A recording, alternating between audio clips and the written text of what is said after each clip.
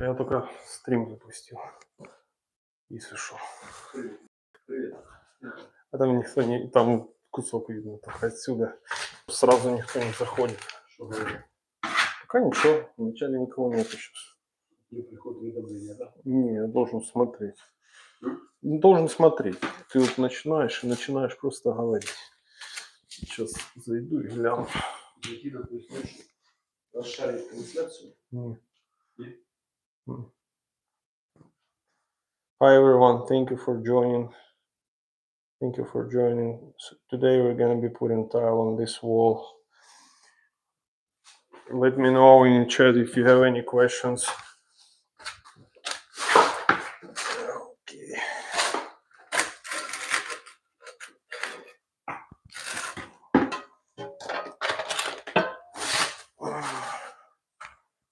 Ребеночка.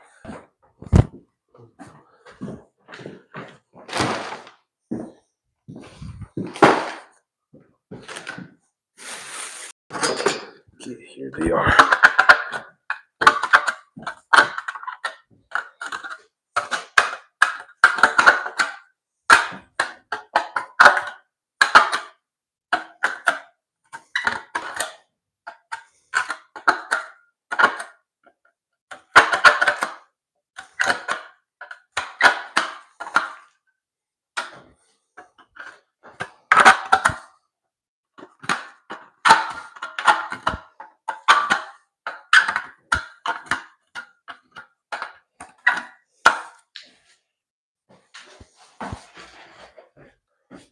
Hi everyone, thank you for joining.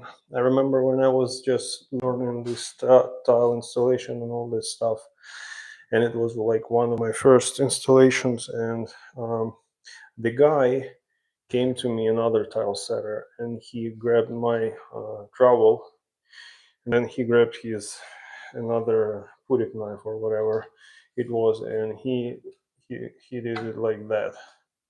Hi Cheston 0818. Hi, thank you for joining. So what he did, he took his tool and he started cleaning those notches to have them exposed again, and he said, man, I can't look at that nasty stuff. And before that I never knew that like it matters a lot for you to have the same size of the notch while you're working with your tile. So hi Lepica G, thank you for joining. Thank you guys. Like this live stream and subscribe to the channel. Thank you again. So yeah, that guy just came came when I was just a newbie, and he cleaned my trowel like that to make it nice and square like it should be. So this is what guys you should always do when you have certain tile project. It's always important. What time is it for you now? It is, let me check, 5:16 on your end. What country you're watching from, if it's not United States. And let me know if you can hear me well, because sometimes I have a bad internal microphone and my connect good enough. So let me know if you can hear me well, and let's start guys. So I already said that tile before and it's hardened. So this one,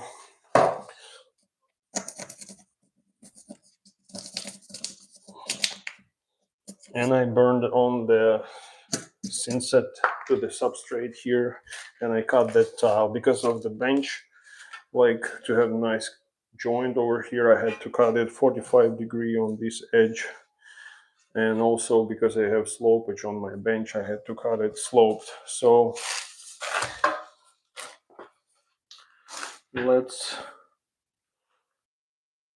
for this tile, I'll apply the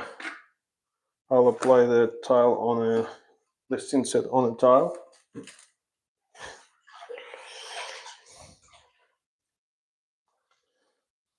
Yeah, and I still have some dust from my cut, so it's important to wipe it off as well.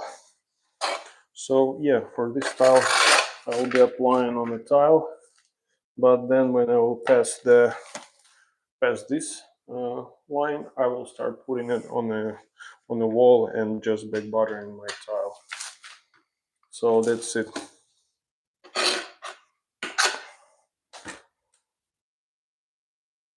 That is it.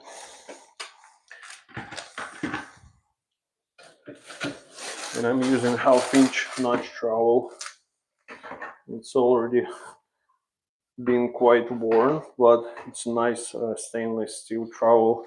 And also it's part of the kit, so I have a one handle and I can switch between the blades. But I actually found it like useful and much more comfortable when you have no handle here, because you can angle it nice and well, and I like it better this way. So I'm gonna spread that Thinset on the tile.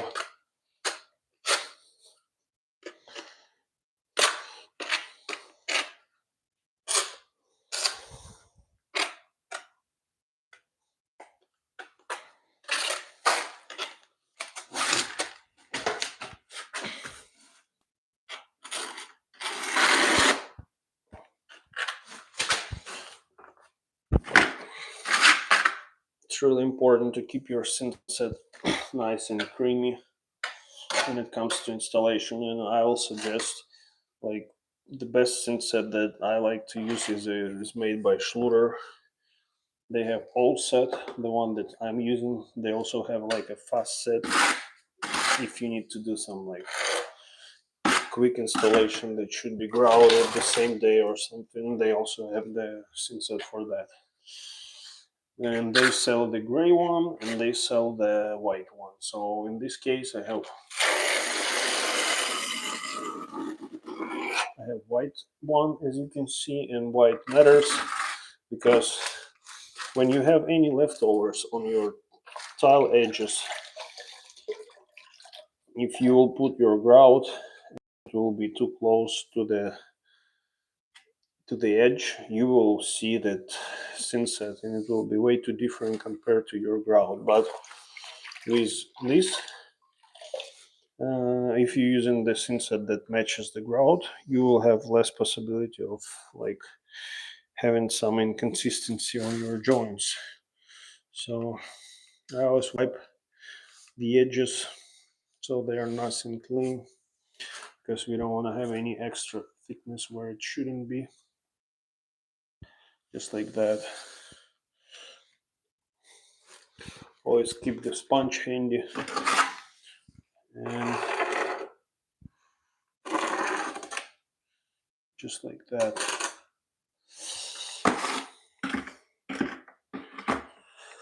Just like that, guys. So now let's set it in place. And like I said, the first tile already was placed with on the right height. I use my laser to level it up, but we'll be using the laser for this one as well. And I'm always trying to make sure that it's flush with my Thinset, just like that.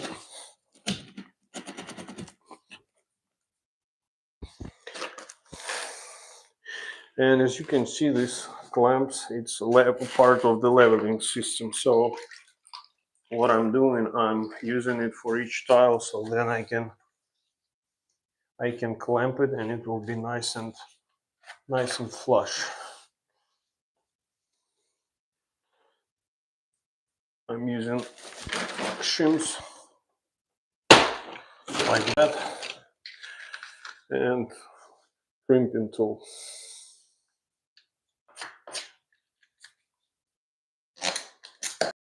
You start by hand and then you crimp it with your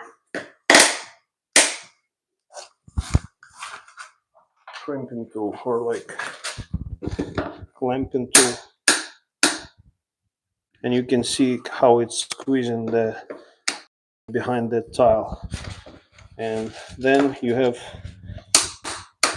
nice and flush surface here and there. So yeah, I always try to keep it clean, and if you have any excess, just wipe it off on, or you can use like a brush with water and just brush it off, or sponge like I'm using here, because it will save you time on the long run.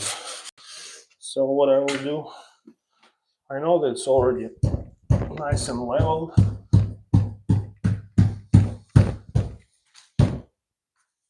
but I will turn on my laser, and before that I will check the chat, guys. Thank you for joining. Thank you for your likes. Too much talking, not enough working. Okay, just switch to another stream that will be fast enough for you. If you don't like it, that's okay. I mean, you should use a smaller notch trail. I mean, usually for the large format tile like this one, 12 by 24, it's quite thick, and you want to have more Thinset behind your tile. So I'll probably stay with this one, and I'll keep using it for this kind of tile, because you want to have more Thinset, and when you press it, it is spreading, and it's all about just the amount of Thinset that you have behind your tiles. So it is quite important. But thank you for your suggestion. Maybe at some other project it would be the wrong trowel to use. Oh, thank you. Hi, Uncommon Woman. Blessings, Luca. Thank you. It's good to see you again. So let's continue on this wall. I already completed the niche, and I mean waterproofing part of it. So it's drying, and I can set these tiles in place, cut them, and be good to go. So let me know in the chat if you have any questions, guys.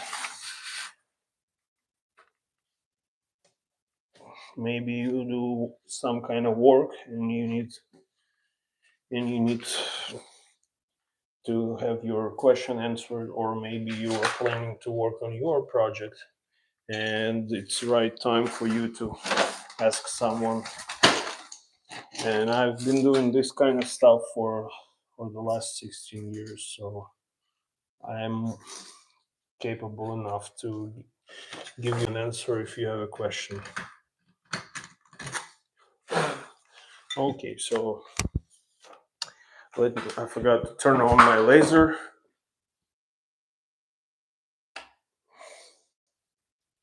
So let's turn off any verticals and keep just one horizontal line, which is right here. Okay.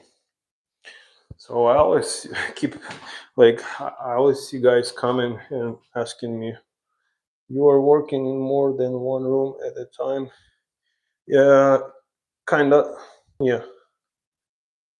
So here's my pole that I used to bring my laser, and I can lift it to any height. As you can see, it goes all the way to the ceiling. And people come inside and they always ask me, why do you support the ceiling? Why do you support the ceiling? And I'd be like, it's just a pole for my laser, so it has nothing to do with ceiling. But if it supports the ceiling, it's even better. So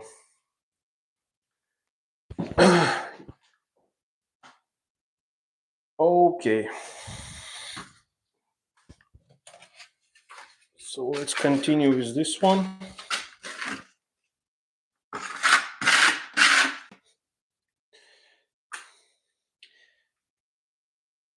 Yeah, so pretty much like I turn on live stream when I'm ready to do stuff like non-stop, and just have some area like here that I can just start and keep installing it, and it will be nice to watch, compared to like when I work on some small areas or sections where it might not be that interesting to watch, and maybe I need to think more about what I do than what I want to answer or say on the live stream. So yeah, it's kind of, I do different stuff also.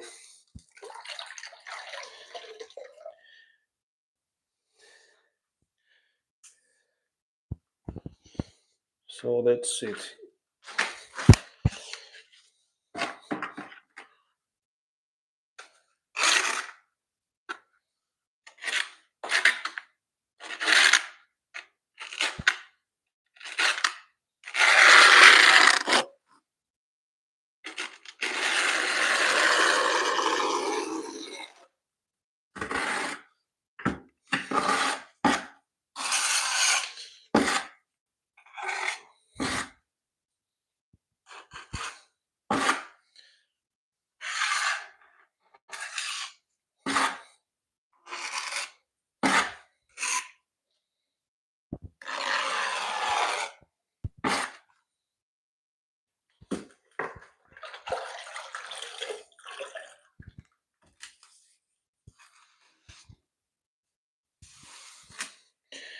It's really important to make your edges clean every time, so you can just set your tile and don't worry about it when you have to grout your lines. Because for me, to grout this shower, I mean the walls, it will take probably, I don't know, maybe like 14 minutes, because I have my joints clean and I'll be using like a fast setting grout. It will be quite easy. So I'm gonna set my shims right away, because you always want to have a gap so you can fill it.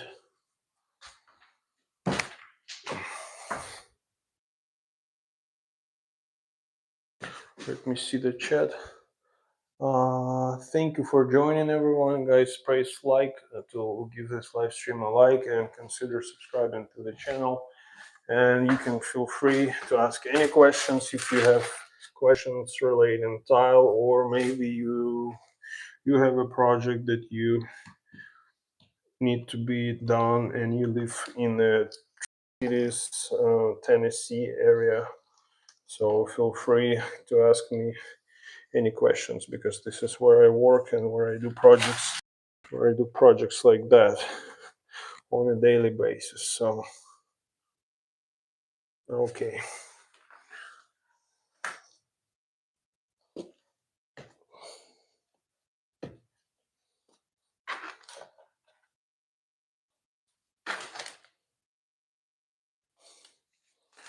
So here we are.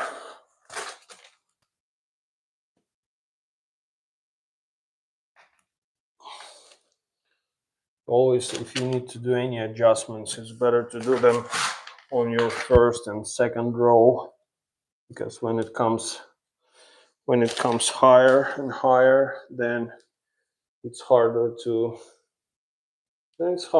adjust your tiles, because you want it to be nice, you want it to look nice visually, and you don't want to have any jumping, anything like that. So this tile is ready, and for the layout on this wall, I pretty much start with a full tile here on the left side, and then I just do the brick pattern. So you can see full tile here, and then I just score the leftover, and it's just a little bit. And then the next row, it's like half tile, full tile, and whatever I have left. So now I'll be using my another laser to project my lines, so I can have all the tiles nice and vertical. It's always good when, like, let's say customer wants to hang some kind of like grab bar or something, and then you have your joints not leveled or whatever. I like just to keep it nice and straight, just like that. I'll make a pencil mark right here also, just in case if I move my laser, I'll be able to see where the edge should be. So I'm gonna drop my leveling systems, and again, for those of you who might not know, this is used to level the surface of the tiles and make them perfectly even. So you use it as a spacer, it gives you the space between the joints, and at the same time it gives you the flatness. So pretty much you don't have any uneven tiles, just like that. Okay, so one more here and one more here. And you also saying like that I have to use different notch trowel, like when your wall is like like that sometimes, which is the case. I have my middle, and I need to know exactly that I have enough Thinset here, because it's slightly bobbed. We have the Schluter trim here. Also, there is transition from the drywall to the wall board, and I put the waterproofing Schluter tape here. So to even this bump, I use the trowel, and you want to level it, so you have to use a certain notch trowel, not just some trowel. So the one that will cover the biggest gaps that you might have. So that's it. Okay, and for this row, you know what I'll do? I put it too early.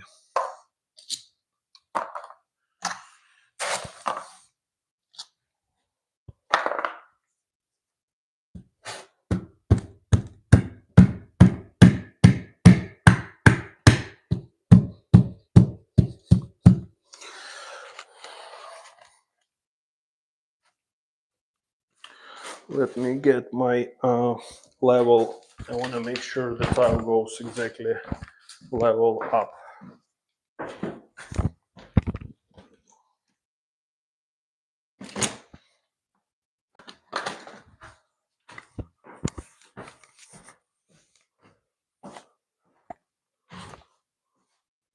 Thank you for joining. Thank you for your likes, and don't forget to subscribe to the channel, guys.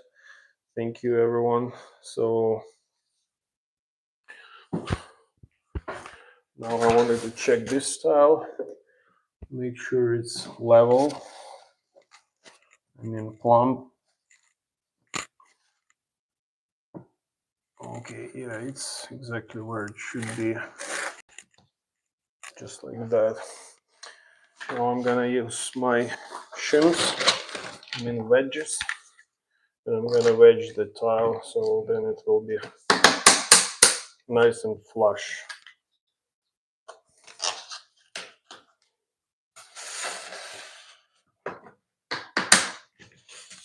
I put this piece of Schluter to protect the top of my bench, not just in case if something will fall down, it won't damage my work. So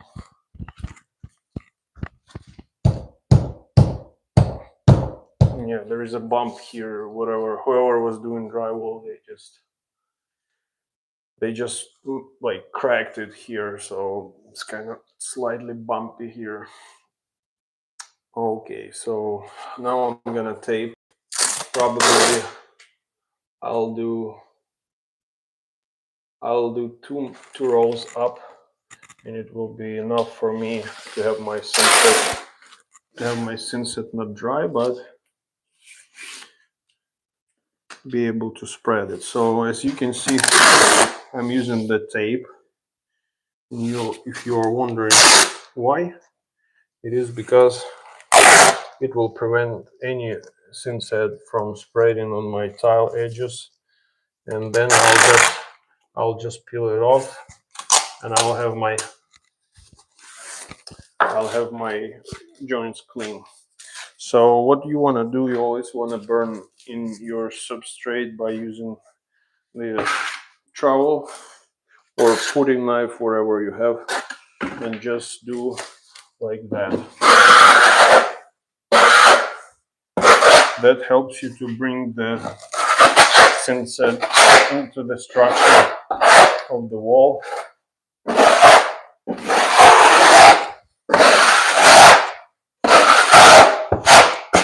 And it won't go nowhere. I apologize for the noise, but here's what it takes.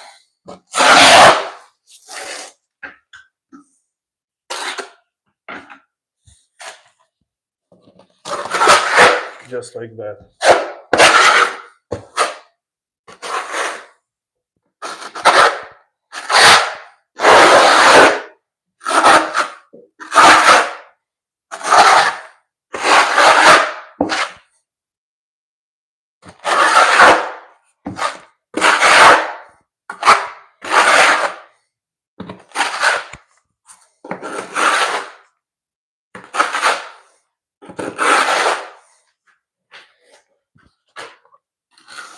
Okay, when we're done with that,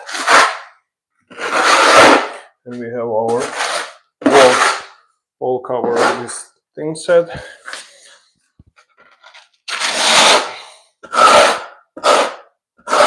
This one will already stick because it has already been applied here. So now I'm gonna have my 1/2 inch trowel, and I'll start spreading my 1/2 inch notches on the wall.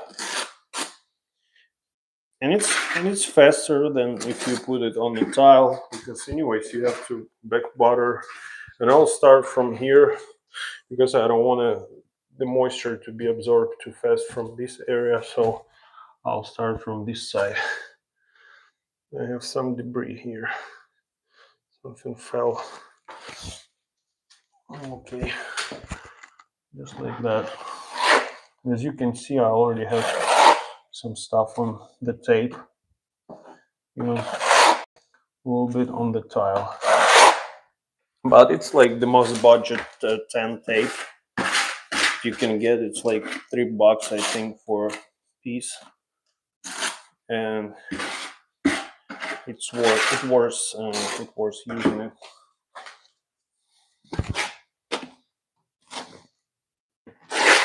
Just like that.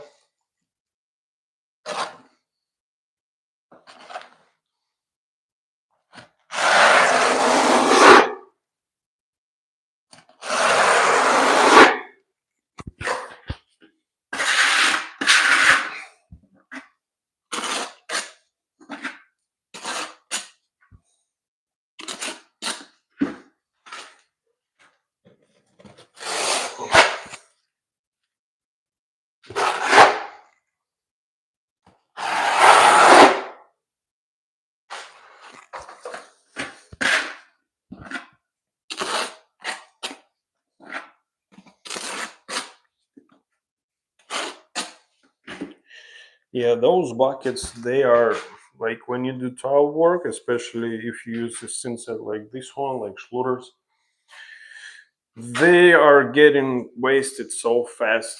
And it's, I think, $5 for empty bucket at Lowe's or Home Depot. It's just rip-off. So, I mean, it makes me even think sometimes about, I don't know, getting 3D printer and just printing my own buckets. And I know that there is like a silicone liner that I can get, but probably I just need to finally do it because it's like just too many buckets. You mix it a few times and then you get this abrasive scraping the edges of the bucket with your tools, with your mixer, and then all of a sudden you have that build up, and it, like, your Thinset is not holding as long as it should. It starts kind of icing up, caking up. So I don't like the fact that the bucket is $5. Let me know in the chat if you think that it's a fair price for buckets. I don't know. I feel like because they know demand, they just won't lower the price. They put it exactly to make profits. What do you think, guys? Is it fair to to sell empty buckets by like $5? I don't think so. It's my personal opinion.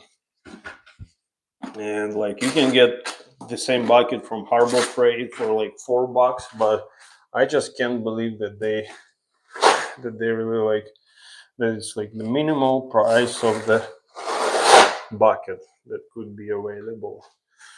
I know that like some of the buckets you can get them just from Dollar General, so for the grout and stuff like that, for washing, I'm just getting the buckets from Dollar General for like they have $1 buckets which you can use just to mix it and just throw it away.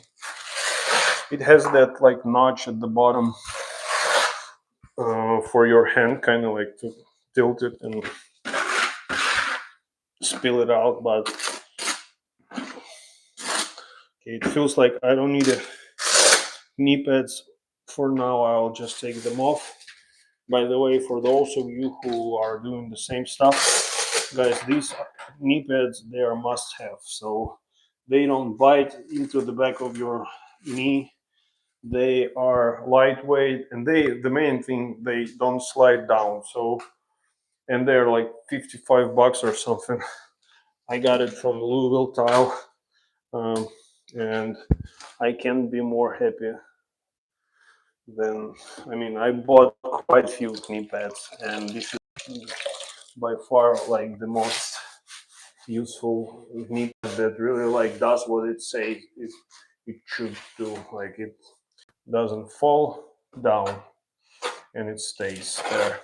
There is another type of knee pads which is, I don't remember the name of the brand, but you give them your like you measure your personal like measurements from your feet and probably some other measurements, and they make a custom knee pads for you, but they are like $275, something pretty expensive. So before buying those fancy ones, I decided to spend another $50, and I was really surprised, and I'm finally not angry about the knee pads that I got.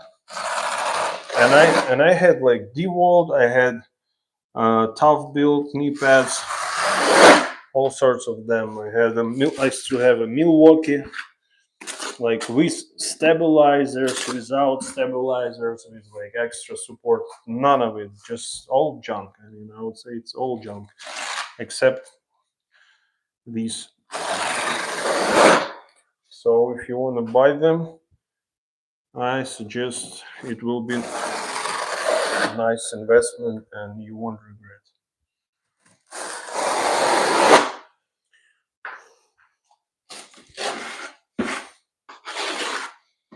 They started selling some kind of like a fake knee pads at Lowe's for like $40. I don't know if I can trust them. I got that like exact brand that I know that other tile setters they use it and they were happy. And I saw like their videos and I was like, I mean, if they're not lying, I should try. So I tried and I like them. It's called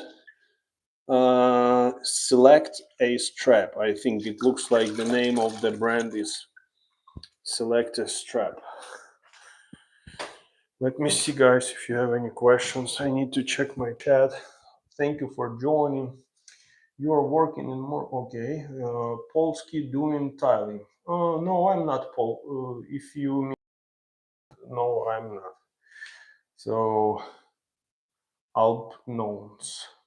So, looks like you like snow and stuff like that by your logo, which is cool. Which is cool, but I don't quite like cold weather and freezing, but it's pretty fun. I like snowboarding.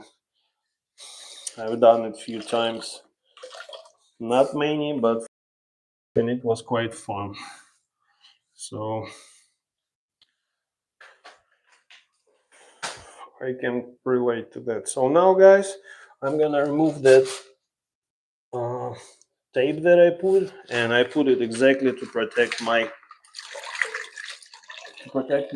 edges of the tile. If you don't want, just imagine if it was no tape, I would have all this Thinset on the edges of the tile, on the edges here, on the tile here. I could have scraped this tile.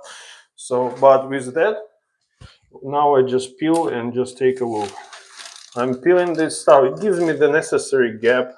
The Thinset does the tile the way it should be. Usually people, they just use their finger and stuff.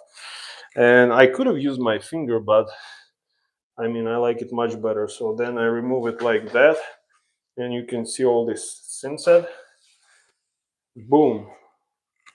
It's right here. I can just drop it anywhere. I'll just get a bag. I have the bag close, and I'll just keep it here. And I'll be just throwing that stuff in here.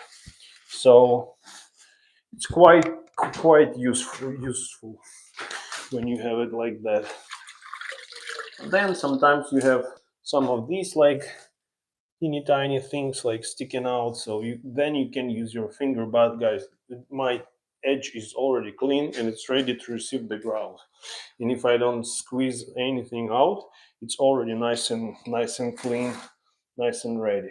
So as I said, my laser moved to the side, but I still have that mark. I'll put my tile wedges back in the place, just like that. And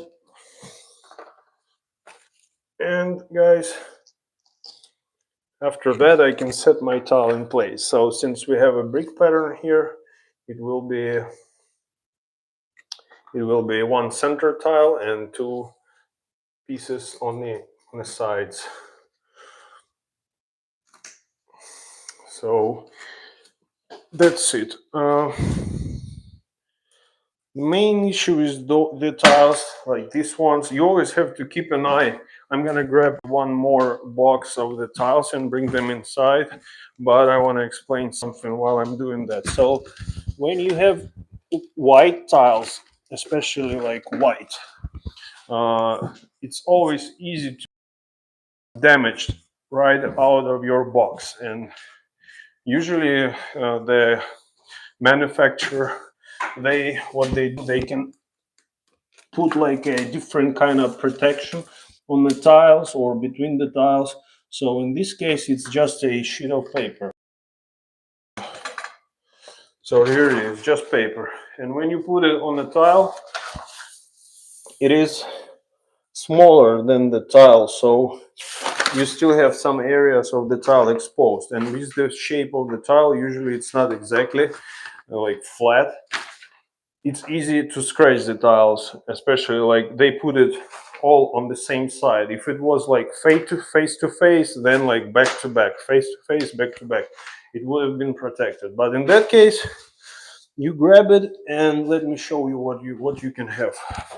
So right out the box, let me show you. So you see that black stuff? This black stuff is permanent. It's a scratch, and it's already from the box, and many tiles they were like that. So if you're buying like white tiles, you need to take in consideration that fact, because you might not like that you have maybe like 30% of your tile like that, because you don't want to have stuff like this here on your wall. You won't be able to wash it off. So I usually set those tiles aside, and then I check until I see the one that I can really, I mean, either it has just a little bit of those scratches or it doesn't have them at all. So unfortunately, like most of them, even that tile, I'm taking it, and it has a little bit here, a little bit there. But luckily, with this gray kind of pattern, it's not that noticeable. So it's not as noticeable as the previous one. So I'm gonna be using this tile because to me it looks good enough. So what I'm gonna do now, since we put it on the Thinset wall, and now we need to back butter the tile, which is really important because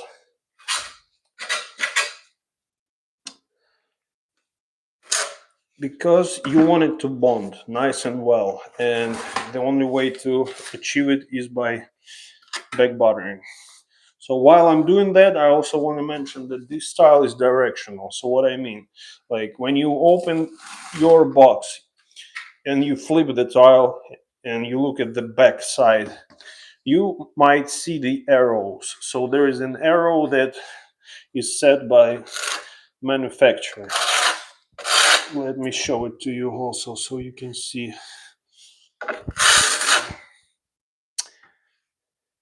It might look different. Sometimes it's just like a kind of V-type, whatever. So let me show you. So you see that white arrow here?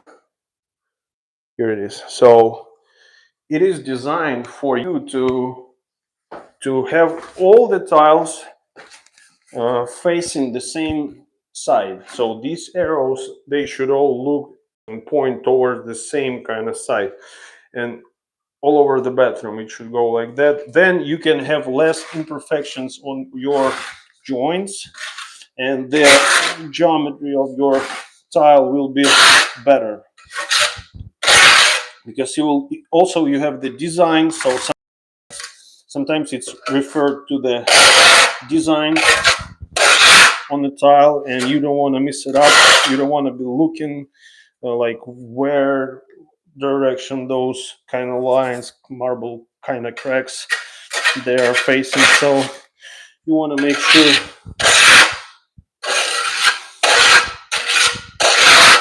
sure your stuff without like stop.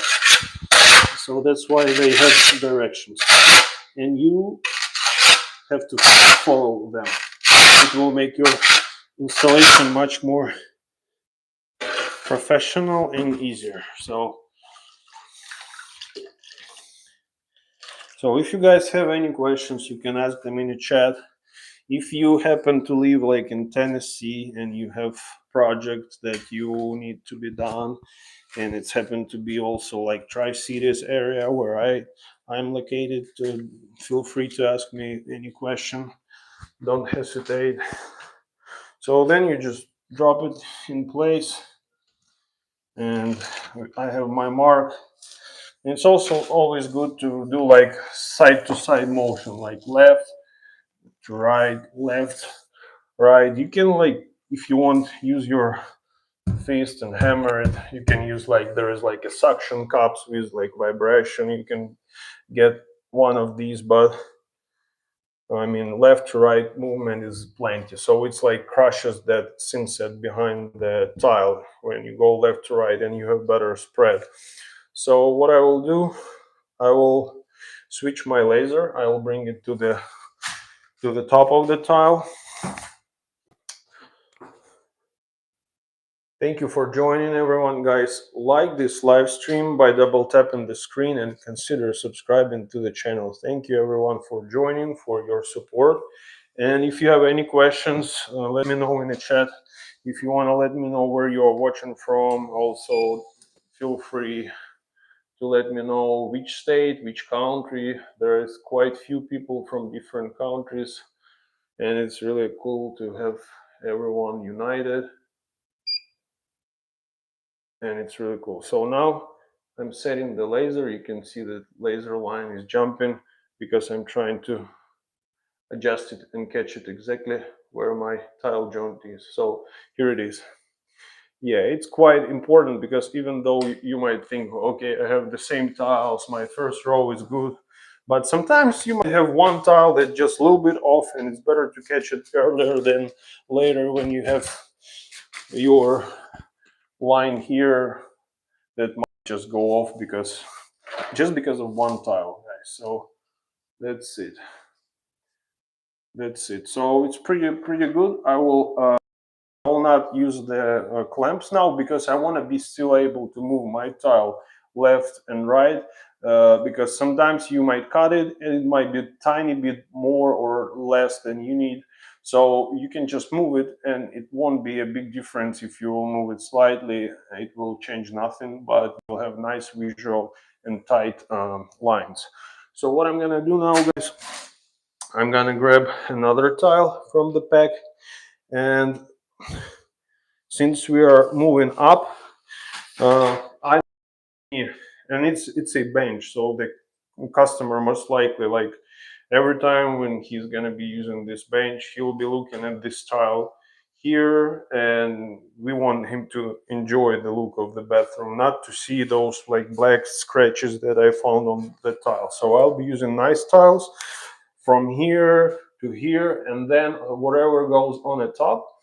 And also, since it's a back wall, every time when you enter, you look mostly on this wall with a niche and the wall with a window. And when you take a shower, and usually you have your back pretty much stuff behind your back, so you won't worry about any like minor imperfections that might be on the top, such as a like factory scratches, because there is maybe like 3 boxes that are actually quite bad, I would say. So I'm not using them at all. So always keep attention, guys. I mean, be cautious, and sometimes if the tile especially is expensive and you go in yourself to like store to get it, you might want to even open it and check those tiles if they're expensive. Okay, so again, we have the arrows. It's like a directional tile, so my arrow is right here, and I want it to be pointing this way. So, and I'm gonna be using this tile to cut this piece and that. So what I do, here's my my arrow, it should look this way. So this piece should go in here. I won't be using any tape measure. What I'll do, I'll just bring it in here. I'll put it tight to the wall, and then I will mark a little bit more than the gap, so then I will have a little bit of a gap on the right side. So yeah, just like that. So now when I have my side, I always leave the mark so I know which side I need, because sometimes you might get tired and you'll be like, okay, which side of the tile I actually need after you cut it. So I'm gonna set it in my tile snapper. So if you're working with a tile like that, I would say the main tool is this, like this kind of cutter. Some guys call it tile snapper or like just dry cutter or whatever. The main advantage is that you don't have to use any water, and it's much faster. It's not noisy, it's lightweight, it's compact. I mean, quite few advantages. So, and it gives a nice, on most like flat tiles that are not textured, it gives you perfect, nice line. So let me show you. And then you just press it, it cracks exactly where it needs to. And let me show you the cut, guys, so you can see. Hi Kevin McCarthy, Honolulu, Kauai, aloha. You are a master at your craft. Thank you, sir. Thank you, Kevin. It's good to see you here. You are very welcome here. Thank you. We need more people like yourself that value craftsmanship over the just the speed or whatever. So thank you, guys, everyone, for watching.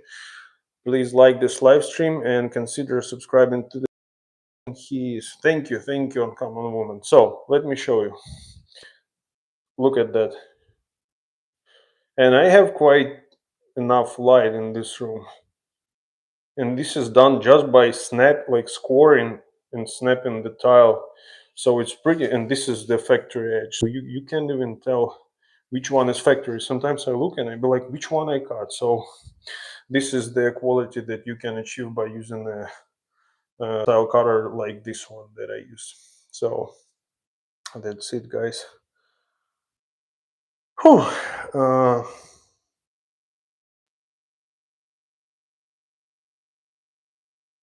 Oh man, I instantly turned on green screen, which shouldn't be done. So, yeah, I have my gloves, and it's like quite hard sometimes to touch the phone, and it just messes stuff up. So, guys, give this live stream a like by double tapping your screen, and consider subscribing to the channel as well. If you have any questions, you can feel free to ask me.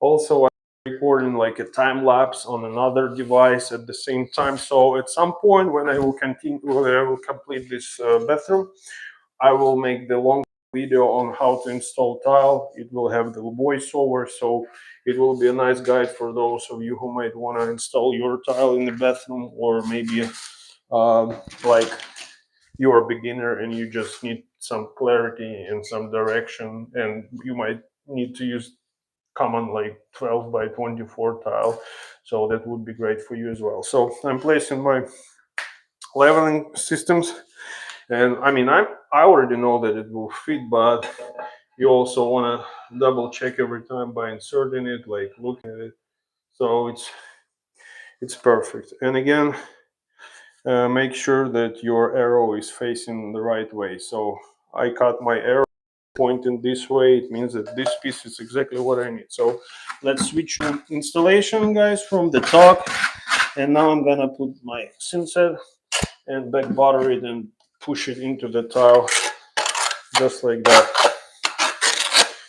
And guys, this is the, like, when it comes to installation, there is a lot of like confusion that might happen, especially if person doesn't have a skill or like not familiar with stuff. When you go to store, there are multiple stores and also quite few different products you can get when it comes to like adhesive for the tile, I would say, like tile mortar, wherever.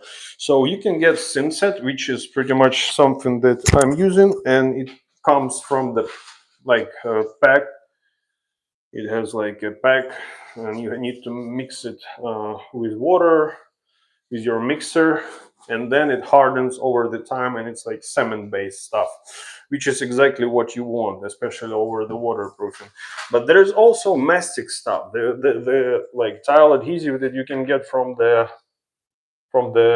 bucket. It will have a lid on it, and if you want to have nice and high quality of your bathroom and tile, you want to avoid it, this kind of style, this kind of Thinset or adhesive, I mean, because if you will put this mastic stuff from the bucket on the surface that is waterproofing, or like waterproofing boards or any waterproofing, and then you will top it with your tile, you will have something like a sort of speak bucket. It will be sealed in between. This waterproofing won't absorb much water from it, and it will stay permanently wet there.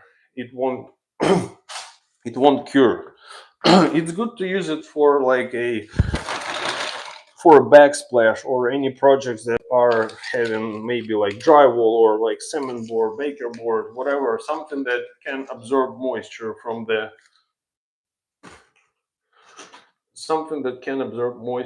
your actual mastic. So don't fall on that. Okay, I know that like many people, they just hate mixing the Thinset, all this messy stuff. You have to kind of, you might inhale those dust particles. And guys, like it worth trying and mixing the Thinset, because it will cure and your tile won't go nowhere. But with like mastic type, you're gonna screw up your whole bathroom, unfortunately. So, and it's better to learn on other people mistakes, or like on advices from people who made those mistakes already. So let's let's continue. Okay, and then when I got this stuff ready by hand, I'll use my crimp tool, clamp tool, whatever you want to call it. So this is the one made by Ruby, and it's kind of Italian company. It's not that I like it a lot, which I do.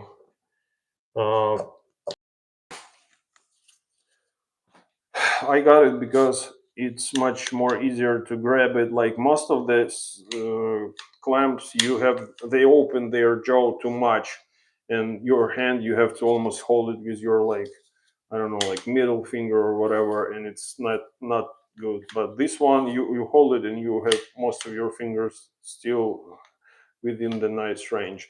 And that jaw, like, you can adjust it easily just by kind of angling that thing and just sliding it in this kind of channel, which I find also much more useful than any other stuff. So, and if you go to Lowe's, they have like a kit, so you can get a kit from from Lowe's, and this kit will have the tile leveling system, which is like wedges and wedges, those actual like flags, and it will have these crimping tools, whatever, and you can get it for like maybe $60. The whole thing, compared to that thing alone, would be like $45 or something. So it always makes sense to buy that kit if you want to save some money and be happy about yourself saving some money and not just wasting your finances and into that unnecessary separate purchase. So you also always want to keep an eye on your laser line. I can already see that mine goes a little bit kind of off. So every time I'm using those like rubber shims or like whatever they are, but it feels like rubber. You can get them from Lowe's, and it helps me to adjust and just you when you add a little bit like on each row, if you need to bring it in level, then at some point it will be exactly where you want it to be if you have like not a perfect tile. So okay, let's continue. I got two of these pieces, and then I'm gonna put a few more flags right in here. I usually place them so they don't interfere with one another like that. And we already have this piece that was in my cutter, and I already have a hard time seeing where my cut is because it's pretty damn nice. So I do the same stuff. My Schluter edge is perfectly level, so I'm not gonna be measuring nothing. What I do, I'm just gonna the pencil, because you can always kind of erase the mark and do whatever you want with it. So I'm making my mark like that, and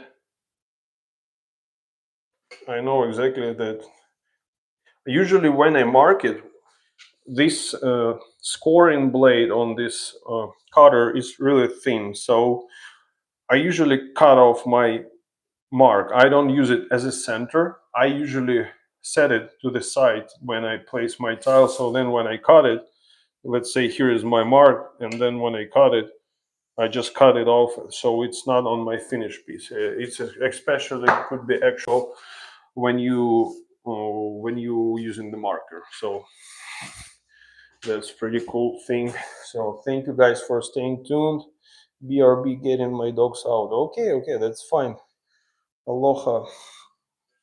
So thank you guys for staying tuned. Give this live stream a like, guys, by double tapping your screen, please, and consider subscribing to the channel so you can see more like how-tos or just time-lapse videos, or like I said, I'll be coming with like long-term videos as well. So it will be pretty useful for you guys, since I have over 16 years of experience in this kind of stuff, and I have some stuff to share with you, and for those of you who want, and it's absolutely free. So I just like to give back. I spend some time studying and absorbing some teachings from the folks that were more skilled than me when I was just a teenager. So I just want to give back, and also like at some point I received, I just want to give. So guys, if it's something that you kind of resonate with, consider subscribing to the channel so we can stay on the same page and be in touch. And also, there is a pretty good community, and there is like lots of nice people that always join to this live stream. So it's always cool to see those people, and believe me, you won't hesitate by subscribing, and it will be a great experience for everyone. So okay.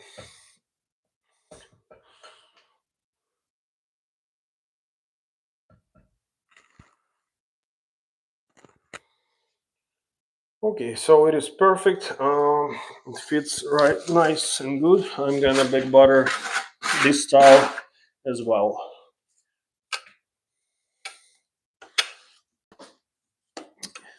Also, like when it comes to grout choice, guys, I always suggest like never, unless you do a very good job, never get that grout that will go in contrast with your tile. Let's say some people be like, I want to put white like tile and black grout.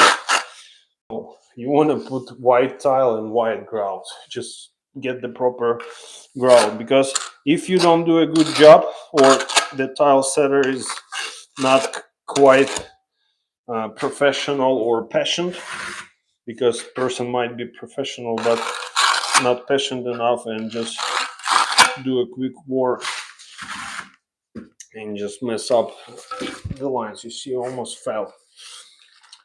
So you want to get the same color or like gray color. In this case, you see we have like a gray shade, so it will be light gray, or I think it's called warm gray, like particular grout for here. Because I've seen people just use a black grout on the white tiles and they just screw up the whole thing. Like in my case, I have nice straight lines and all the joints they are even. Like all the guys that work here and they do not a tile work, other trades, like almost every one of them, they come and they be like, man, your joints are so tight, they are like hair thin. Because like I always seen people dropping like a huge joints, almost you can insert your finger in. And I was like, yeah, I mean, with this type of a tile, I can afford it. Okay, it feels like I got some debris or something. Or maybe it's, you know what, it's not a debris. I need to shave a little bit on this tile. So when I said when you score it, it might look perfect on the outside, on the enamel side of the tile, but on the actual rough kind of material, I have like a little bit of a bump. So I'm gonna use my grinder and I'm gonna shave it really quick, and I'll be back in a focus in the camera. So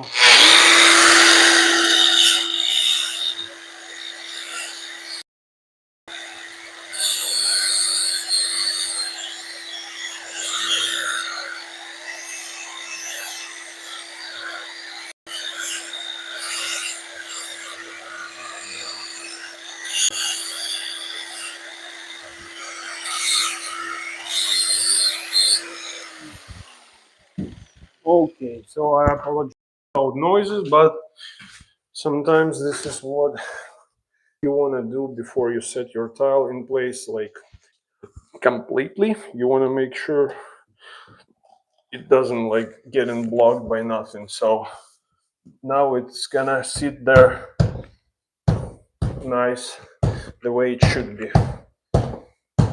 Since I have that Schluter piece here, I have to kind of like give it a smash, if so to speak. Uh,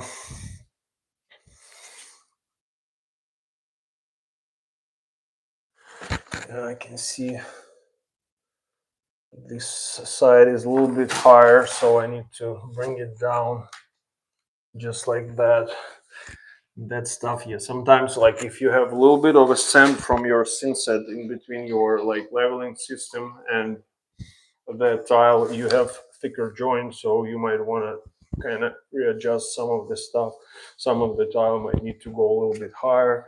Some of the tile needs to go a little lower. And with those things, like when they are clamped, what you can do, you can always just kind of pull it up. You know, you pull it and then you insert that like shim right in the gap, so then it stays there, and then you can just retighten that thing if it's got loosened or something. So okay, that's it. I'm gonna, like here I can see that I need to lift it kind of a little bit higher, the tile. And again, I can't do it with my hand without like pushing it too hard. I can just, like I said, I can use that kind of stuff and just put my shim and put it here as well, just like that. So now we have it pretty leveled and pretty straight. You always want to make sure, like if you have something not perfectly level, sometimes it's not that critical compared to if you have your crossings terribly wrong. So always keep in mind that you want to have it like on the same height, so then when you put your grout, it's gonna look nice and beautiful. Because I've seen people be like, I want it to be straight, flat, and all that stuff, and then they have their crossings all just messed up. So you don't want to be like those guys, and I don't want to be. So we're gonna just be wise here. So okay, I'm gonna use my hands first, just clamp it first, and then I'm gonna use actual like tool to secure it in place.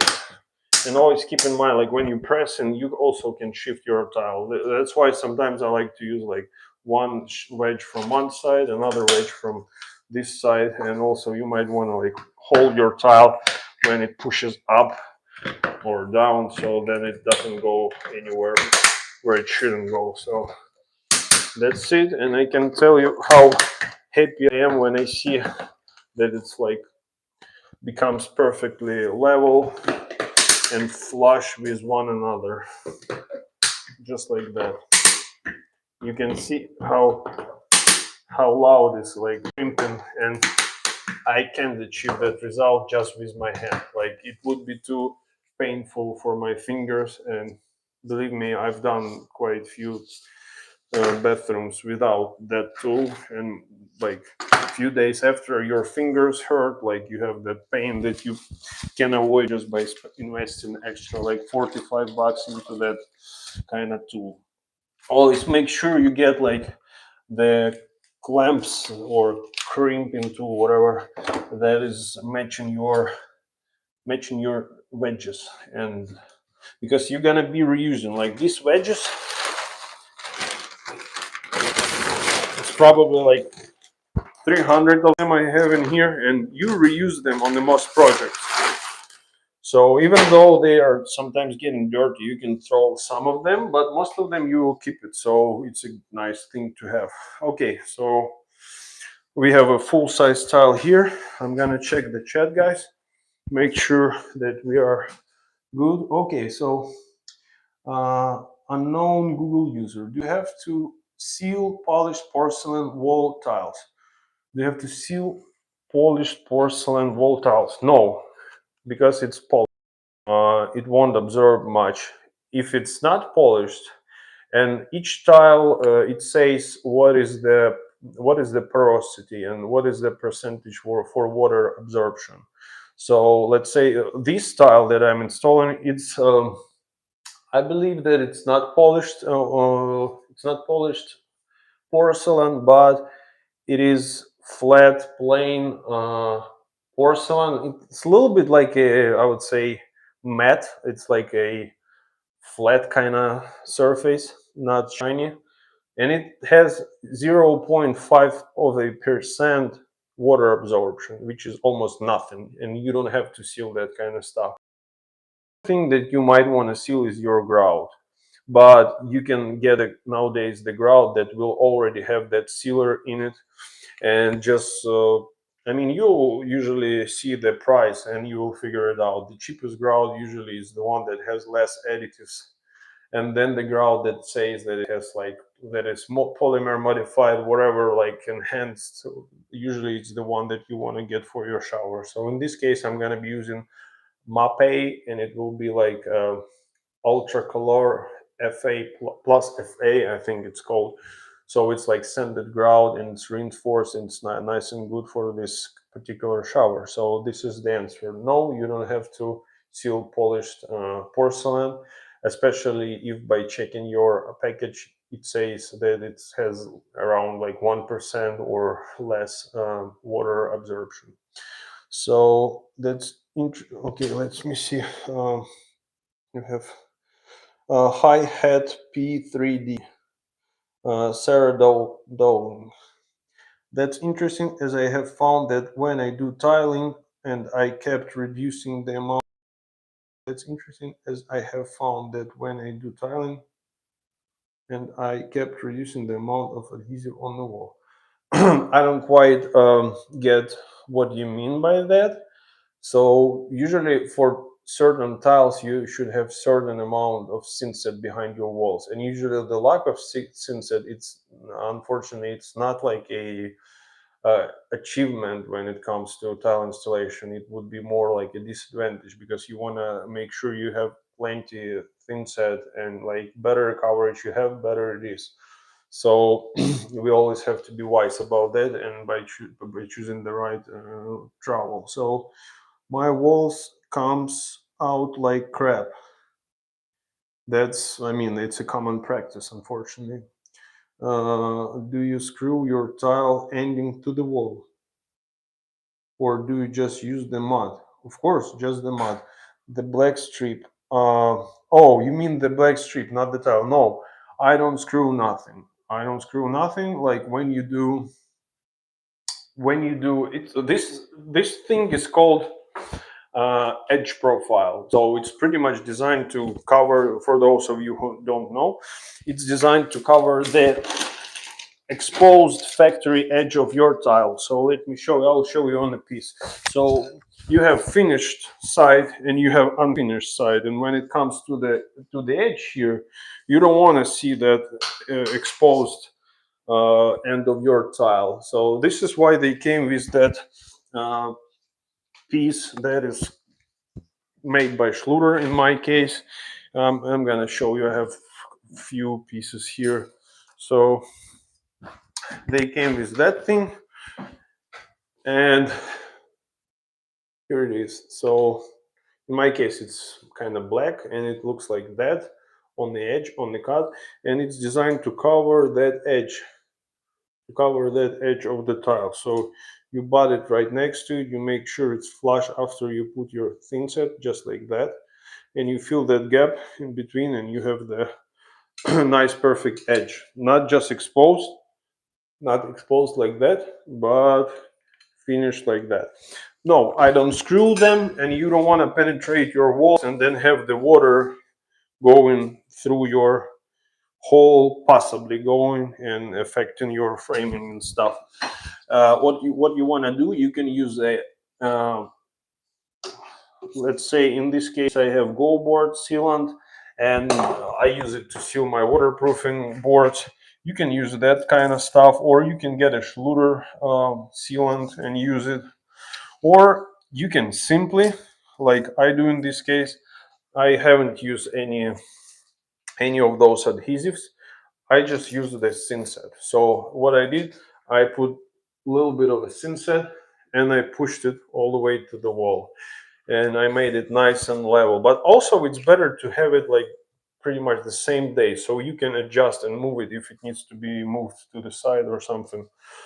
So no, I don't screw, and I don't suggest using any screws, because you will have the head sticking out here way further, and it won't allow you to bring your tile flush. It will be like going or like past that surface, and then you still have the edge.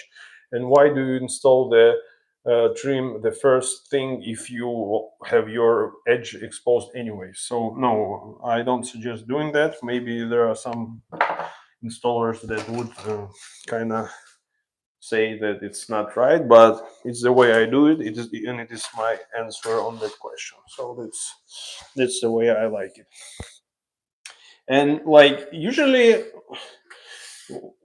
about subjects like that, like it's good that you can just Google, and with like modern technologies you can ask, like most of us we have Chat GPT installed or whatever, and you can just ask and say, hey, I need to install Schluter trim, should I use screws, or what are the techniques to install that trim? And Schluter, they were not lazy, so they recorded manuals for each, like in videos, how to and stuff for every product they sell. So when you will Google it, you will see tons of stuff just popping up and trying to save you from ruining your like tile work. So I always said, like when I had guys like apprentice and I was teaching them stuff, I was saying like, just don't ignore the instruction. Like there is someone who invented that material or whatever tool, technology, whatever, and that person spent the time to create, like collect all the feedback and also give you like the instruction how to do stuff. And then people would like, people be like sometimes, oh, step one, throw the instruction off. So I'm I'm not that guy, and I mean I always like reading instruction and before I start doing any work. And with Schluter it's easy, so just you can even go on their website or YouTube channel and check, and you will get all the information. just like that, left to right. And I like the look. It's already like, I remember when I just started putting the first wall, and that already has changed the atmosphere in this room. It started being more bright, and it's a pleasure. I mean, I personally like black and white. I know some people they don't. Some people they like brown, brown. I had a lot of customers who would be like, I like brown color, and I'm fine with that. It's just not the color that I would probably choose for my walls, I would say. So it's good sometimes when you have like a little bit of brown, but when everything is brown, it's kind of suspicious. So I'm just kidding. Let me know in chat, guys, where you're watching from. We already had a guy from Honolulu, if I'm remembering right, Hawaii, Kevin. Shout out to Kevin. Thank you for joining if you're still here. So, guys, let me know where you're watching from. I'm located in Tri-Cities, Tennessee. So if you happen to have messy, screwed up walls and you thinking about maybe doing it yourself or maybe hiring someone, you can feel free to chat me and ask me if you have any questions or maybe some concerns, because I can maybe stop someone from making some mistakes just by giving some answers, which I always done. That I've called people who are more skilled than me in some uh, trades, and I asked them if I wasn't sure, because sometimes you do stuff and you don't want to just ruin materials, or if it's electrical, get killed or have any problems. So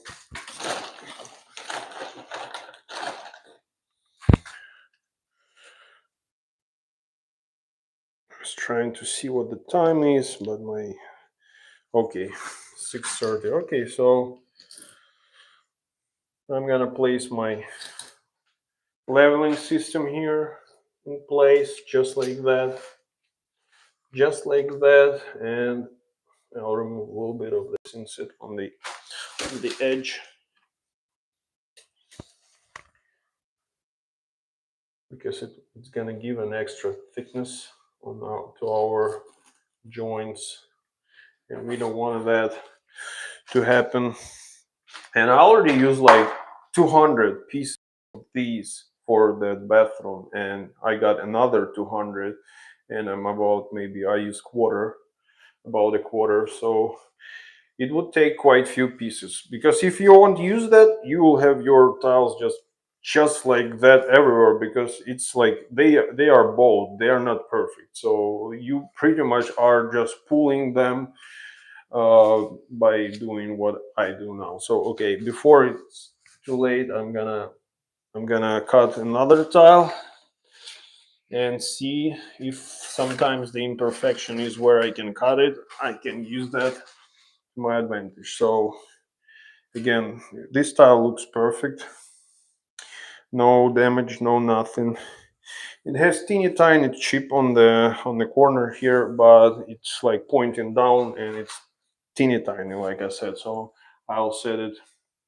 I wish it was on the other side, but if it will be up, I'll be able to see it. But like that, I won't be able. So what I'm gonna do, again, I don't use tape measure. Just be careful. If you hit the corner or anything, you can easily just chip off. With porcelain, like, it will just chip off easily. So always be slow when you bring it like that. Just bring it all the way to this wall. And if your hands are not shaking too crazy, you'll be able to do that. So you just place it like that, and then you mark it. Just keep it tight. You mark it, and you can leave a little bit of a gap for this side also for adjustments. It's better to have it uh, not too tight, have a little bit of a room. So here's my mark. I'll just place it on my tile snapper, and I'll snap whatever I don't need off from this tile. So just like that.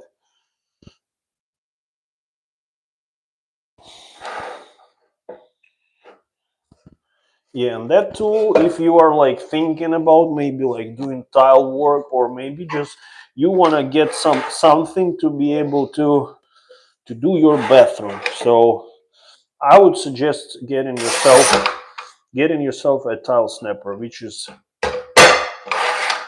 tool like that. And like you can, like most applications you can use it.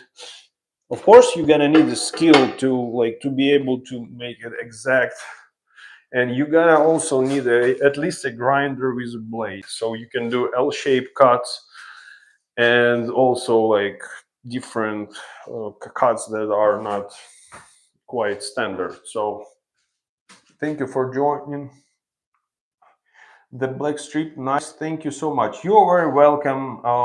Consider subscribing if it was useful, and you can gain some more useful information in the future. Joining.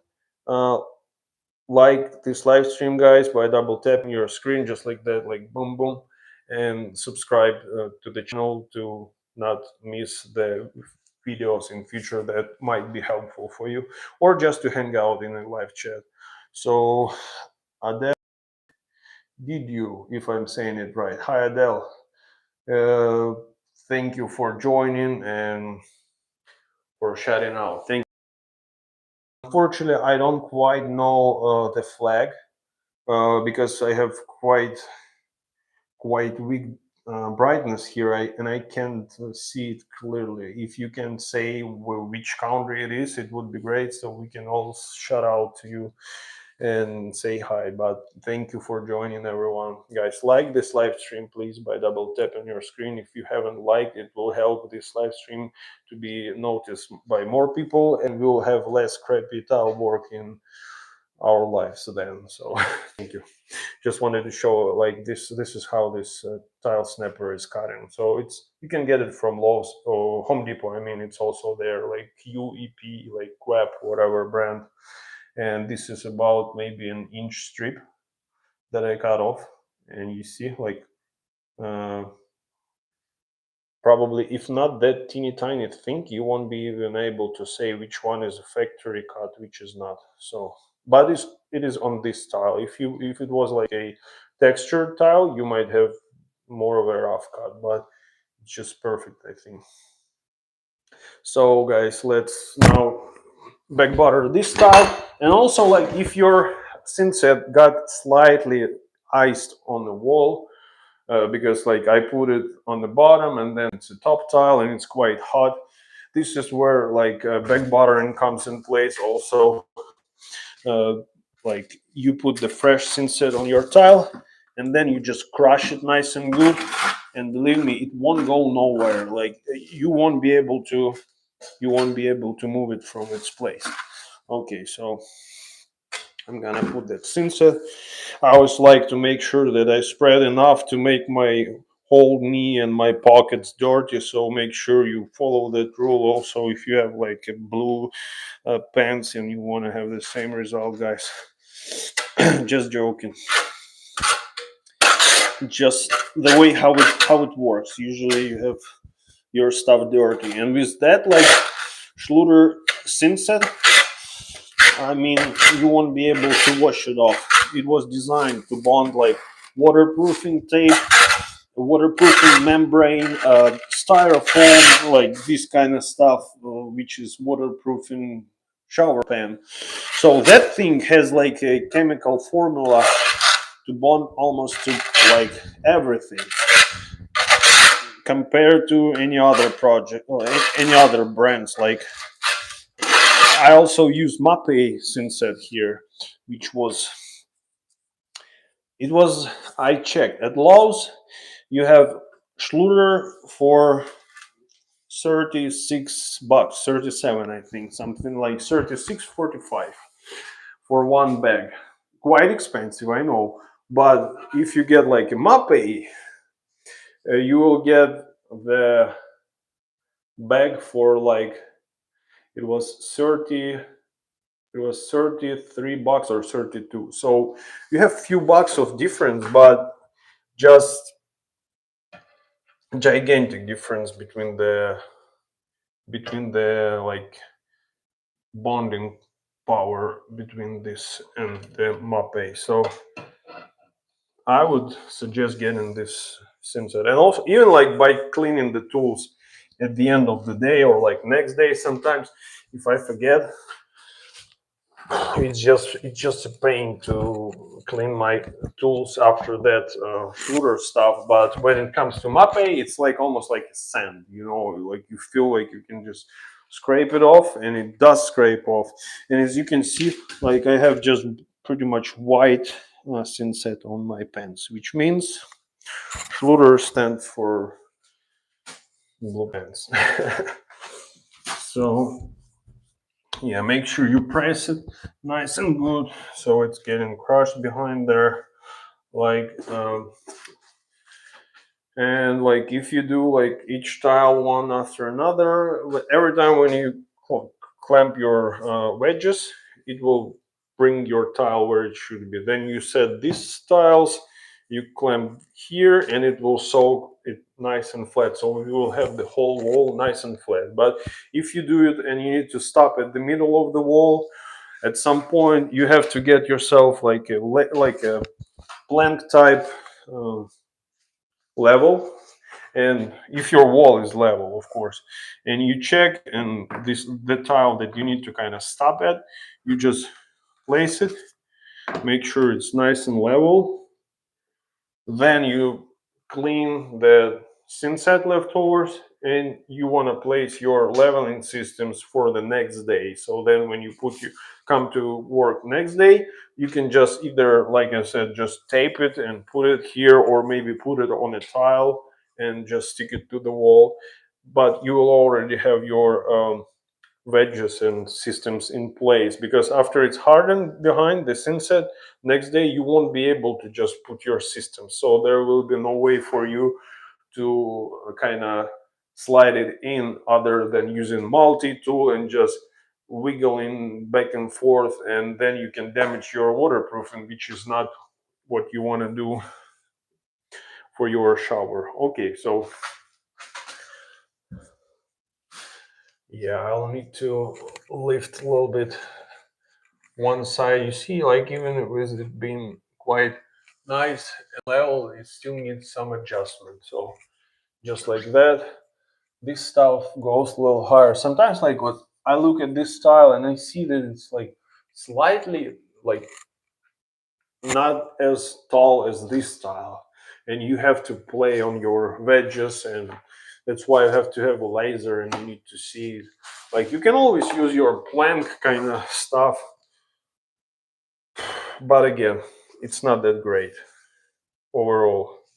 If you drop it like that thing, if you drop it, then after you can guarantee that it will show you the same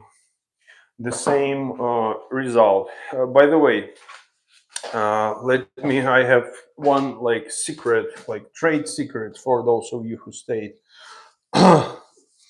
One trade secret. So how to check and make sure that your bubble level is showing you the right thing. Believe it or not, but from the store, when you come to the store like Lowe's, Home Depot, wherever, and you step at the aisle where they have this stuff, and you grab one in hand, and there is a huge possibility that that level is already like shows wrong stuff.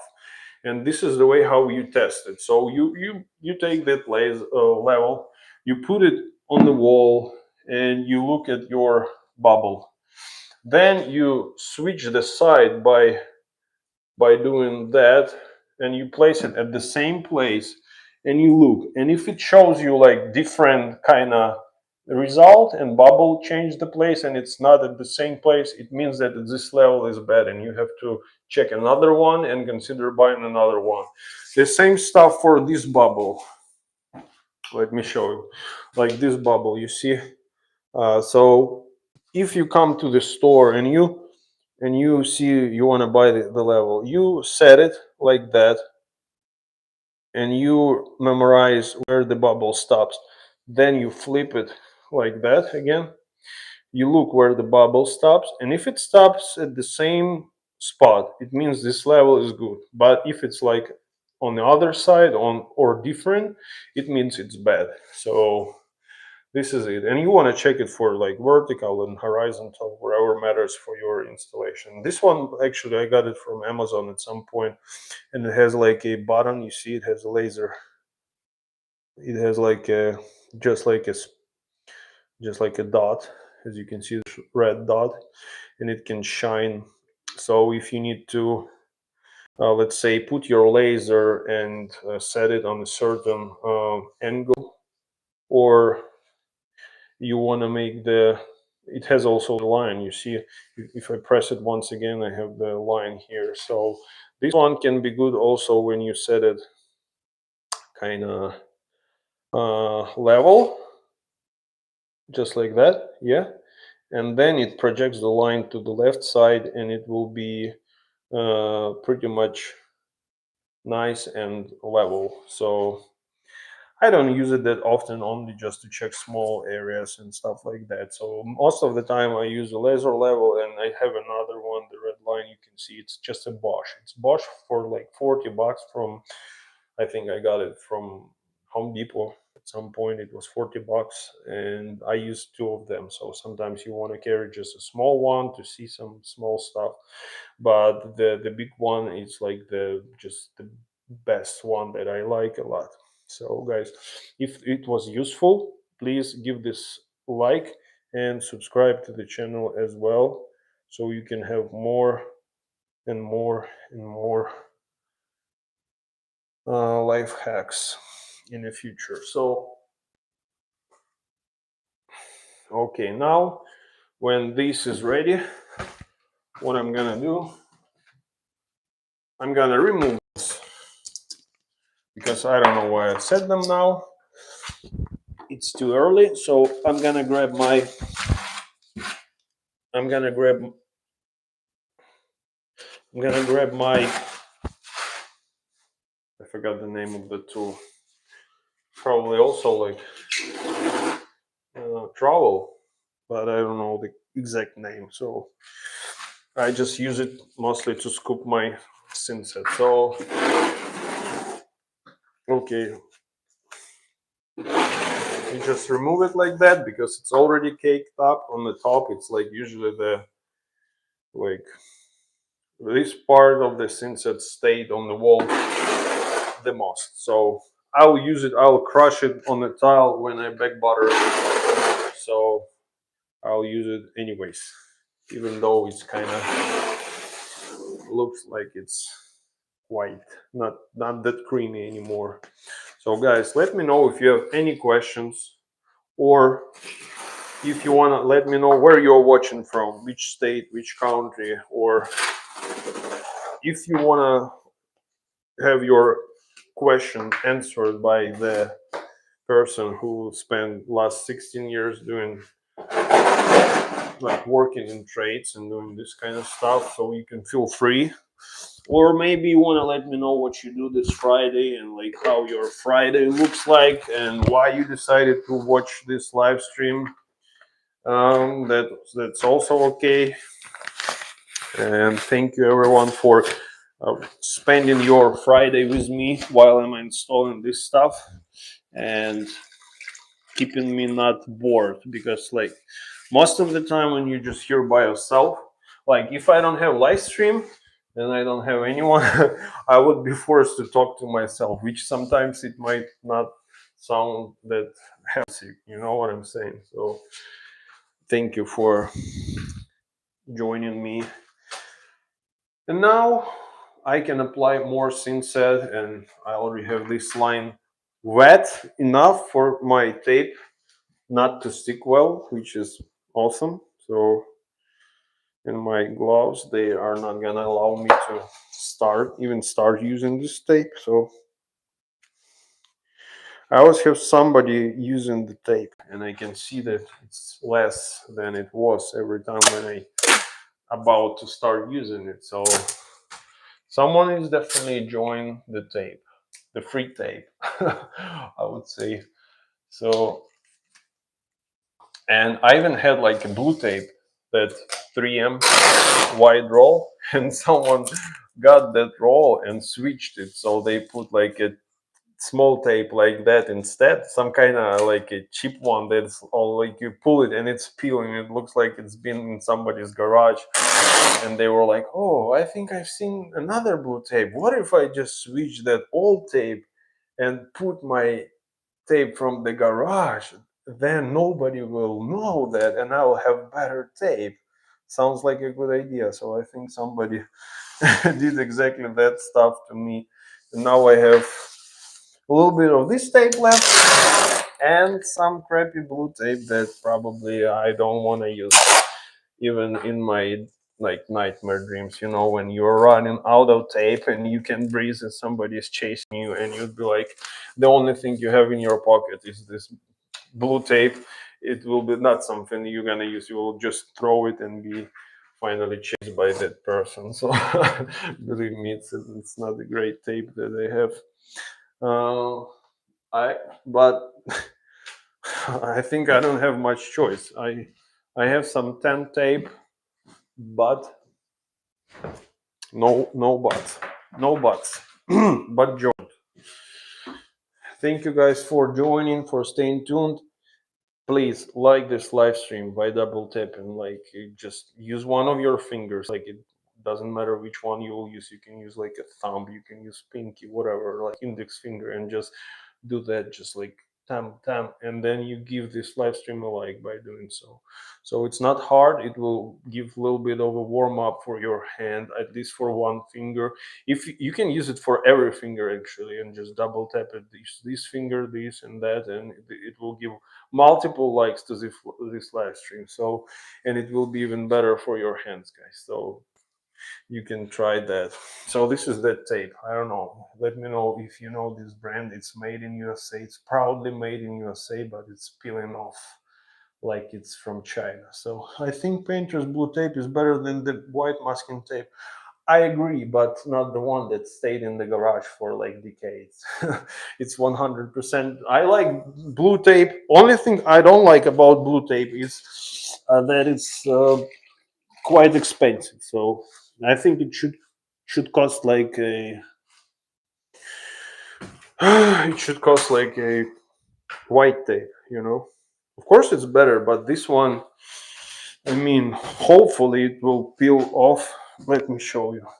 But I don't have trust in this tape, guys. I don't. Let me try. Okay, so see that corner. Okay, and then I mean it actually works, you know. Maybe I'll be lucky enough. Yeah, except when it's cold. That's right. That's right, guys. Subscribe to the channel. Don't forget to subscribe to have some fun moments in your life and hang out with a tile guy that likes doing tile. So yeah, I mean it works, and it has quite few inches of that tape on the roll. So okay, now we're gonna get our trowel. I'm gonna get Thinset. I'll shut off my laser, and I'm gonna burn in. They call it burn in. You know, when you use your Thinset, like the main goal, you want to make sure it sticks to that thing and it sticks to your tile. So you want to press in your Thinset into that wall or the floor, whatever, and you do it just like that.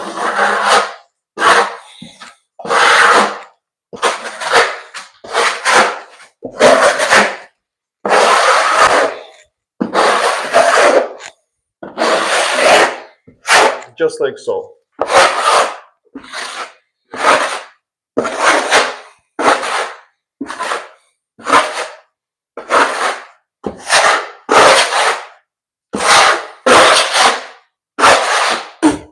The only thing it's not good about it is that it's noisy.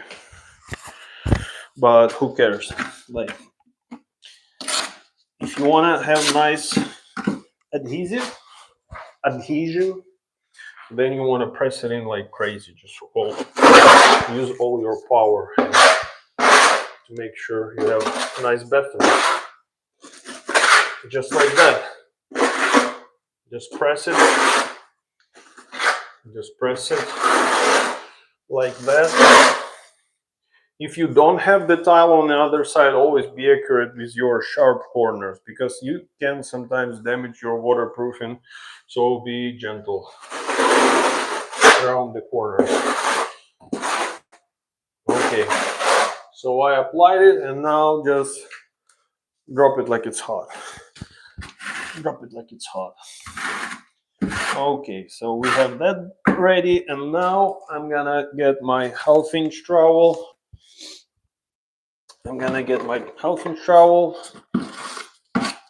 And you see, like, I just put like few rolls, and I already have my trowel. You see, like that. And you want to use your pudding knife, whatever tool you use to load your material, and like, of course, you want to clean that stuff like that, and the other side also, just like that.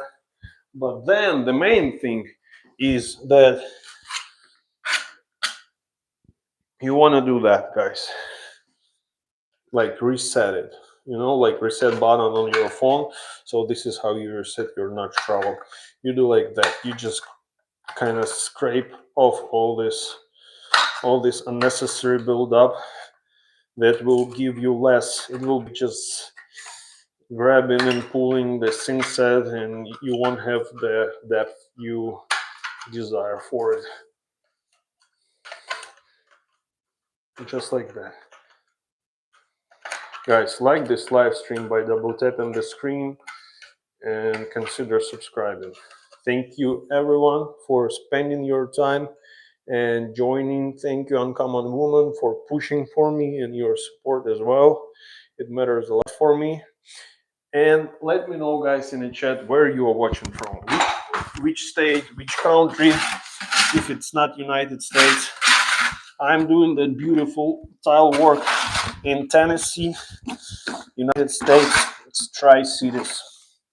If you need tile work done and you happen to be from the same area, you can ask me the questions, and I'll even if you are from different country, you can still ask them, and I might give you some helpful insights on the tile installation. So let's apply that stuff here, just like so.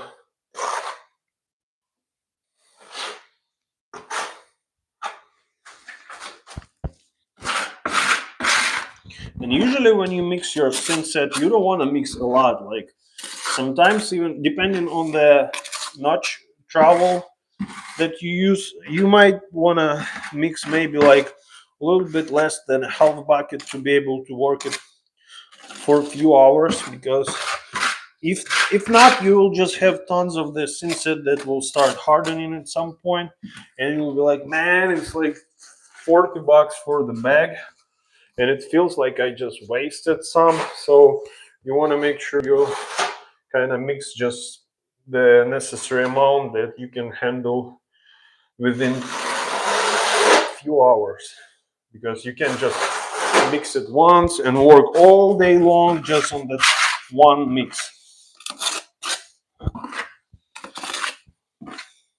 Okay, let me see. Actually, I might need to adjust the camera because I already kind of climbing up. Yeah, maybe a little bit. Something always tends to get into my mouth. I don't know what it is. Thank you, guys. Thank you for your likes. Thank you for staying tuned. Thank you, everyone, guys. I really appreciate you. Thank you for your support. Thank you. Okay, so let's just continue applying that stuff. By the way, I have like also like super chat and stickers available. If you wanna send me a sticker or something, you can feel free. I haven't used that stuff yet, and I don't know how it works. I just know that I have it. So someone just wanna try, you can feel free. Oh man, I don't know, some kind of something. I don't even know what it is.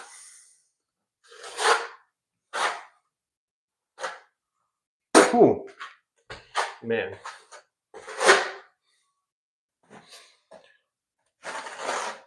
Okay, and actually I forgot I have my time lapse here, so I might need to adjust it. I'll probably gonna need to connect another charger so I can charge another phone. Thank you for joining. Drop in the chat if you have any questions, guys. Let me know where are you from, which state, which country, guys. And let's continue applying that Thinset. So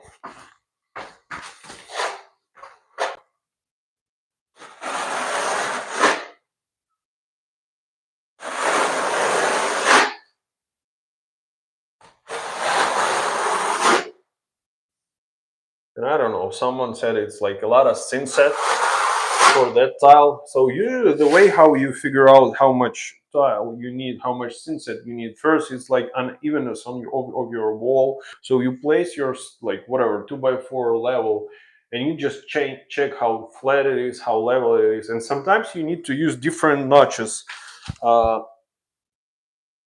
different notch trowel on your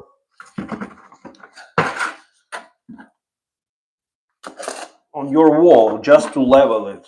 If you like don't want to wet shim or sister your joist, and I mean sister your studs and make it level. So sometimes you can use different notch trowels just to achieve the desired result, or you just look at the thickness of your tile, and like thicker your tile is, bigger the size of it is, then you need to use like a bigger trowel and have more Thinset behind it.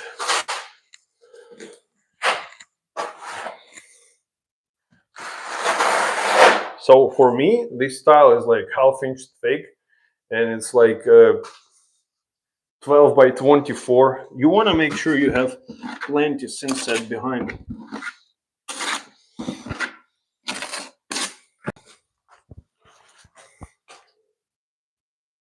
So yeah, just like that.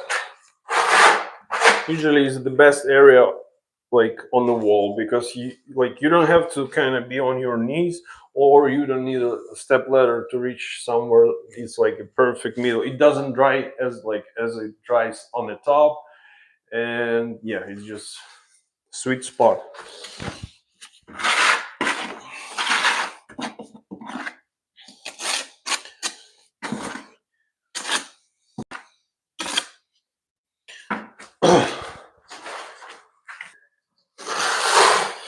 So yeah, the only thing it's not good, like when you have the Thinset on the back of your wall, is that noise when you scrape it with this notch trowel. It's like usually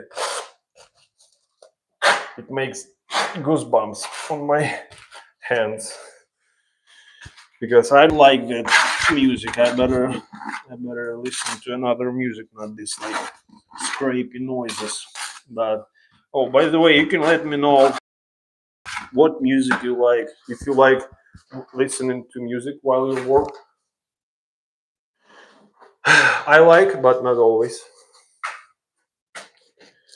Not always. I used to listen a lot of music before, but then I started going more into the meaning of the words, and actually people who stay behind the certain music. And sometimes you change your priorities, and you're like, I'm not kind of sure if I want to listen to that person's music, if this person stands for that, or like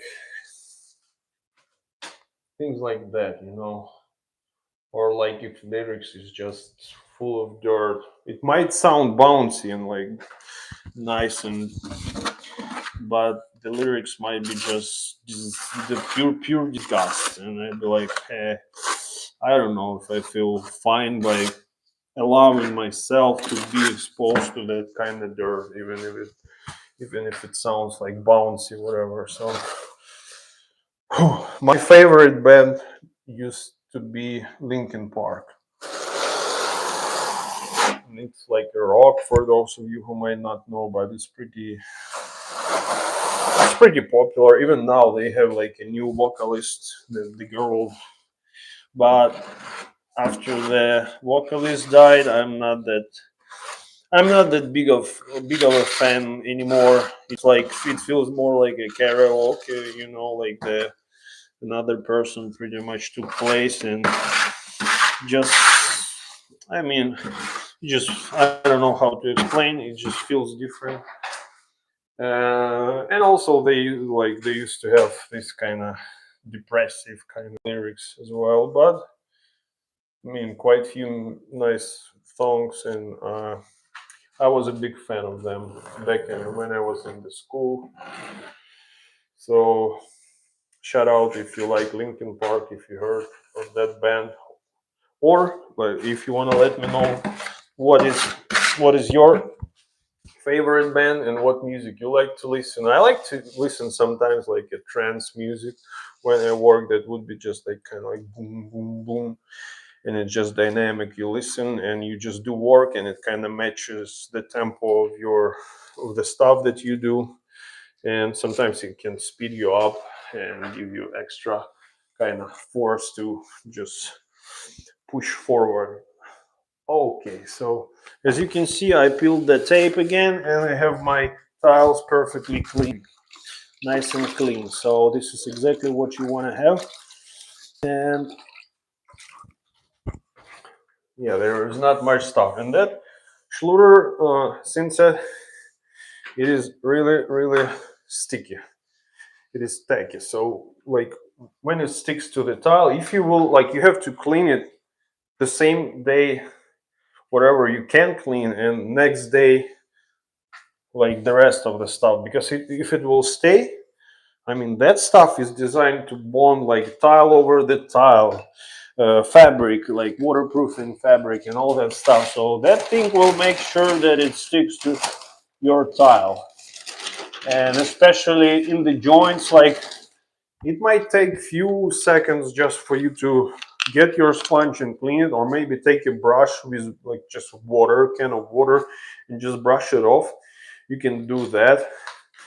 Uh, but it's much faster to do when you install your tile than next day or day after come and scrape it like manually and risk chipping your tile. So by the way, while I was doing this bathroom, I chipped one of the tiles. So when I was cutting stuff in the niche, I used the multi tool, and I mean I was just passionate about that. So I hit the edge of the tile and it chipped it. And then when I needed to remove that tile, even though it was like the next day, man, it was just pure pain. But I was lucky not to damage. Like main thing is usually when you can damage your waterproofing, or it can like separate stuff. This is the worst. But in my case, I was lucky and nothing happened. So I just cleaned it and I reset it, and it looked just as beautiful as it looked before it happened. So okay, we do that, we clamp it again. Actually, let me see, my microphone seems like it's still working, so that's good. But I will probably go ahead and I'll switch it, because I have two of them. One is like charged and another is like in use, so usually I better switch it before it dies on me. Guys, you can hear me well, and you can hear when I'm asking you to subscribe and to like this live stream, guys. So if you hear it, uh, good for you. A lot of music today is trash, especially those with lyrics. I like jazz instrumentals. That's 100% true. And I would say that jazz it is like the most professional music, and like musicians, they are really skilled, and it takes much more skill to play jazz than just like do some other stuff. it's not about all jazz, but like most of it. I used to play drums, and the guy that was like my teacher, he was playing jazz profession. It was his profession. Me his notes, I was like, oh, it's crazy. I don't even know how to keep up with that kind of stuff. So guys, like this live stream if you also like music and you like tile work, and if you want to warm up your fingers, just take one of them and double tap your screen like that, like click click, and it will give this live stream a like. And don't forget also to subscribe to the channel, guys. Somewhere here you're gonna have the bottom, so just not to skip any useful streams in the future. Thank you for staying with me, for being here, and I hope you have a great Friday. And I'm gonna keep installing the tile with you while you're here. So okay, we can see everything, which is pretty good. And let's go, guys. So i'm gonna I'm gonna set a few more leveling clips in place, because we want to have our tiles nice and flush with one another, right? So, and it's the only way how we can achieve it is by using self-leveling what? Self-leveling clips. They're not self-leveling, they are tile leveling. I always call them self-leveling, but nothing will be leveled by itself. Even like, self-leveler, when somebody's saying like, you have to use self-leveling floors, they won't self-level. They like, you will mix them, you will put them, and they will just stay as a puddle right at the middle of your room. So it's gonna take a lot of prep also to make sure that it will be leveled, and you have to put your like reference screws also to see where you need to put more, where you need to put less. So even that thing is not self-level, even though they claim it's like self-leveling mix, whatever. Okay, so now we're gonna have to be fast and furious like Vin Diesel. Shout out and press like if you like Fast and Furious. If you also were upset about uh, the death of one of the actors, I forgot his name. I forgot, can't remember his name, but he was a nice dude.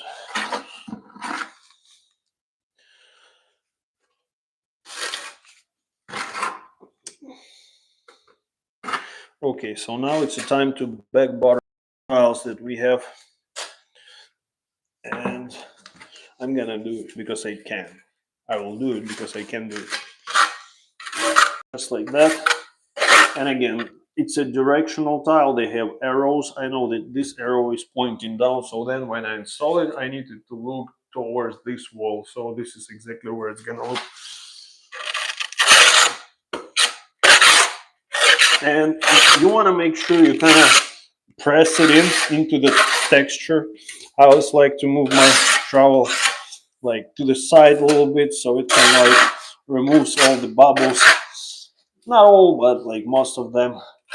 And then when you are done, you just remove the excess and you just hold it like almost parallel. Just, you don't have to put a lot of it, a lot of Thinset, but you also don't want to remove a lot of it. So this is the way you do it, just like that. Just like that, guys. So, and then I wipe off the edges, because again, we want to have nice and clean tiles. I see some guys on the YouTube, and there's one particular guy that, I mean, he is definitely skilled. He is definitely like knowledgeable, but just the way how messy his work is, I can watch it and I'll be like, oh, I mean, I don't know if I can survive this kind of madness if I would have it on my side. Even though, I mean, it's still kind of messy. Like, you have all this dirt, all this kind of stuff. But if you can keep it cleaner, it's better to keep it cleaner. Okay, so I'm setting, if you can see, I'm setting my red line of the laser to see this kind of line. and make sure it's nice and exactly where it should be. This is should go this way, just like that. And then you always apply the pressure evenly, and you just move it left, right, left, right, so it crushes behind and you have better coverage. And then just can give it a few hits, then you have nice suction behind it. I won't be clamping it, I never clamp it, because I want to be able to put this piece and that piece, and sometimes you need to have some move. Okay, so this is the eyesight level, and you want to use the best style you can find. No like scratches, no nothing, no imperfection. So what I'm gonna do, I'm gonna go and I'm gonna grab exact that type of a tile. And I actually don't have much left. I have one more box, but we are almost done with the walls. So we don't need much. So I need to find my knife, which is here, and I'm gonna cut the straps from the new box, just like that. And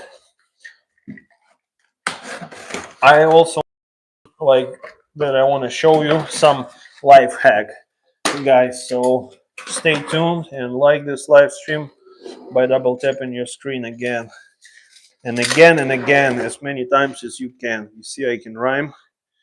There is no grime. Okay, so I got my tile, and let's set it right here. And you see, it's the same tile, but they had, like, they used to use paper between the tiles not to get them scratched, which they were scratched anyways. And before, like, they used to put like a silicone. You see, like, there is a, they put like a silicone in between, and then it's kind of like supposed to stop it from rubbing. But let me see if you can see it. You see those scratches here, right here? They're permanent. They won't go anywhere. So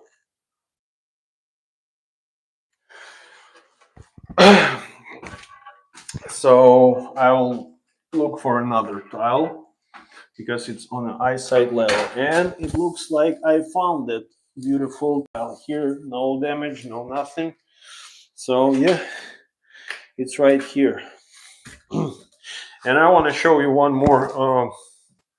more trick and like life hack. But before, I want to check the chat.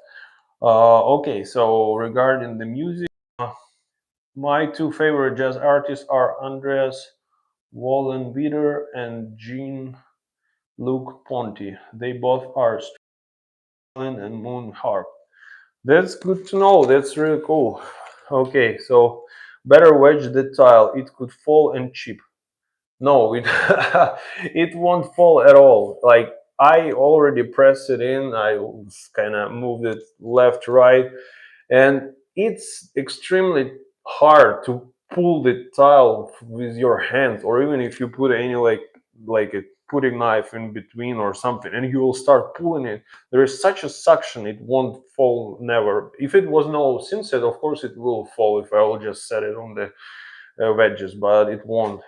Thank you for your like for being concerned and just worried about it. It's just a habit I have.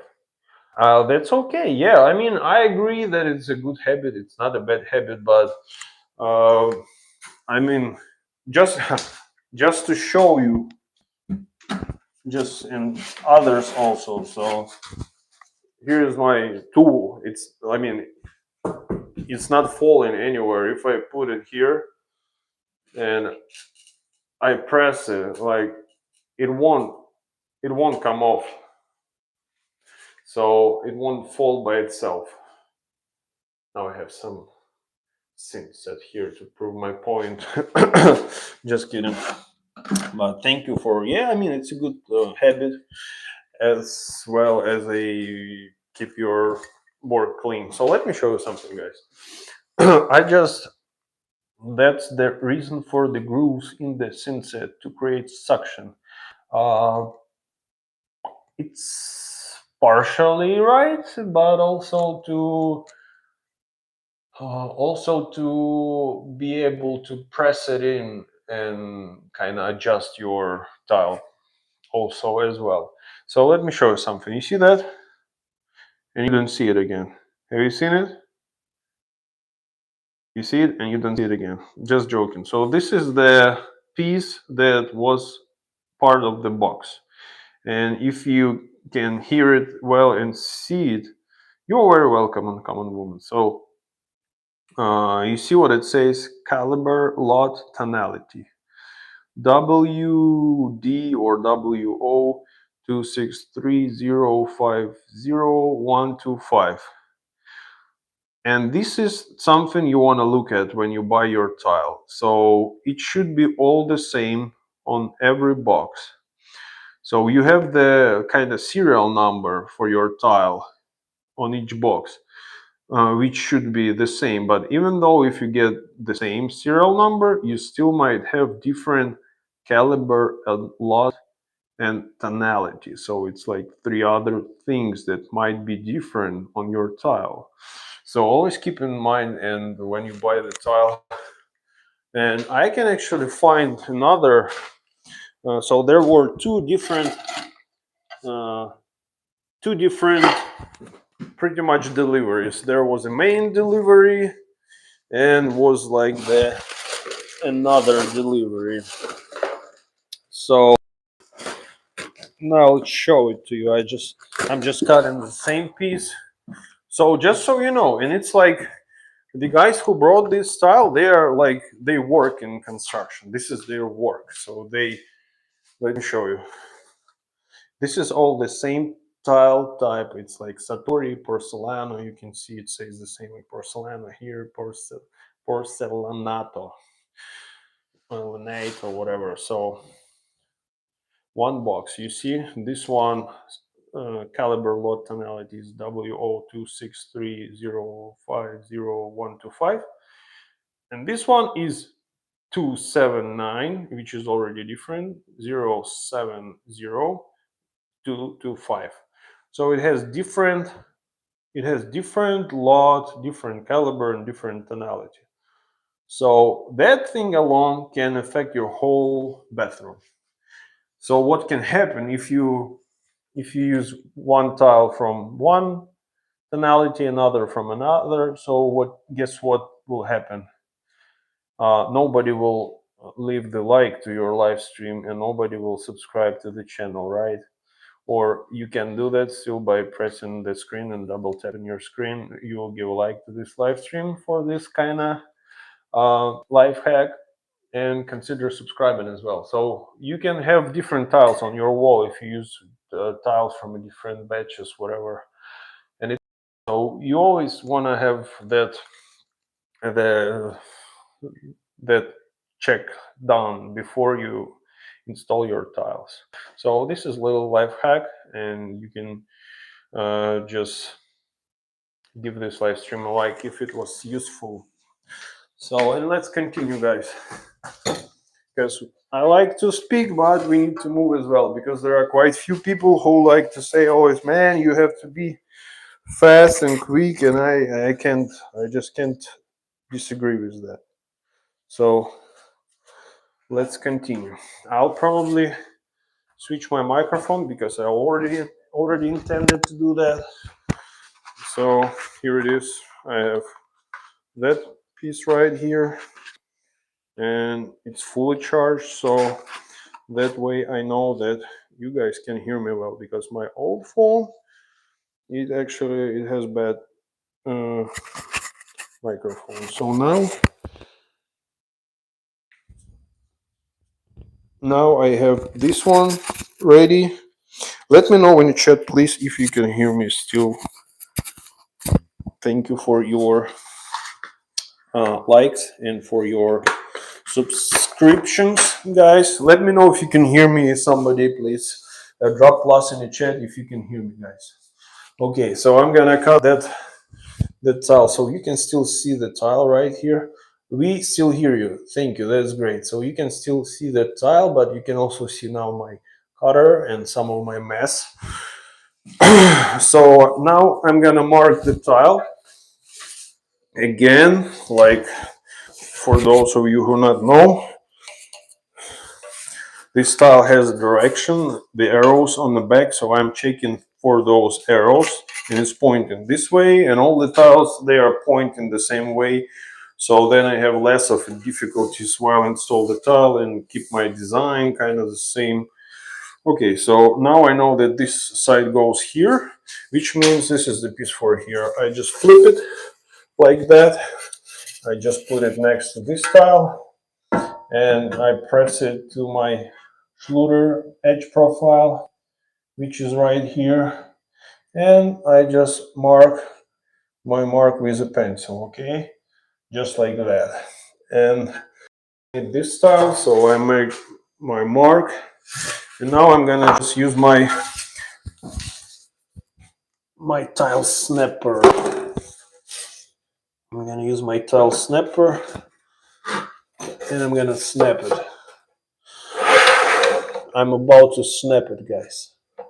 Okay, so just like so. Make sure it's 90 degree and just boom. Nice and good. So I have my tile. I won't even check nothing because I already know that it's good. I will just check that my cut is pretty straight, which it seems to be true. I'm gonna put those leveling clips in place just like that, crush it down, and then I'm putting my piece right over here, just like so.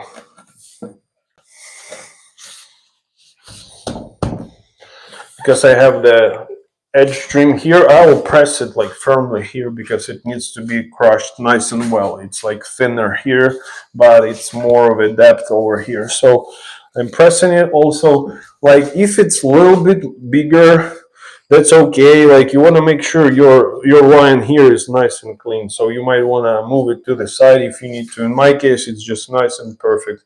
What I will do now, I will adjust my laser. So I will bring it exactly to the top of that tile. So let me show it to you. Okay, so you can see that laser, right? I'm gonna bring it up just like that. You always have to be careful with your laser. Some people, they think that they can just do whatever they want and nothing will hurt the laser. No, you have to be gentle. It is self-calibrated. If you don't want to ruin that mechanism, you need to be gentle. So okay, here it is, almost where I need it to be, just like so. Okay, maybe a little bit lower, just tiny bit lower. Okay, like that, because I clamp it and then it lifts it up. So it is exactly where it needs to be, and my tiles are level. I don't even need to add anything, and I won't. So I like this level a lot. Green line is much more noticeable than any other color of the line. So let's switch to the tile work again. So here it is, guys. Let's continue, my friends. Give this live stream a like by double tapping the screen and consider subscribing to the channel, my friends. And let's go. I'm gonna drink some water because I'm thirsty. It's quite warm in here. They just started, like, they turned on the heating in this house. And my room, like bathroom, and that other room that I use for my tools, it's like has the most heat than any other room, which is good but not good at the same time. I don't know, for some reason it just doesn't function the way it should yet. Okay, here's my piece that should be used for this side. The same stuff, guys. Just put it to the side, press it in, and make your mark. And again, I assume that this wall, the back wall, is perfectly plumb and flat. I already leveled this wall. Always when you do your bathrooms, and you most of the cases you have three walls, like usually. or at least you have the back wall and you always have side walls. So what you want to have, you always want to have this back wall level and like flat, plump. So when you bring these tiles and when you cut it square in your corner, you see it has nice, perfect straight line. It doesn't have any like shim type cuts because I have this wall nice and flat. So this is what you want to do every time if you want to save your time and have a nice end result, because you don't want to be measuring, because if you have crooked walls you would have to measure the bottom, then the top of the tile, and only after that you would have to cut it, and it's still gonna be not the perfect result. Okay, let's put it on the tile snapper just like that.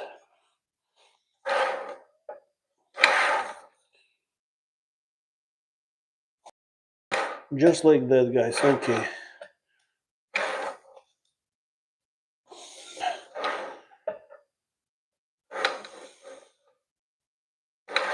Yeah, it's always like you have to catch exact mark and cut it exactly where it needs to be. Because if you don't, you'll have either a bigger gap or have it too tight and won't be able to insert it. Okay. I'm gonna double check just to make sure we're good to go. Yeah, just like that. Perfect.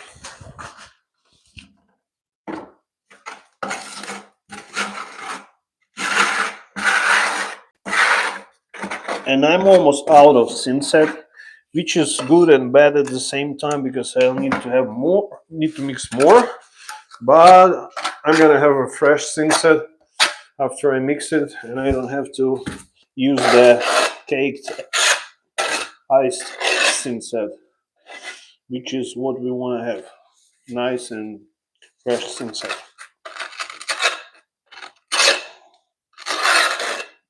Again, when you back butter your tile, you don't want to have a lot of Thinset on your tile, but you also don't want to have less than it should be. So that's it. And keep your sponge handy. Always wipe your butts, so to speak. Make your edges clean, and you will have no problems when it comes to grout. You will just need to mix your grout and fill it into the joints. No scraping, no cutting, no nothing. Okay, so where is it? Okay, this side goes here, and I need not to forget to insert a few more leveling clips, just like that. So for the guy that said that you have to like clamp them right in place when there was like a middle tile, if I would clamp it right in place, I won't be able to move it left to right. Like sometimes you need to move it. Let's say you have it not that tight here, so you need to move it a little bit, shift it to the side. And it happens sometimes. So that's it. Yeah, okay, so let me see. I see that I have this tile a little bit different, so I would have to use my shims. I'm using shims like that. They're really teeny tiny. Let me show you. Just like that. And they are made from rubber. They're like rubber type. Just like that. You see? And it's much easier to adjust your tiles by, like, if you have one of the tiles a little bit different size, which is pretty common, then you have your laser line, you see where it should be flush, and then you just press it until it kind of lifts the necessary side of your tile. That's it. It's nice and easy, and you have nice end result. Okay, so in my case, I need to lift this one a little bit, lift it up, just like that. And this one, I mean, it's perfect here. So it was just one side here. Okay, just like that. And now it's time for me to put my wedges. Wedges.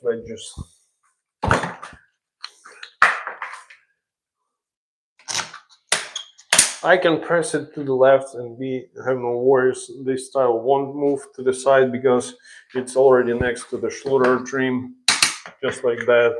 And you don't have to like clamp it too crazy. I already have like a adjustment here, so it's not allowing me to go further, and it adjusts the jaw. So I have to start it with my hand, kind of like that, and then I use it just like that. And like I said, these wedges, they are made by that brand. Like, let me show you. Like, Home Depot makes them. Like QEP, like QEP, whatever. Those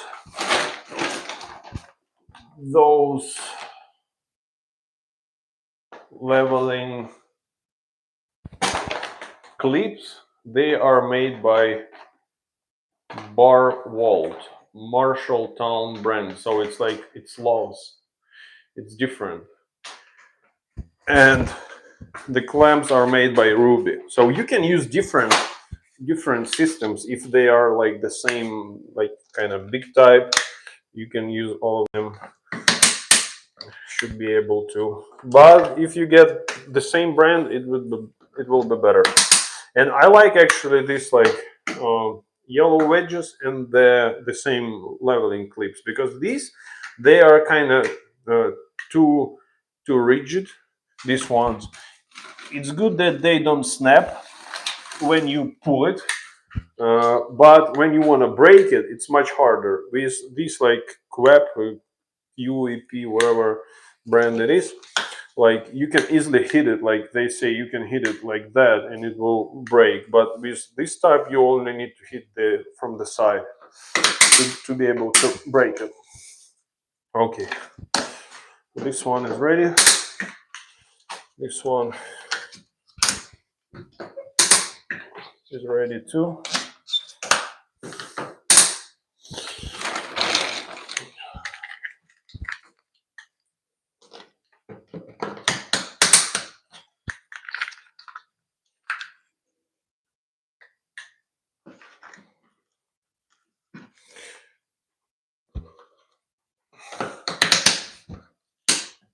Perfect.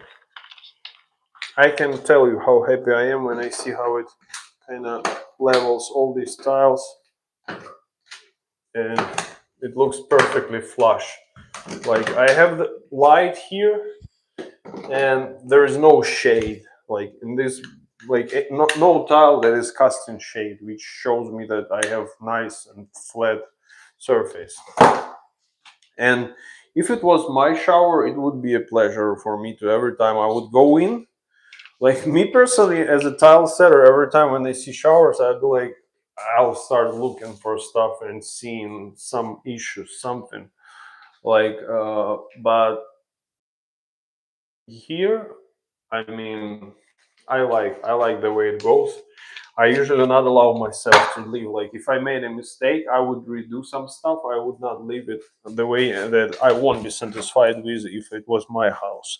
So it's just like, your reputation is the main thing. Like, you can get money, you can like do whatever, but you can't return your reputation if it's got ruined. And I actually like, I had people who, unfortunately, like, I had a guy who was installing kitchenery and he worked like 4 years. He wasn't rich dude. He had like few employees working for him, and he was doing nice kitchenery jobs. And like, I've been using his services for years. And then uh, at some point, one of my customers that I at some point recommended him, and like, I had no interest like recommended him. It was just me trying to like recommend a nice dude, like, that does decent work to some customer of mine that needs decent work. So, and it's been like quite a long project. That guy was like planning it, and it was like a lot of stuff. So that guy, like, who was doing like kitchener, he took the money but never give him any feedback. And I was like, it doesn't sound like that guy. I knew him like for you. He never done nothing like that. He never was like notorious for acting so.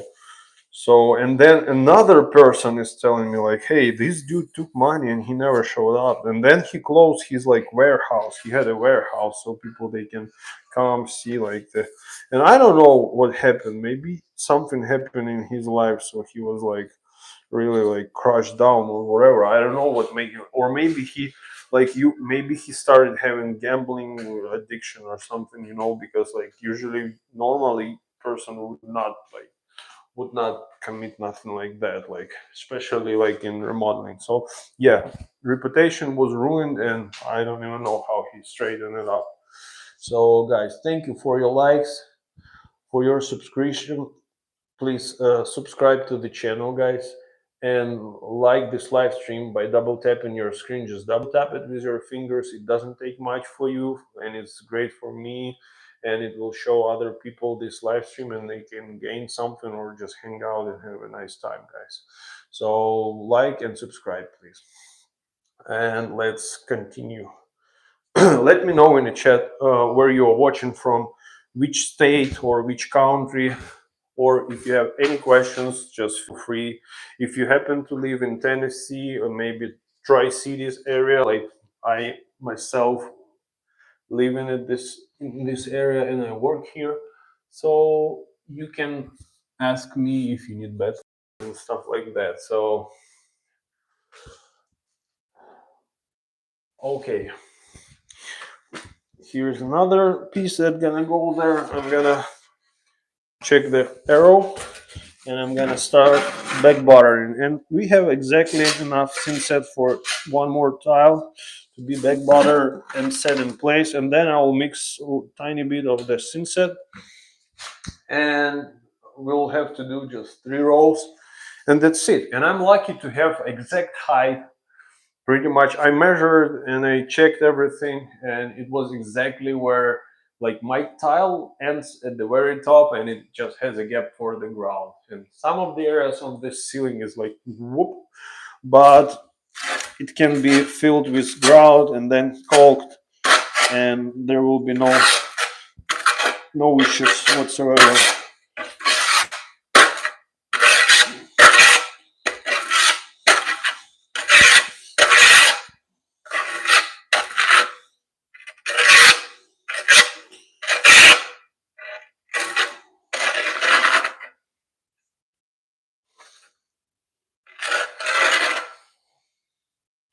Perfect.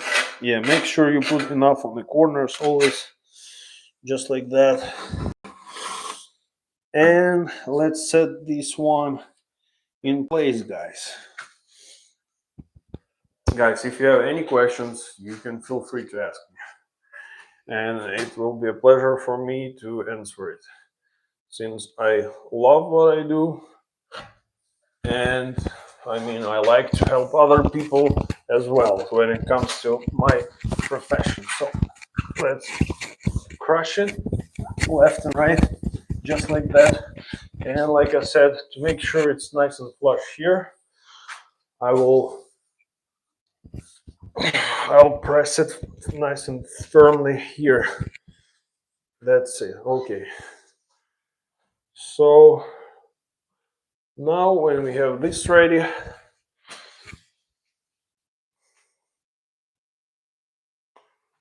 okay, it looks like I need to lift this side a little bit, teeny tiny bit, because I have that stuff not flush and this vertical not parallel, which is telling me that it needs to be adjusted. Yeah, and sometimes it's just, oftentimes it's not perfect, especially if you're dealing with ceramic. Like this porcelain, it's like different size.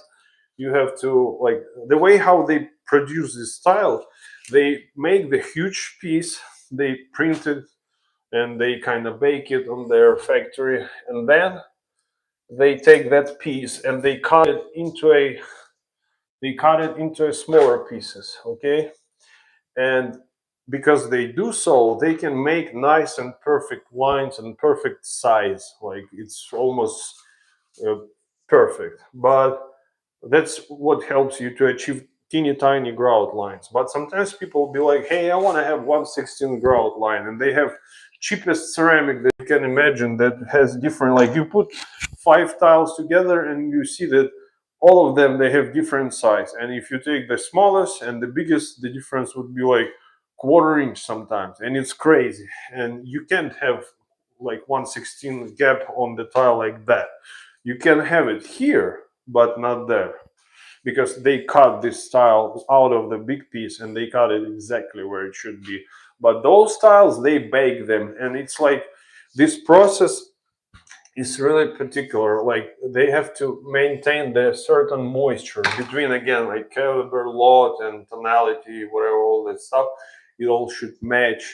And when they have different moisture, then you gotta have the different size of your tiles, and or different shape. It can kind of bow or like become curved.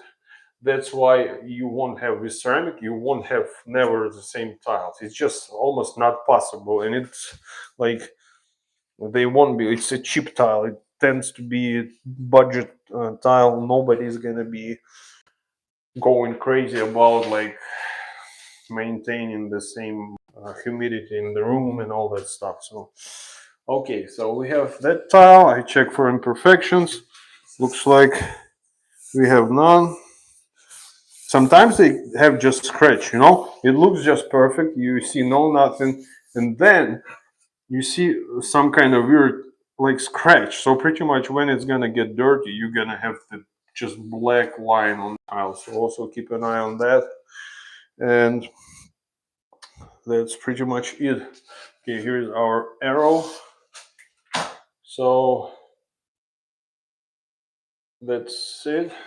And again, I'm not gonna be measuring nothing, and I probably won't be even using like a step ladder here, because I have this nice and beautiful piece of Schluter pan, like leftover, that I use just to cover it, not to damage this tile. So I'll be using just to stand on it. That's it. Yep. Now I'll remove this level, not to drop it down, because it won't be accurate anymore if I do so.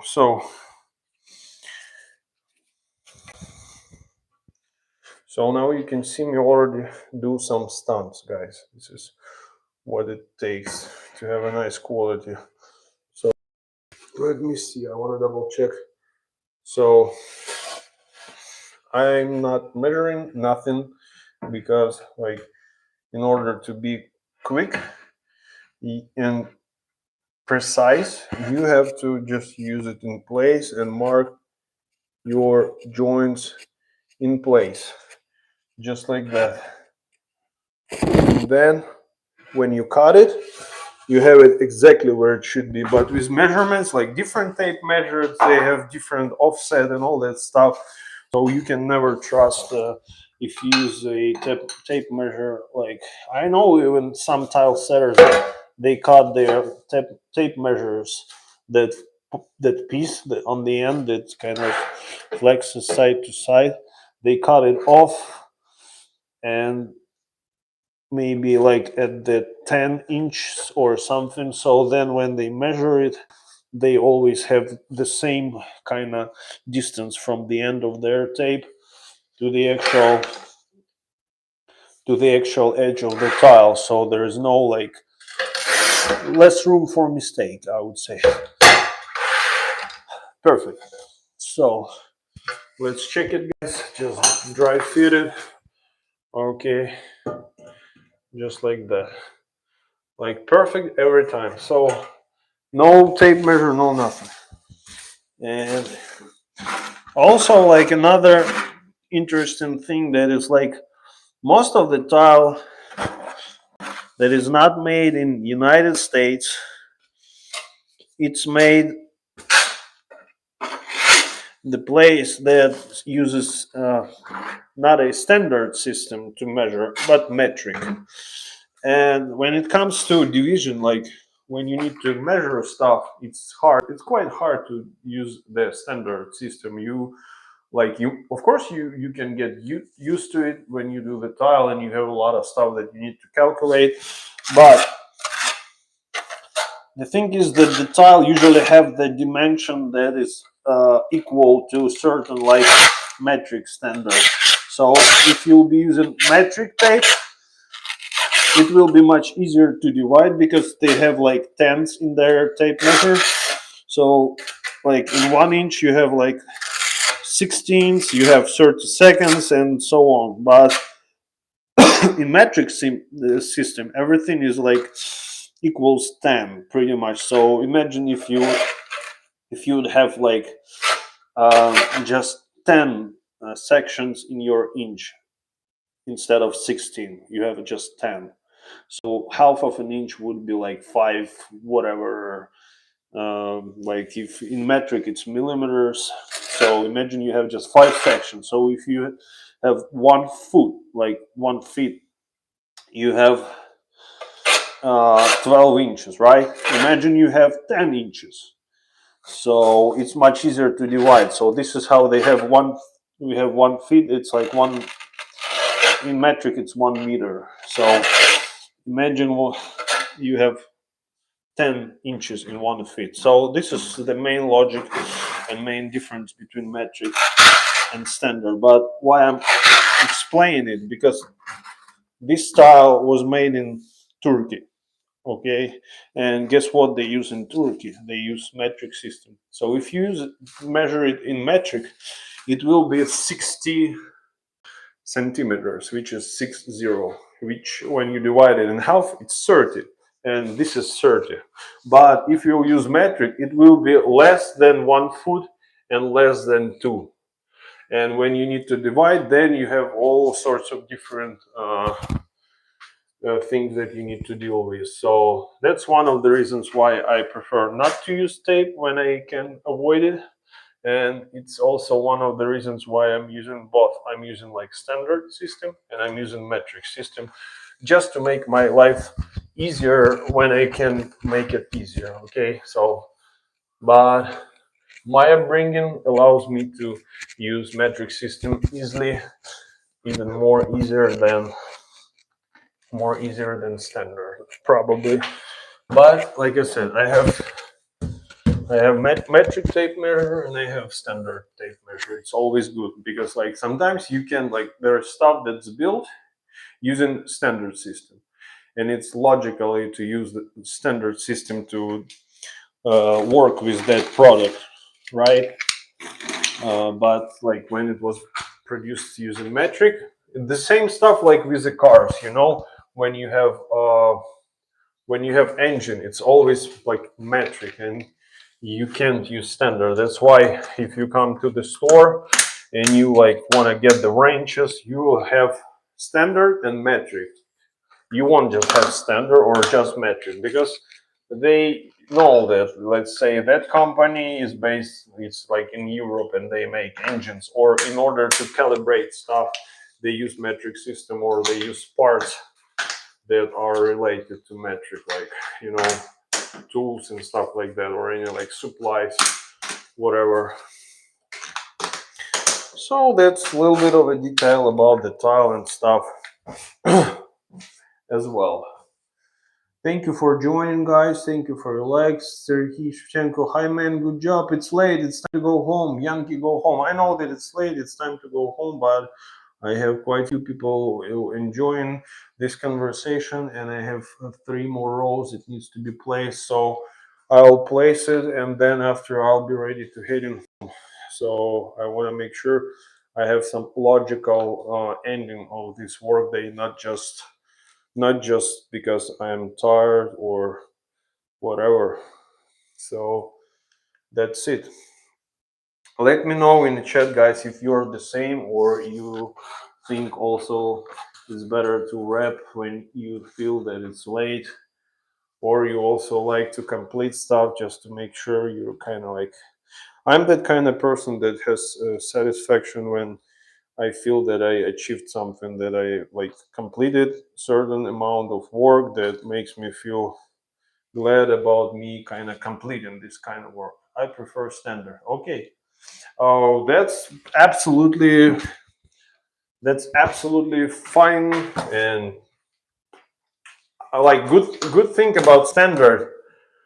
when you need like this certain size, like just measure distance, some distance, like it's better than metric, because you can have exact like let's say 59 and 3/8, and you can't kind of misunderstand it. It's like exactly, but with metric, when you look at the half of their like inch, centimeter, or whatever, it looks exactly like the pretty much like first section, middle section, and the it's hard to explain, but you can pretty much misunderstand and make a wrong mark.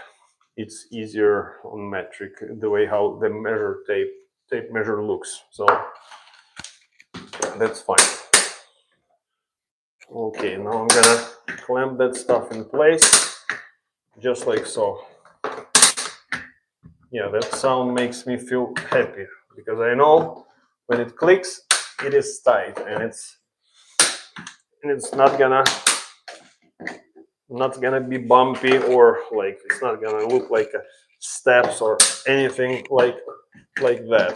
Okay, perfect. So now I need to scrape off that stuff from here in order to be able to put some tape again. And I said that I'm gonna be using some of that used dry Thinset, but I won't.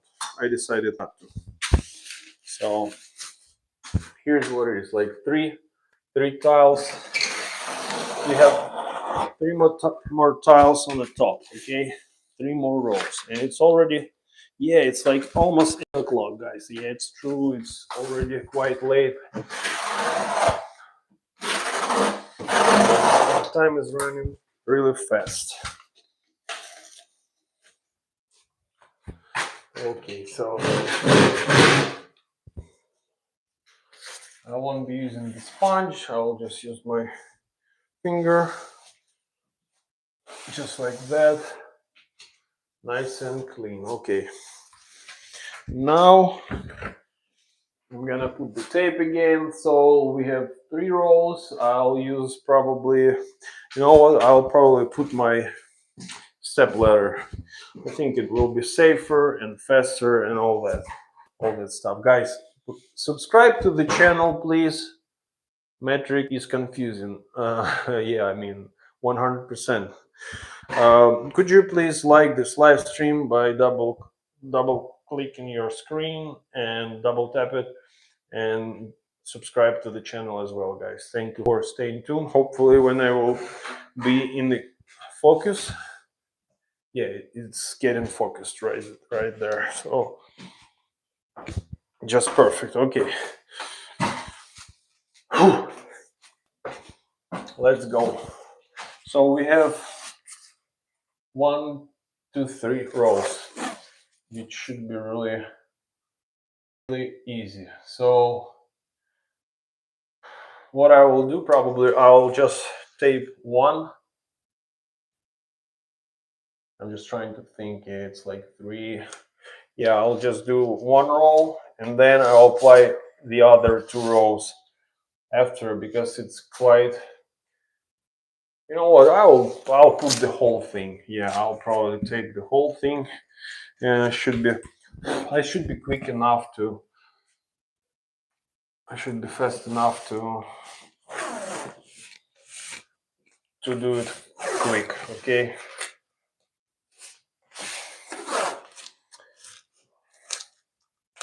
So again, the tape, using tape for that is like just my favorite thing, because you mask your edges, and then when I put the Thinset, it doesn't go on my actual tile.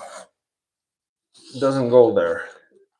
My tile stays clean like that, and I'm gonna go even on the ceiling. Yeah, almost. Yeah, I was about to say that, and I'm out of tape. So that's okay. That's fine.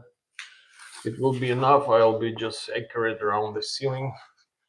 And that's it. Yeah. Also, you have to be careful every time if you want to tape to your ceiling or walls or wherever. If your ceiling or walls were not primed, most likely you will peel your paint. So always think twice before you want to put tape anywhere, because you can peel your paint and you will be not satisfied with your actions. Okay, so we have a little bit left here. I'll need to scrape it and just mix a little bit more. And in a perfect wall, you have to mix in a clean bucket and all that stuff. But since I need just a little bit, I will not clean my bucket and anything. I'll just put a little bit of water, and I know that it won't affect my Thinset for the time I'll be using it. So that's it,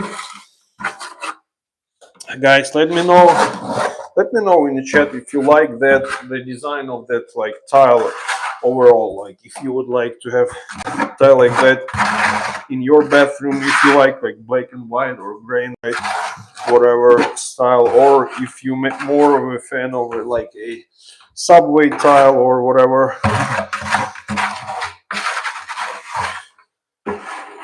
Something like that, guys. Let me know in the chat what are your preferences. I personally like large format tile, so every tile that is more than 15 inches on one side is already considered large format, even though it's like might not be that large. There are tiles that might be like the full width of the wall, but I installed some tile that was like, I believe 24 by 48, and it took me one tile on one side of the shower, one tile on another side, like 4 tiles up on each side, and the center wall was like 8 tiles. So it was quite cool. I was gonna say, but it's too heavy, guys. If you're gonna need to, like, if you decide to use this style for yourself, I remember when I saw it at Lowe's first, like Lowe's started selling this large format tile. I was like, man, it looks nice. So they had like 2 pieces in the whole box, that you just have 2 pieces of tile. And I was like, man, it's a beautiful tile. I'm so happy. And then when I started loading this tile in my truck, like in the cart first, then in my truck, also I checked all the like tone, caliber, and all that stuff. Then I was like, man, I'm not happy about the weight of that tile. So it was extremely heavy, guys. So if you consider using large format tile, make sure your bag is ready for you for that decision, not only your kind of taste and style preference. Okay, because sometimes you might want to have just 12 by 24. I would say it's like probably the best size. It's like the optimal size. It's not too crazy big, but it's not too small. You don't have too many joints to clean, but you also don't have a heavy tiles that you need to carry around and just kind of wear your back. Okay, let me know in the chat where you're watching from, guys, which state, which country. I'm gonna check really quick the garage. Want to make sure that yeah, it is quite dark in here, so I'm not quite sure who shut off that. Somebody shut off the light, but that's fine. So, guys, yeah, at least the garage door is closed, because usually I come out and I'll be like, oh, it's cold in here. So in this case, it was closed. So yeah, guys, just let me know where you're watching from, which state, which country, if it's not United States. So I'm from Tennessee, Tri-Cities. It's like 3 cities: Bristol, Kingsburg, and Johnson City, and they are pretty close to one another, so that's why they call Tri-Cities. So guys, it's gonna be a little noisy. I need to mix my Thinset, and just give me a few seconds, and after that I will be back in focus, okay?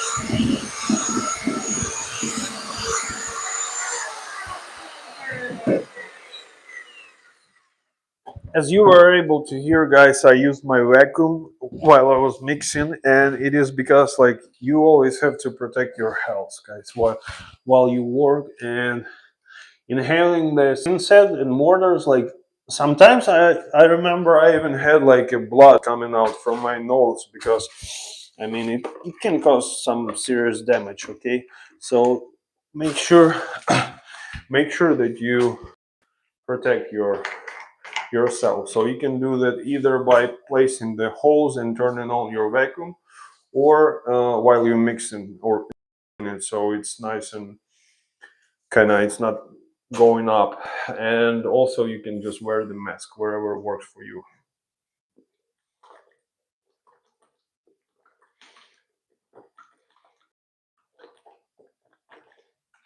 Yeah, that shower, like when you enter now, it has like most of it already has tile, so it is really bright and it's really tall, and it looks nice, and like it feels like a lot of room in here after the tile is in place. So I like it.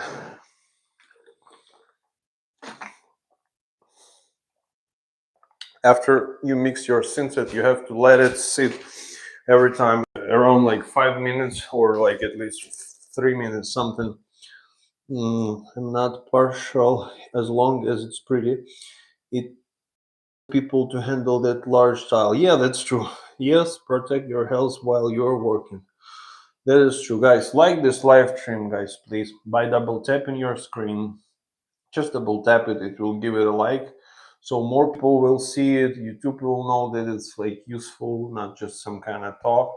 And also it will make me a little bit more happier. And guys, consider subscribing to the channel as well. You have that button on the top, it's like white, just press it in and you will be subscribed. And again, it's like 100% free, but it will help me also to kind of like reach my goal. So let me know in the chat if you have any questions. And I'm about to cover up these go board letters with my Thinset and start putting the tiles there, and this wall will be done. And the only thing that will needs to be done in this shower, when it comes to tile, it will be a little strip under the curb, like inside, and the niche, which is quite small. So I mean, it's 12 by 24, so it's size of one tile, the niche.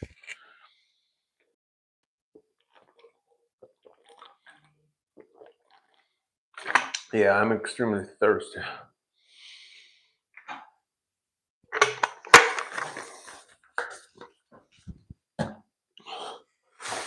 Okay, I'm gonna go and mix that Thinset once again, just to stir it up. And we're gonna go and continue our journey.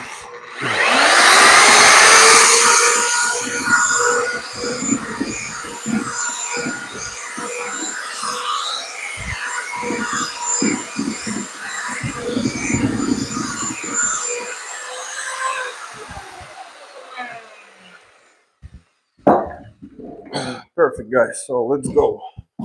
Let's go. I'm ready. Thinset is ready, and we have 3 more rows, and it's done. So we'll see. I mix about a quarter of a bucket, and it should be plenty. If I have something left, I'll probably just use it under that. I can really quickly install that strip like under the curb. So let's see. Now it's much more nice and creamy, and I want to make sure my trowel is fresh. So I'm gonna need to break loose those notches to make sure it's like full size like the rest of the wall. So I'll do that, and it's really important because like it's sticking out, like it's kind of building up on these notches, and then it's not the full size anymore. And if you continue going like that, you'll have like less and less of a thinset, and the level of your wall will start kind of being messed up. So you don't want that. So keep in mind and keep your tools clean while you work. I mean, as clean as you can. That Schluter Thinset is like crazy. It still sticks like crazy, and it's exactly what you want when you have nice, large, and heavy tiles. Okay, you want it to stick well and be adhered properly. So that's it. Now my favorite part is going on the ladder, guys. So just go on the ladder and just keep spreading the thinset. Okay, let's do that. And I just figured I forgot that I need to burn it into this substrate first. So I'm gonna grab that other trowel, and I'm just gonna use it as my pudding knife, just like that. One.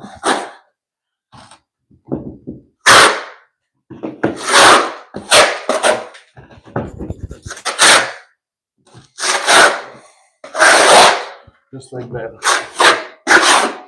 So you want to do that just to make sure that it will stick to your goal board. If you also have a goal board, if you have any other material, it's just to ensure that you have a proper adhesion. Okay, because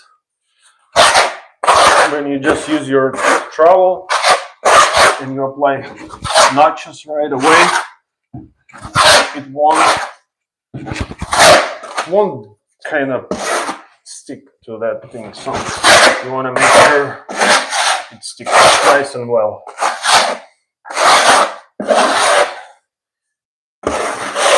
Another thing, this Thinset is used when you use a waterproof. It's used like a pretty much adhesive, and it has like a water drop effect. So it will, like, if you put the water on it, it won't stick right away. It will kind of like go down. So they have some additives in it, and it's also good. So it's pretty much like an extra protection, but the main reason just to have it adhere to your tile nice and well. Okay, that's it. Guys, give this live stream a like and consider subscribing. Okay, it will help me a lot, and also you won't skip the useful content that is all about remodeling and bathrooms, and you can gain some knowledge if you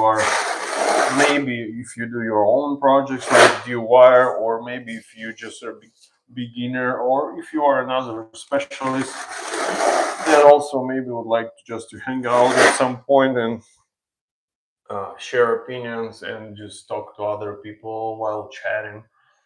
So yeah, consider subscribing.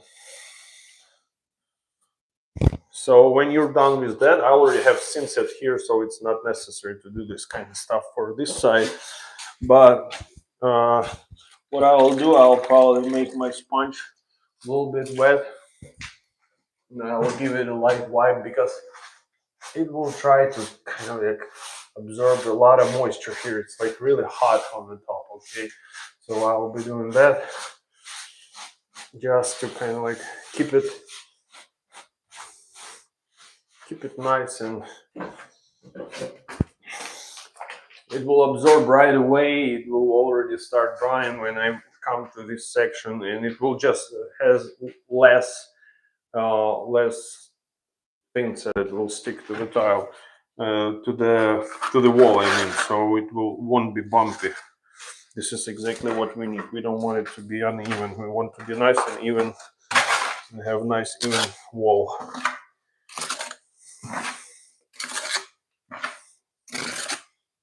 Yeah. Okay. So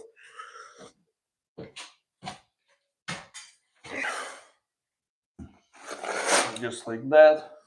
And you don't have to worry about your walls or like the bottom of your tile because it's taped. Like now I just apply all this stuff and nothing is damaging, nothing is gonna ruin the previous rows. So I'm just gonna apply all this stuff here, just like that.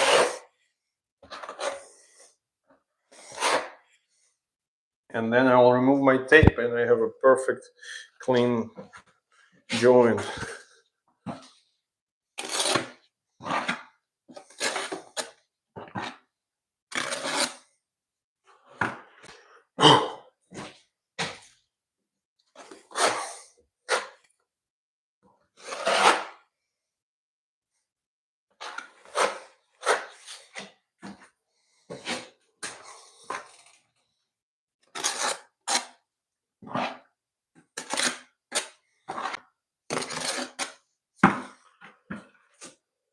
Perfect. So I also use the Schluter tape here. There is a transition in the drywall and the gold board. So I use the waterproofing tape to tape that seam also, just in case, because first, like it will reinforce that the kind of transition, and also when you have water splatter here, and if it will go through the joint, you don't want it to kind of like start damaging your drywall. And you know, I remember when I was like one plumber was teaching me stuff, and he told me like when it was about draining and slope and counter slope and stuff, he was always saying, if you don't want to have anything clogged in your drain, you have to think like a poop. So you just imagine that you are poop and you are inside the drain and you go there and you try to grab everywhere where you can. So like less, like more deburring you do to your plumbing, less the poop wants to stick. So the same stuff here, like more you think like a water, where it can go, how it can go when you have a shower or stuff like that, less possibility that you have any problems. So it was quite useful information for me at some point. So, and it was a funny illustration of how kind of memorize stuff like that. And also, like on each stage, you're trying to prevent the issues from happening. So, like you do your like you reinforce your walls first. You make sure everything is nice and solid. You add lumber where it's necessary. Okay, let's say if you do then waterproofing, and there is less likely to be problem on your waterproofing. It won't move, won't be excessive on your joints and everything, and it won't fail. So if you keep that logic at the same stage, like at every stage, I mean, so you try to do your best on framing, then on waterproofing, then the same stuff when you do the tile, then when you do your grout and caulking. So if you did something a little bit wrong, maybe not the best way, because you ensured the next step is done properly, it will give you some extra protection.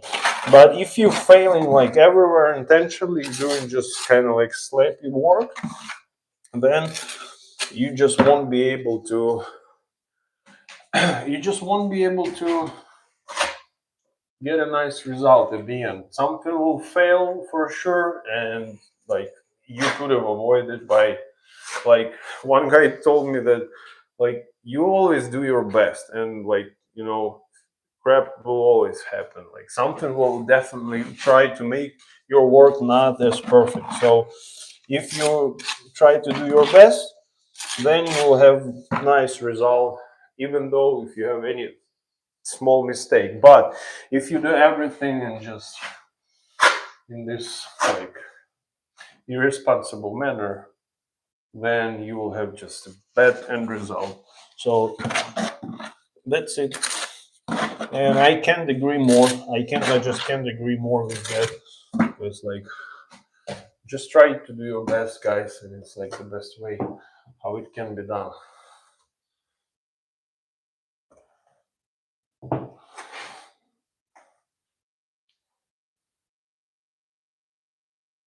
That's why we all have to learn from one another. Like if someone is skilled in something, like it's better to stick to the person and then just gain the knowledge from that person's mistakes and experience, not to make your own. So it's like it's the way it should work.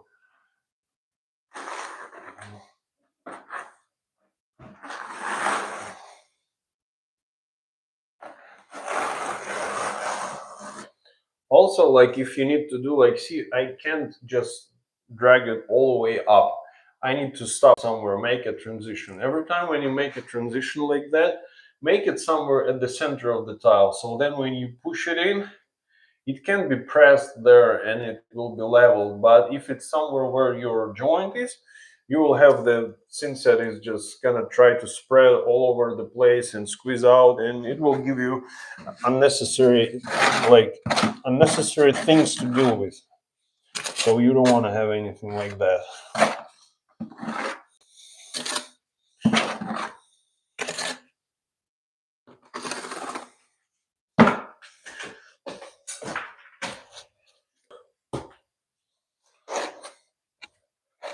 Perfect. So always when you do like up to the ceiling, yeah, I just like to do like left to right, and then it squeezes exactly where you want it to be.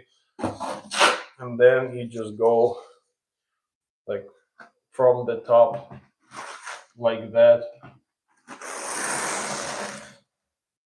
You stop, you switch to the bottom, you go all the way up. Like I said, you stop at the center of the tile somewhere here.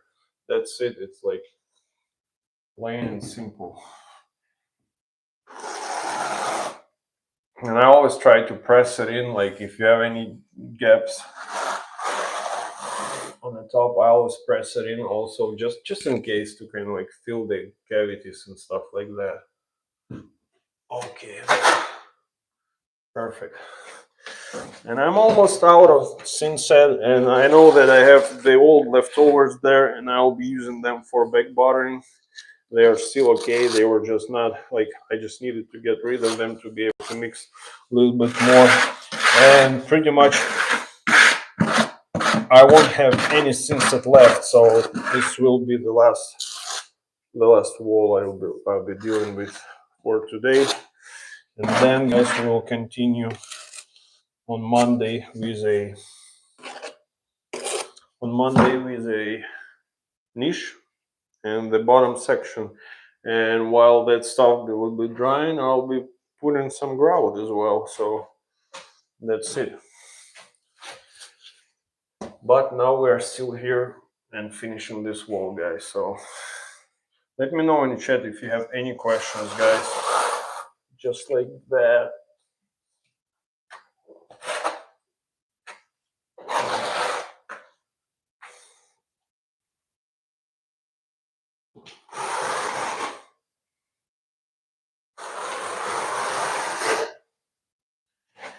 Yeah, I'm going out of it. You see, I mixed exactly the amount I need for that section. So it's all experience.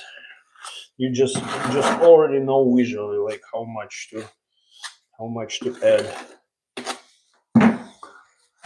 That's it. Yeah, you see, it's exactly how much I needed for here. Maybe a little bit more to be able to spread it nice and well, because you have to have more in order to spread it. Okay, so let's do the tops just like that. Perfect. And then, like I said, switch to the bottom just like that, and go up and stop somewhere at the center like that. Okay, and then this side. Perfect. And I just need to remove a little bit of excessive material, and then just do that side just like that. Okay, so now we're gonna need to start putting tiles and back buttering them.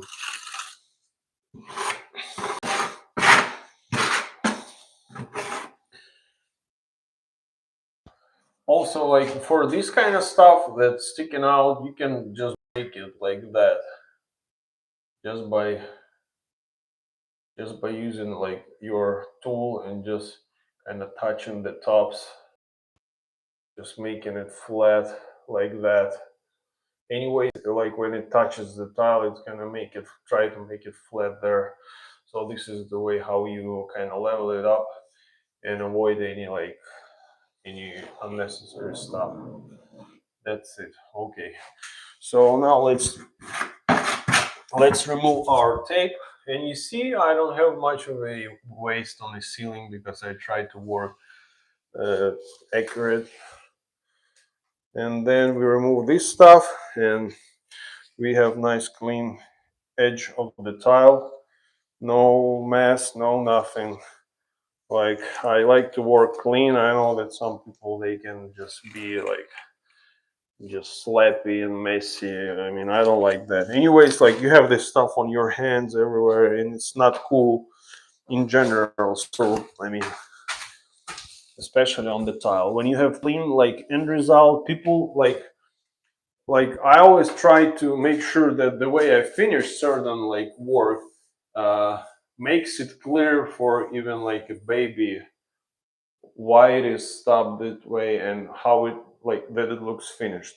So it should be nice and nice, logically finished scope of work or whatever it is. Okay, let me check really quick the chat. Okay, so thank you guys for your likes. Hello from Russia. Hello from Russia. Yes, protect your hearing. Uncommon woman. So hello. Hello from Tennessee. I would say. Hello from Tennessee.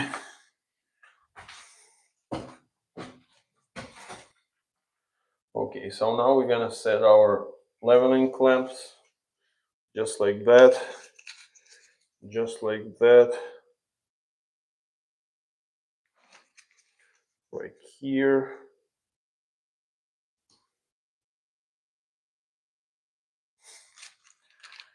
And here. And here as well. And here. And here too. Okay. So now it is ready. It is ready.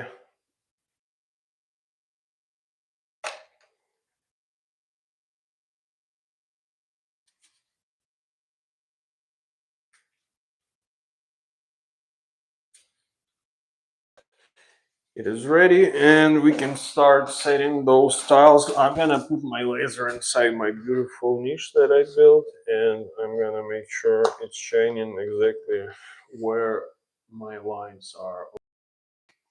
So now I'm gonna just grab another tile and let me see. Just want to make sure that there is no scratches, no nothing on that tile. Yeah, it seems fine. Seems pretty fine to me. So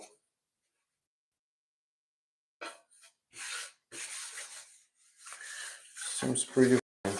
Okay, so keep attention. Keep an eye on the direction in this case. Right over here, guys. Like and subscribe to the channel, please. Give this live stream a like by double tapping your screen and consider subscribing to the channel as well. Okay. It will help me and it will help you in case if you would need to do some remodeling and stuff like that. Okay, we don't have to forget about back buttering. So now I'm gonna grab some of the Thinset that was previously mixed. And I would have to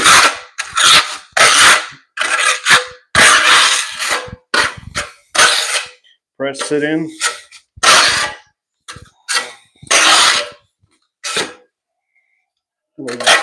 Just like that.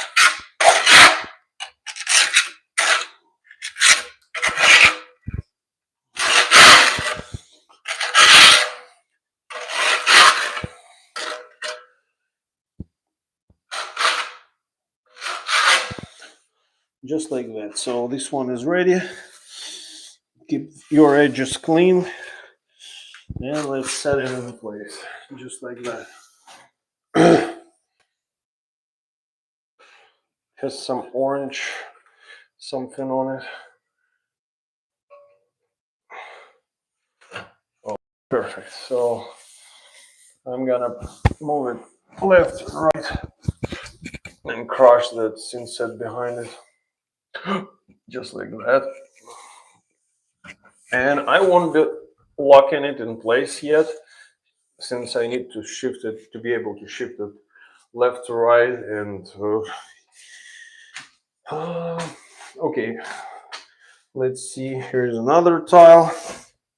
It also has some imperfections. Let me check that. Yeah, all of them they have some stuff, and it just makes me sick to see all these tiles. Like they already put like 2 boxes. This tile was delivered, so they put quite few boxes that were just.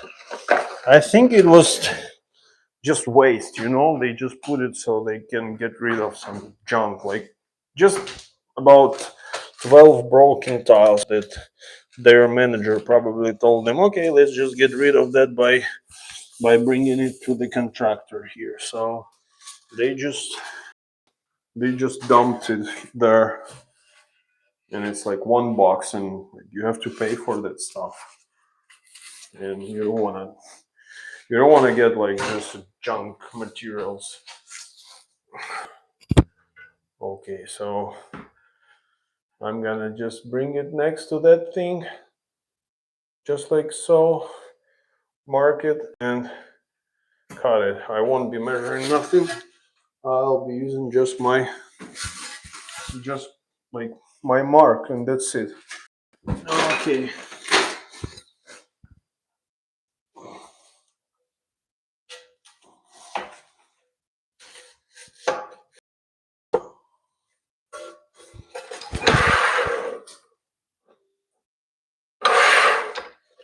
Okay, now I'm gonna cut it in my tile snapper, and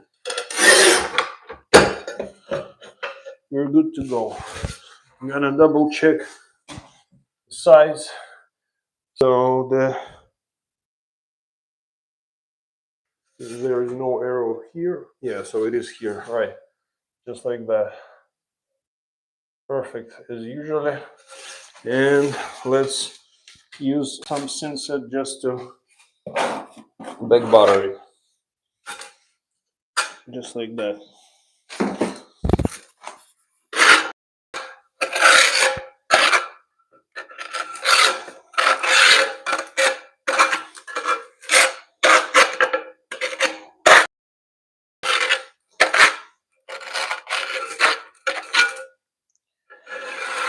Guys, don't forget to like and subscribe to the channel.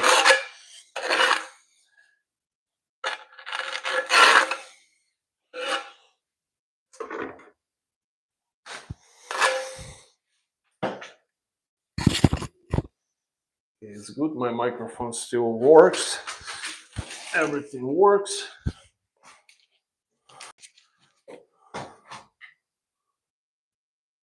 Let's put our leveling systems in place, just like so. And we're gonna have our tile in place too.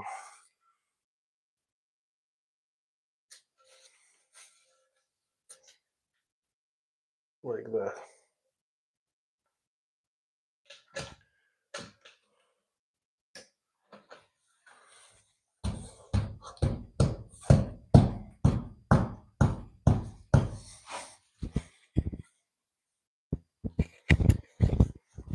Okay, that's great. Lines up perfectly. No unevenness. Everything is nice and even. Okay, so I'm gonna grab that piece and also mark another side and just mark it right here. Just give myself a little bit of a bigger room in case if I cut it a little bit not right. Set it in tile snapper. Make sure it's nice and square here, which it is. Okay, and this tile, like, we want to make sure it's not too big, because if it's too big it won't fit and I would have to scribe it on my like wet saw, which it's always not a good thing to do, because like when you need to shave just a little bit of a tile, it's usually the worst. So it's better to have it tiny bit smaller. And okay, so it feels like, yeah, it has a little bit of a bump. I need to shave it with my grinder. You see, when I say about that, this is exactly what happens.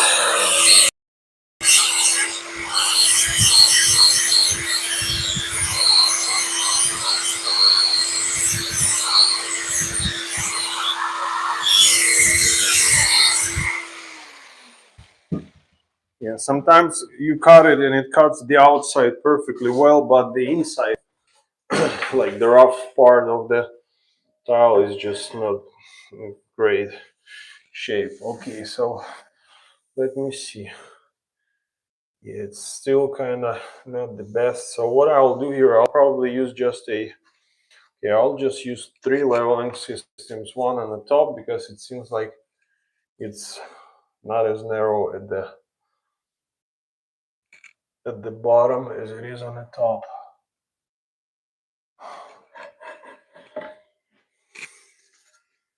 I'll probably, you know what, I'll probably use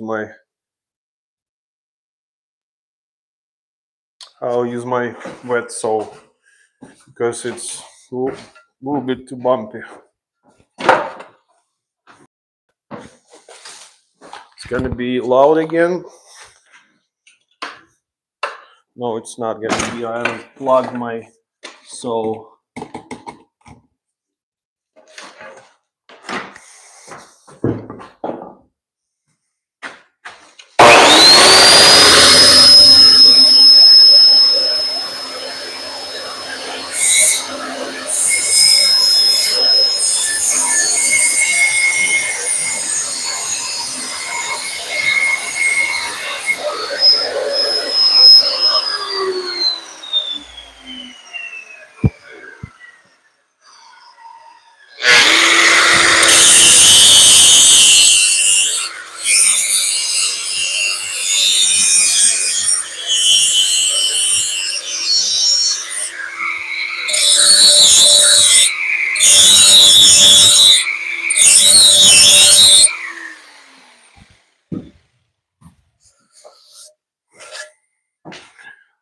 Okay, so let's check. Just always want to make sure it's like better than worse. Okay, yeah, now it's perfect. So I'm gonna use now 4 clips in here, just like that. Okay, let's back bar that piece. So I have some left in here, just like so, nice and creamy.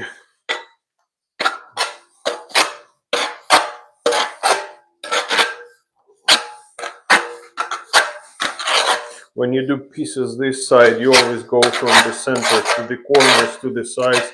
That way you don't have a lot of excess and it's not kind of falling from your trowel and tile. Just like so.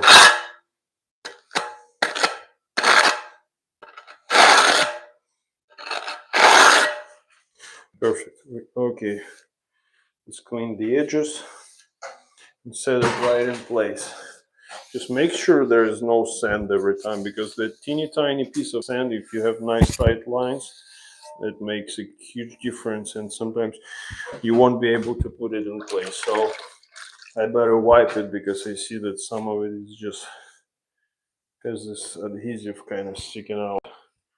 Okay, perfect. Let's go. Man, just come on. Okay. So this side goes to the wall.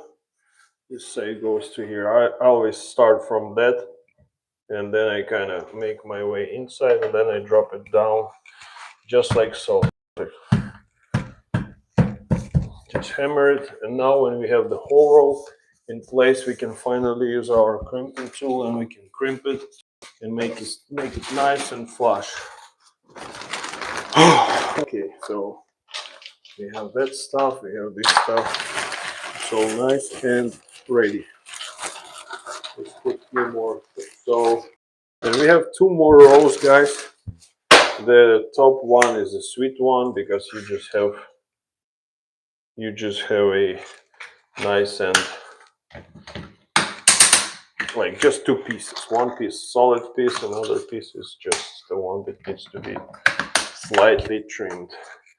And you always want to keep your walls symmetrical, and as you can see, I have like small piece here in the corner, small piece here, which overall it like pretty much imitates full piece. Then you have full piece here, and you want it to be symmetrical, like the same stuff on the opposite side.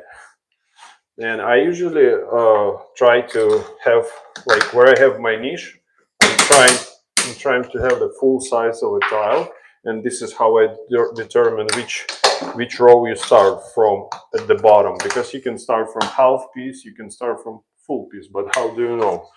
You can figure it out just by knowing that like somewhere here you want to have a niche, and measuring from the bottom you're gonna have one tile, and it's much better when you have full size of a niche, like full size of a tile, and you have to notch it higher, lower, like to the left, to the right, and do cuts that will not ever look like a factory cut. So I, I mean, you sorry, you can make it look like a factory cut, but it would take you a lot of time. Yeah. It's quite hot here, and I already feel that my throat is kind of drying, because I talk a lot, and like this is quite hot air here on the top. So guys, give this live stream a like by double tapping the screen, and subscribe to the channel as well if you like remodeling, if you like DIY projects and stuff like that, because I will be coming up with quite few videos, and also like long-term videos that I'm working on now currently, and you will have a chance to gain some knowledge, or get some ideas for your projects as well. So stay tuned and don't forget to subscribe. And if you have any questions, just drop them in the chat. You can feel free to ask me. So that's it. And it probably sounds like I should remove this ear protection, because I'm pretty sure I'm yelling like crazy because I can't hear myself talk. Okay. So we set that stuff in place, like this one.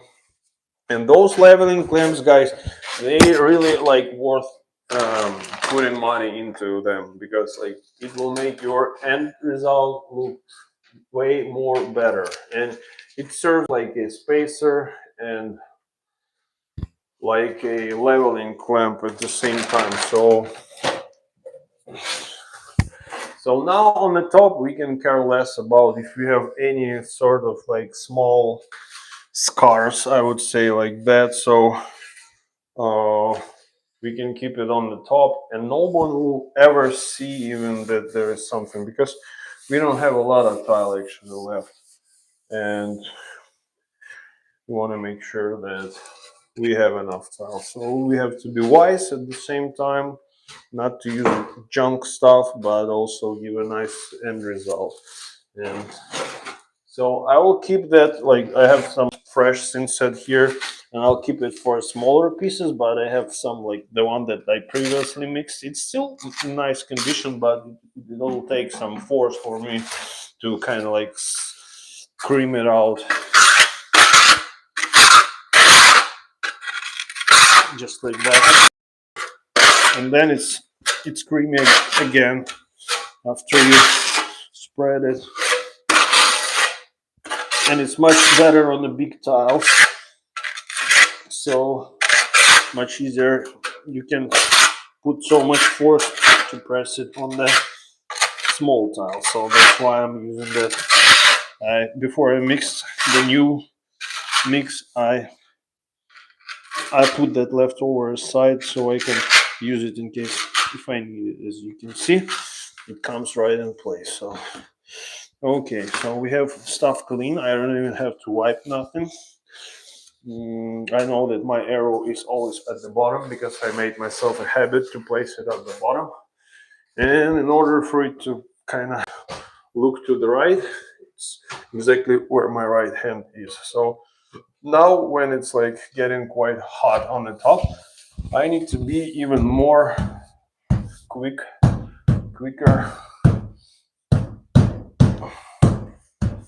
just like that, because we don't want that stuff to dry out on us and have just bad work. Okay, so let's grab a few more wedges.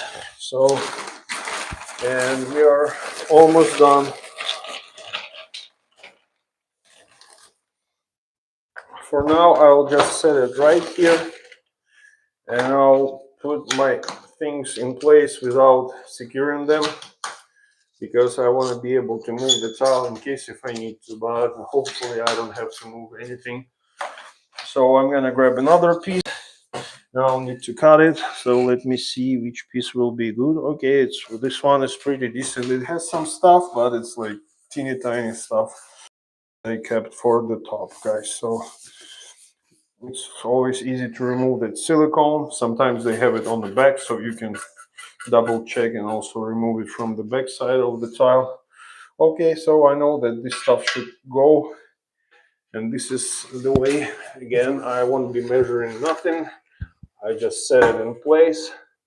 So what I will do here, I remember that my top tile went a little bit to the side on this wall, and I'll start kind of like checking. Maybe I will need to make a little bit like of a angled cut, uh, just like that.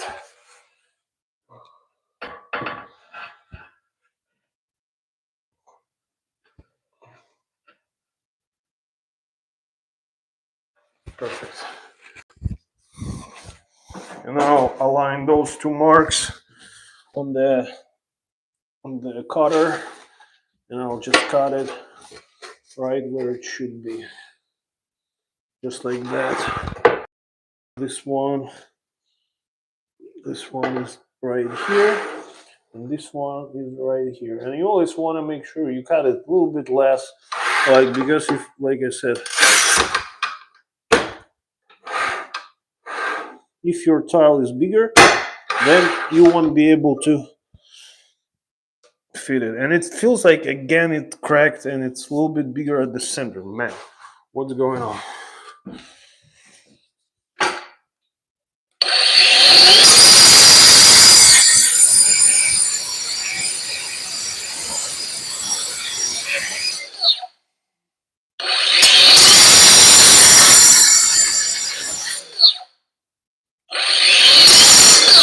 Perfect. Okay. So let me check the chat really quick. So, okay. How I see that glue with long working condition. Yeah, that's true. It is. How does the mortar on the wall not dry out? I struggle to do half that amount before it starts getting crunchy. First, I put. I mean, I knew that it's gonna be hot, so I put more water compared to when it like usually you have to, because I knew it's hot. The second thing where I had the Thinset on the wall, I made it wet, so with my sponge, so it's not absorbing that much moisture. The second thing, I just put the Thinset on the back of the tile. I'm back buttering, so it is still kind of wet. And I mean, the main thing is the amount of the water in the Thinset, I would say. GT Swifty. So thank you for asking that question and consider subscribing to the channel. So thank you, everyone. Yeah, and I mean, I'm just trying to work quick. I don't know, like how much time it takes. It's quite a bit of it. Like, I don't know. Like, and again, like I apply and work it on the tile, and it's quite creamy on the tile. And then when you crush it, like it sticks like crazy. And another thing that it's schluter. Like if it was, it it depends a lot on the brand that you use. So this one, it stays creamy longer. But yeah, if you use some just Mape, or any other brand, that like a lot of Thinsets, they're just not as good as they should be. So that's the main secret, is the high quality Thinset. This is the main secret. And like just water. So I mean, I put it. I mean, it's still creamy. I can see it. Okay, so you can see that I need to put a little bit on the edge here. Just I skipped some part, just like so. You don't want any corner to break or something. Let's say they're gonna go crazy and start throwing bottles and stuff here. You'll be like, hey man, I know that no bottle will damage nothing. Okay, just a little bit lower.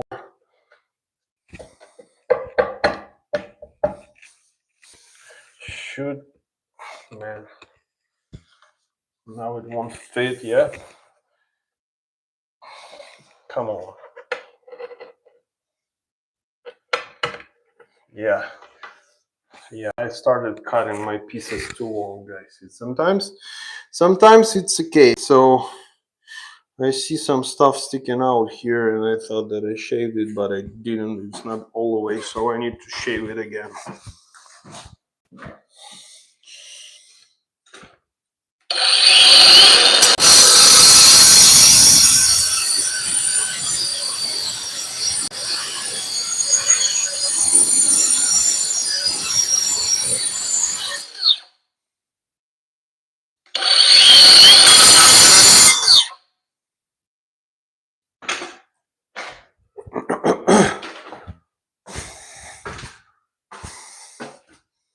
Let's try now.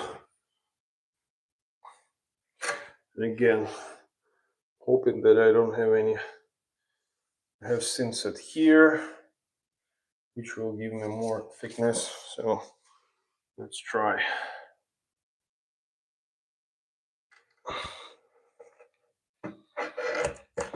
Yep, perfect.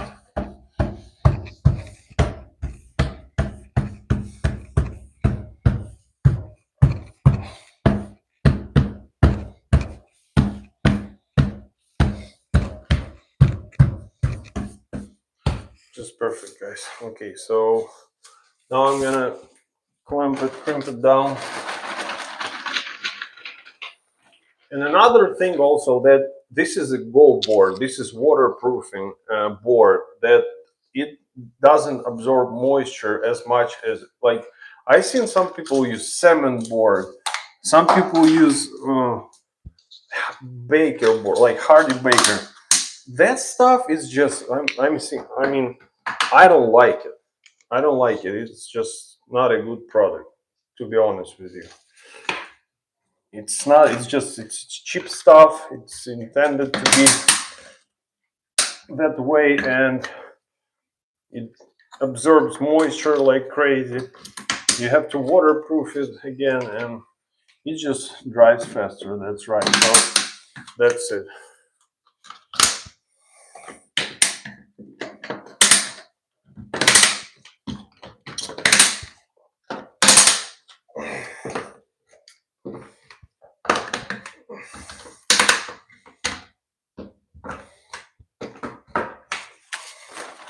Perfect.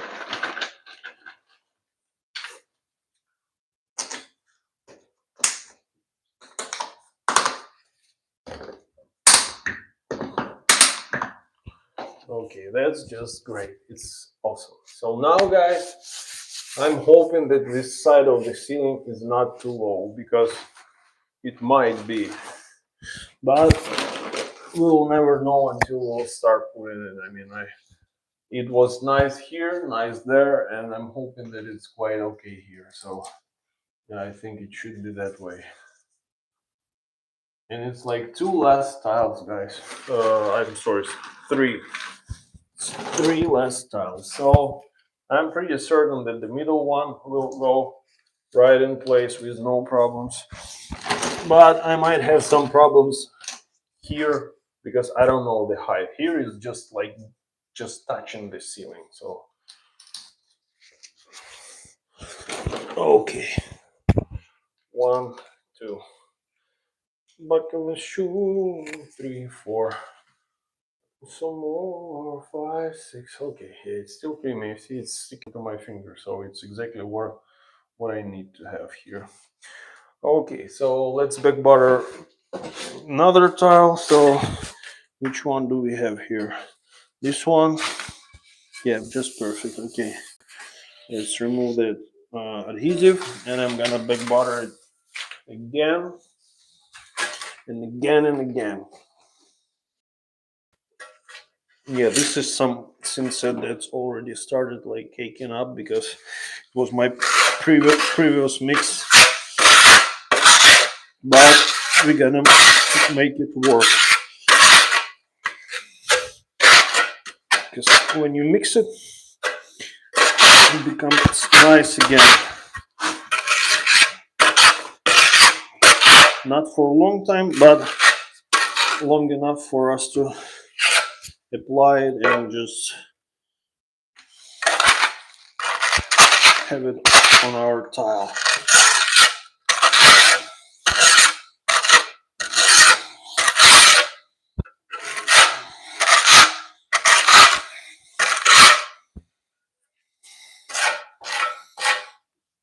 Perfect. Okay, so let's put this one at the center, and I still have my laser, and it does shine where it should be, and I'm pretty sure it's gonna be exactly where we need it to be. So this is my laser, and ta-da!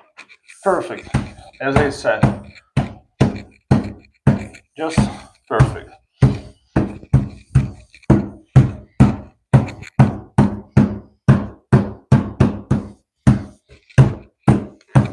Yeah, you see how it's just exactly where it should be. So thank God for nice drywallers, I would say. I mean, at least it's leveled, or framers, whoever took care of that thing being nice and level. So let's do our side piece. We have to cut it. where it said, okay, so we have that piece. It has a little bit of a, yeah, it's okay. For the top, it's just perfect. So we have our arrow here. So that piece should go here. I'm gonna just mark it here, just like so. Maybe just like that. I'll set it on this one. Just like that. Yep, and then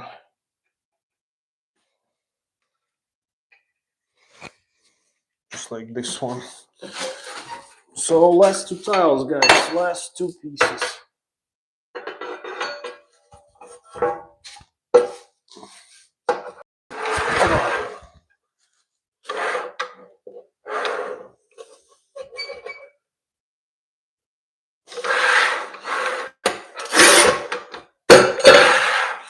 Okay, so we have that piece. I'm gonna back butter it right away. And I have some nice creamy Thinset here for the small pieces. And it's just tiny bit, but it's enough for me.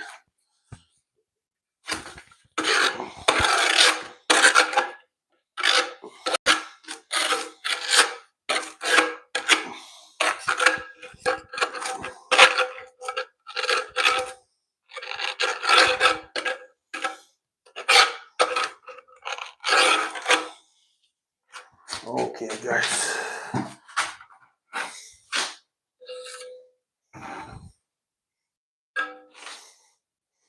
Perfect. Let's set this one in place after I place a few more flags. Okay. Perfect.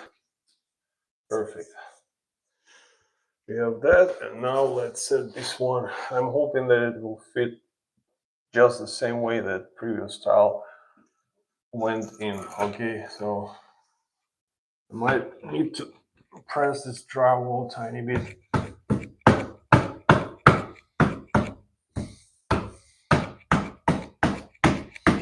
It goes right in, guys. Right in.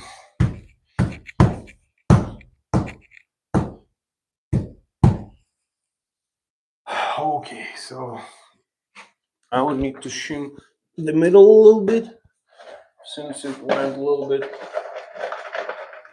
off, but I have room just like that. And for this one as well, just like that. Okay, now, yeah, perfect. Just to kind of crush it down, break it down here, and then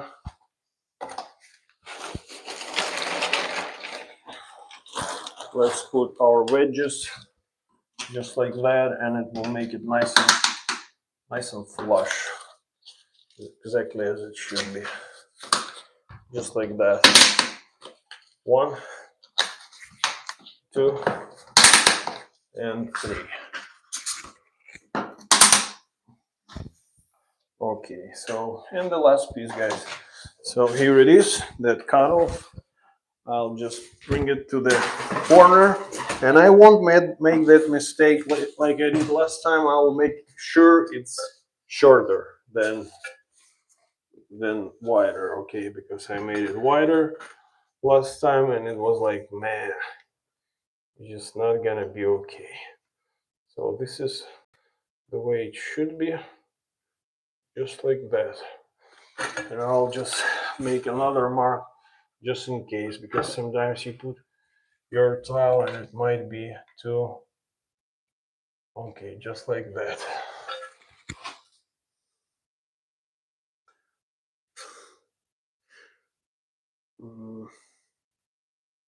Yeah, so let's cut it, and it's pretty much the last piece that needed to be on that wall. So hopefully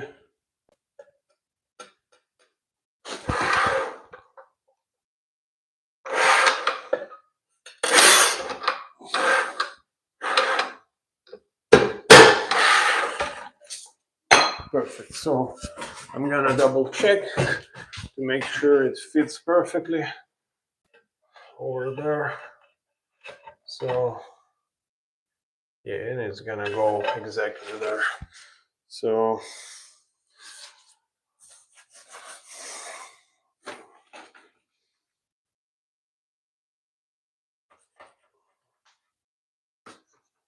okay, so I'll need to shave it a little bit, but it's just tiny bit.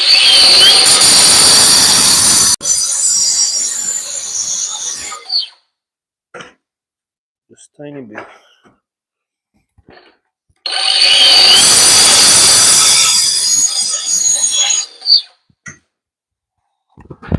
So let's back butter it, and we are ready, guys, to call it quits for today. Probably.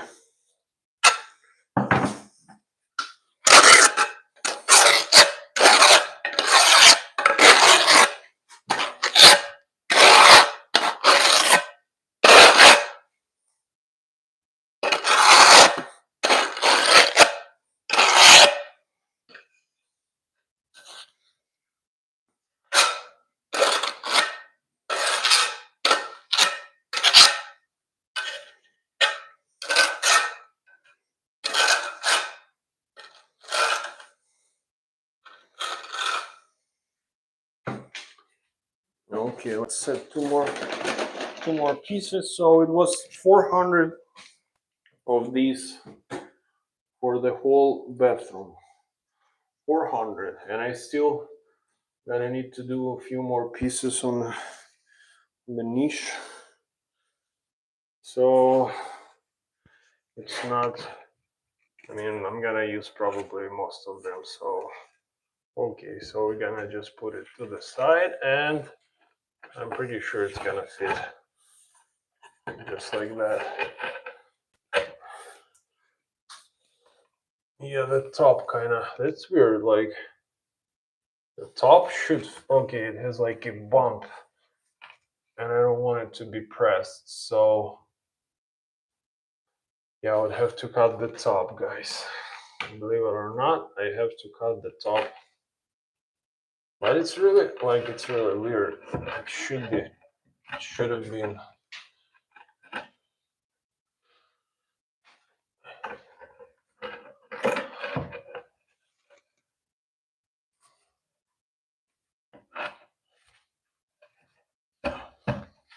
So let's see, maybe I can just press it in. Then it will crack if I will try to apply force. So I would have to cut a little bit of that piece, guys.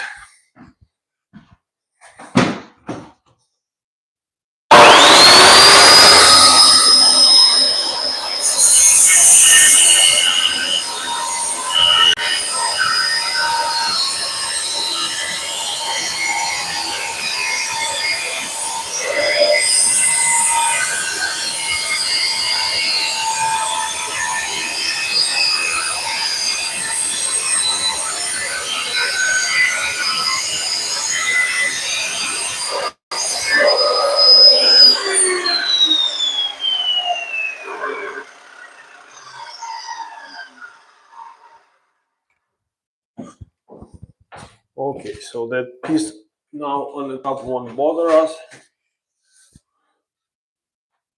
Now it should fit perfectly. Yeah, it's the top. What am I doing? Just like that. Just like that. And just like that.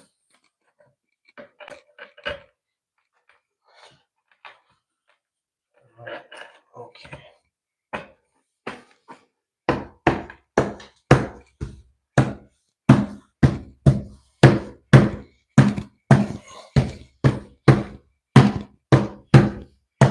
Yeah, that ceiling is just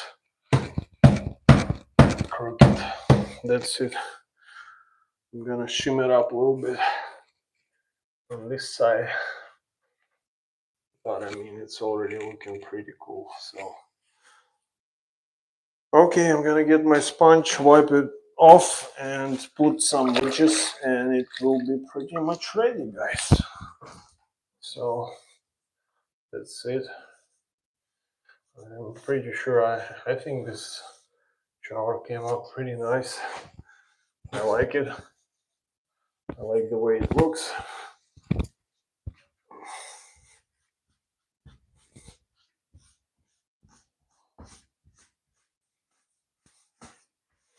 It looks professional. Like this shower to me, that looked really nice and like a nice quality work, I would say. Okay, so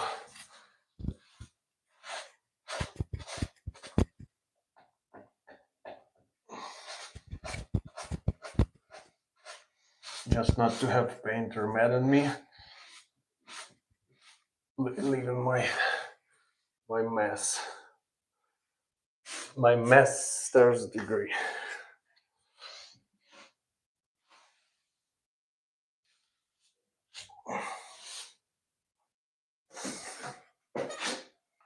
Okay, guys.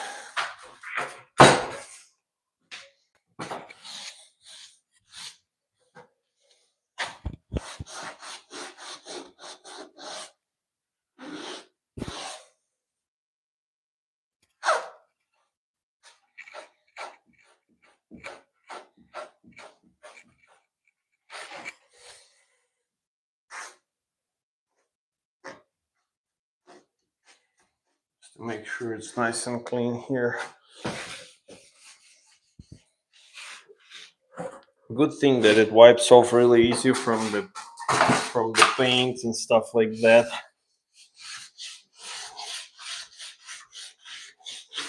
Actually, even though it's been like few days since I put that Schluter trim here, and it wipes off right away. I mean, almost. I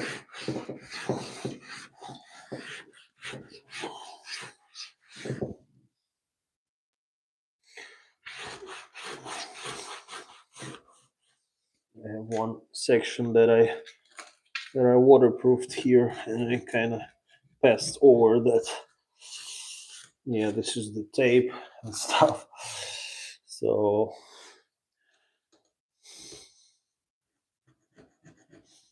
knowing these guys, they can just speckle. I mean, probably I would speckle over that and just paint it. So don't want to mess up with the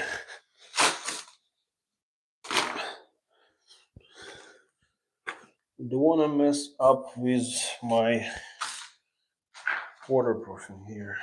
It's much more important to have it nice and solid. Okay, so that is ready. That is ready. I forgot to use my wedges on the top, so I'm gonna go up and put those wedges in place.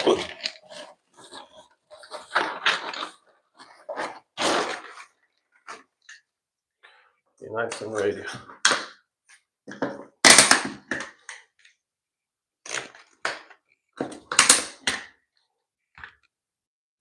So it's too far. Okay, let's try this one first. Maybe it will bring it. It does, but not all the way. So I will. That's okay. So I'll bring this stuff more here. Now it's gonna push it the way it should. Okay, perfect. And now the top. Yeah, I mean, I can see how uneven it is, but when you put that thing right away, like it just sucks right in, and you see that it looks nice and perfect. Okay, so and that, like the inside corners will be covered with a flexible elastomeric color matching caulking. The grout, like the joints will receive the grout, which will be great. And sometimes also if you have some Thinset in these joints, you can use that wedge shim to clean it, just like that, and it will squeeze those leftovers. It's all much easier to do when it's still wet than when it's like hardened, and then you have to scrape it out with your blade, you can damage the tile and be upset about it. So it's better not to do it that way. That's it. Perfect. Just perfect. I want to tell you guys, I'm tired. So I tried my best to make it look nice and beautiful and to live stream that. So please give this live stream a like and consider subscribing to the channel if you like remodeling content and stuff like that. So just trying to wipe stuff off so then I don't have to deal with it another day when I need to do my grout. Yeah, just it looks just beautiful. Okay. Yeah, that one already hardened the bottom rows, so it's already hard to take it off.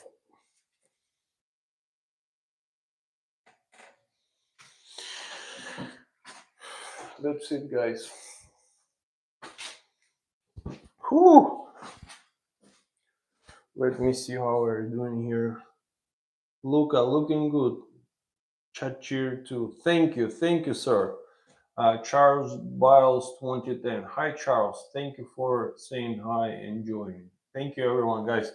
Like and subscribe to this channel.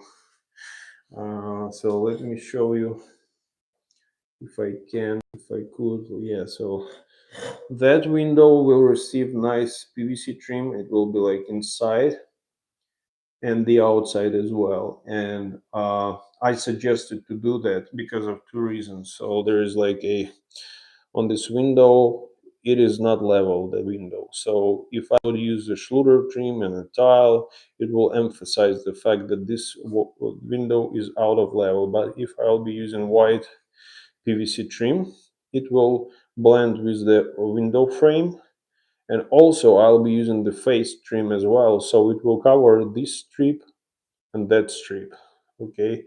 And as you can see also, I have like a just vertical cut here on the corner and here as well, and the same stuff on the other side. And I did it intentionally because the L-shaped cuts, they tend to crack. So if I would just cut it like that, it would crack then in the future where it wants, but I don't want it to crack where it wants. I just need to kind of direct that crack. So I'll put a caulking in here in this teeny tiny corner gap, and these both strips, they will be covered with the PVC casing, so you will see just nice full pieces around, and also it will increase the brightness that will be in that room by being white and kind of like being more reflective. So that's it pretty much. This is how it's gonna look. So this is that side, and let me show you guys. I want to also show you the niche. I was working on the niche today. The finishing, it was more of a rough part. So let me show you that niche really quick. So I'm gonna remove the charger from my microphone. I'm hoping that you can still hear me well. I'm hoping so. So, okay, sorry, it's kind of hard to stabilize it in my hands. So here is that window. Like I said, I'll be using the casing just to case and cover it. And here is the niche. You see the laser kind of shining. So the size still here. Okay, that's perfectly great. So that niche, as you can see, it's the size of the full tile. So no chipping stuff and no nothing like that. So this is the way how I determine, like I said, layout from the bottom. I knew that I need a full tile here.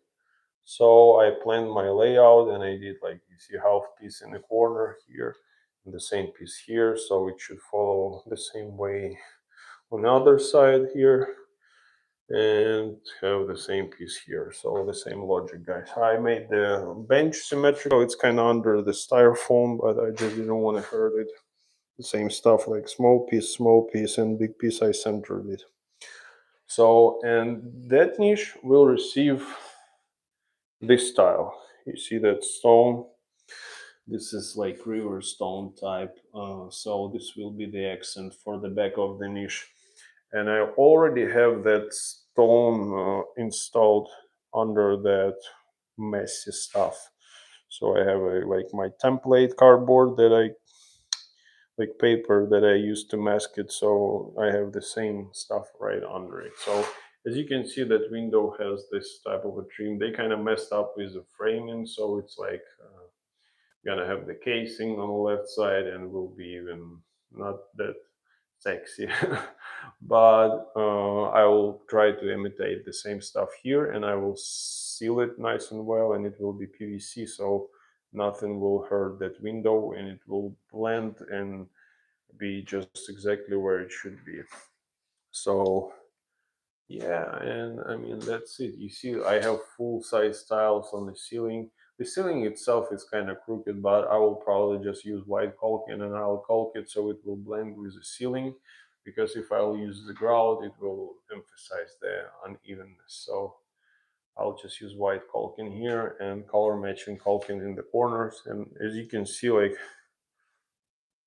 I mean, it's pretty tight joints and everything. So should look nice. Guys, like this live stream if you like the outcome, and consider subscribing to the channel. So I'm gonna need to. So you see, it's like 250 minutes. It's like 4 hours, right? Which is quite intense, I would say. 4 hours, and this wall is done like in 4 hours.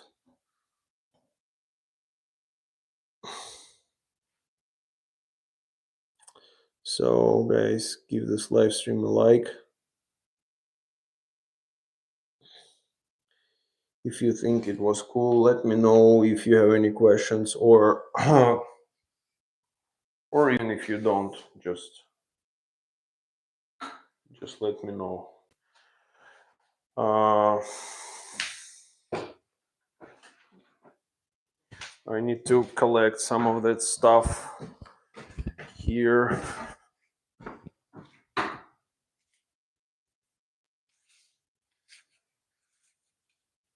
So pretty much I'll be wrapping now, and I'll be just collecting my tools and doing all that stuff just to get ready to leave. So if some of you want to leave and go do your stuff, you can. If you want to like stay with me and just kind of hang around, that's fine, 100%. So I'll be just taking my stuff now. Like, one of the important things, guys, also when you deal with style, make sure that you wear gloves, because that thing can ruin your hands and skin and all that stuff. So it's really important to use gloves. And I usually get mine from Harbor Freight, and they have like tons of them, but you can get them from anywhere you want. So they have like a medium duty, I think it's called medium duty gloves, and they are quite good. They are blue colored, but the black colored are even better. So if you want to get those, you will be more satisfied. It's like $4 more, I think, but it has better quality. So okay, guys have humidifier in another room because they are trying to kind of like remove the excessive moisture from the hardwood. This house is about to receive hardwood, so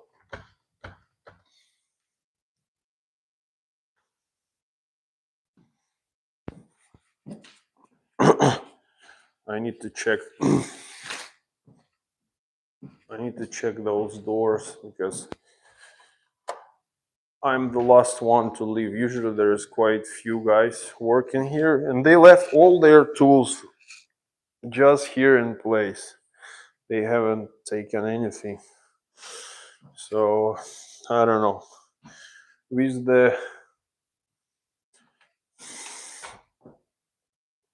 Yeah, I used to, when I worked in Ohio, I had a guy who had somebody, like someone just broke into the house he worked in, and they got he got the tools stolen, like all of them. So some drunk heads, or like, I don't know, crackheads stole his tools. Like, and the guy also, like another guy here recently got his warehouse.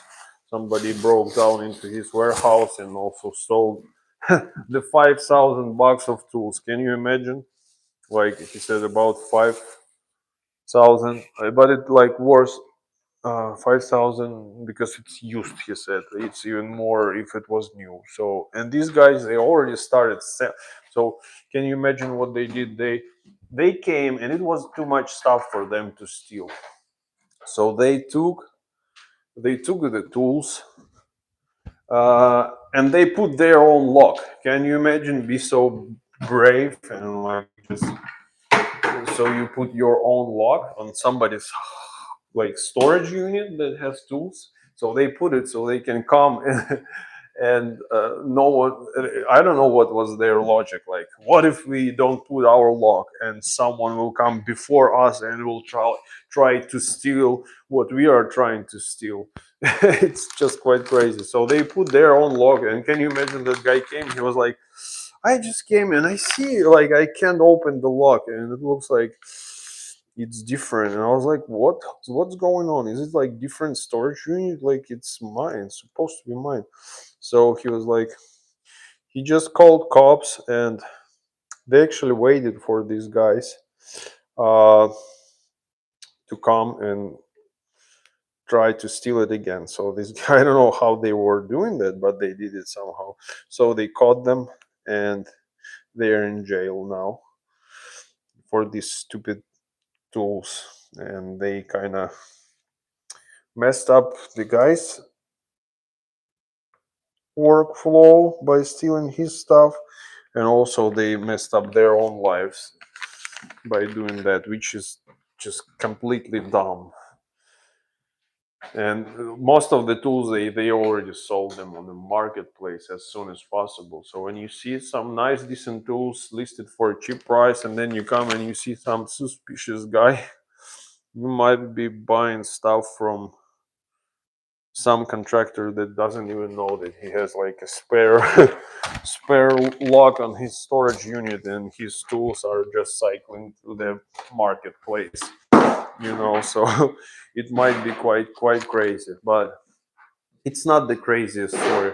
I used to work with a guy who he lived not in a greatest neighborhood. Okay, so one day and he came home and his neighbor approached him and he said, "You know what? You know that crazy guy that lives like next door somewhere there?" And I think he just moved, and it was like maybe months or something after he moved to that location. So that neighbor approached him and he said that another neighbor, actually, while you were working, he broke kind of into your garage and he stole your tools, and he went and he started trying to sell it to another neighbors. So he came to me. He said, that guy, he came to me and he tried to sell me your tools, but I know that it's your tools because it says something like Sean, whatever it was. So uh, and that guy, he was like, okay, I'm gonna go and talk to him so he can give me my tools back. He checked, like, and really, like, his tools were gone. And he came to his door, started ringing the doorbell, saying like, hey man, like, whoever you are, just come out and like give me back my tools that you took from my home. And that guy wasn't responding. And then that guy said, "Okay, I'm gonna call the police. So if you are not opening and not giving me my stuff back." So that guy started throwing stuff at him. So he started throw like he had 2-story house, and he started throwing stuff at that guy. That got his pretty much his tools were stolen. So, and one of the things that guy kind of threw at him from his like window was the actual bed frame, like metal bed frame. So he threw the piece of that metal frame, and it hit the skull of that guy and broke his skull. So he started bleeding like crazy, and he like went to emergency room. Actually, he was still I don't know if I can say so, he was still fine, he was still okay, but his skull was broken and his head was bleeding. So he sat in the car because there was no one to I don't know how, but there was no one at that moment who was like around, or he just kind of, it was his first reaction, I don't remember. So he sat in the car, he drove himself to emergency room, and they stitch his head, but now he has like a titanium plate in his head. So can you imagine stuff like that happening? And you know what was the craziest? Like when he got that stuff done, he wasn't like, he was a single father. Actually, he was raising his like daughters and working at the same time, which was quite impressive to me. So, and they charged him $250,000 for the surgery that he received there, and he was like, "I'm I'm poor. I don't have that much money, so I I can't really like pay you that much because I don't have such an income." So they kind of somehow, I mean, he somehow just managed that situation, but now he gonna have the steel plate in his head forever. And I mean, luckily he doesn't have any headaches and stuff like that, but I think it's just terrible that some people can. That's why it's important not to live in a bad neighborhood, or yeah, just kind of choose wisely where you live, especially if you have kids, because it's just quite crazy, like. There's a lot of people. There are some people that are trying to work like me, like other guys, but at the same time, there are people who just want to take advantage on other people, just get the fast money. They don't want to be like, they don't want to give anything to this society. They feel entitled to everything, but obligated to nothing, which is crazy to me. So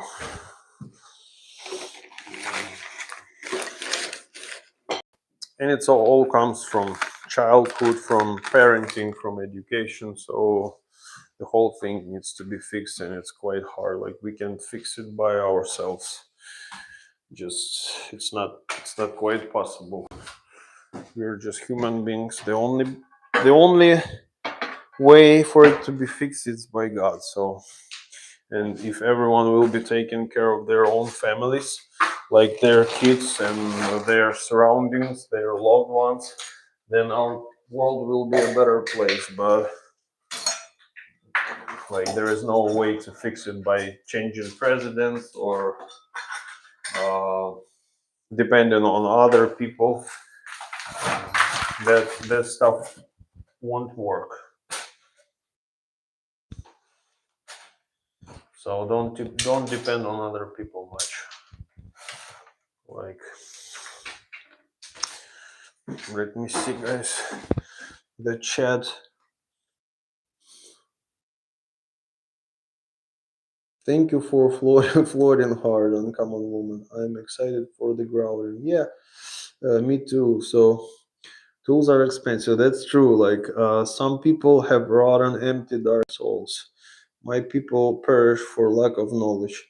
Yeah, that's true. That's true. Thank you for your likes and for subscription, and thank you, Uncommon Woman, for your floating heart. I appreciate it a lot.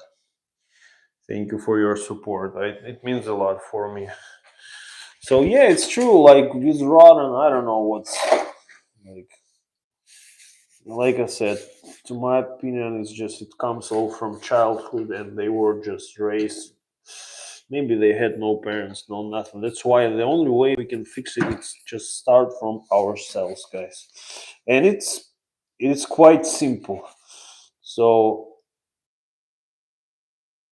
it's quite simple. It starts from just doing doing the grout line straight, when you can make them crooked. Or like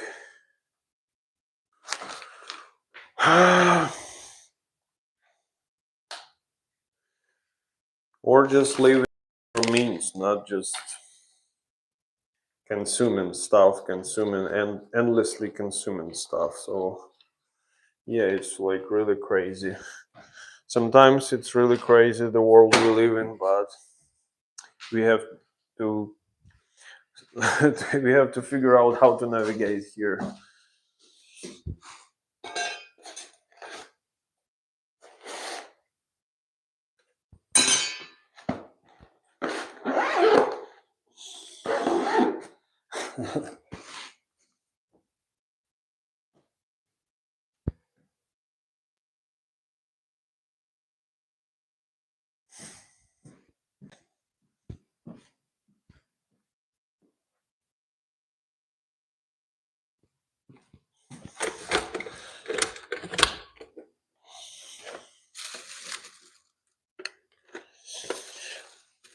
I actually had like my tools stolen a few times, but it wasn't something major, and it was like when there was a lot of people just doing different stuff, and I wasn't paying attention much, and it wasn't something significant. So I wasn't quite upset about that. I mean, I was because I just bought that stuff, but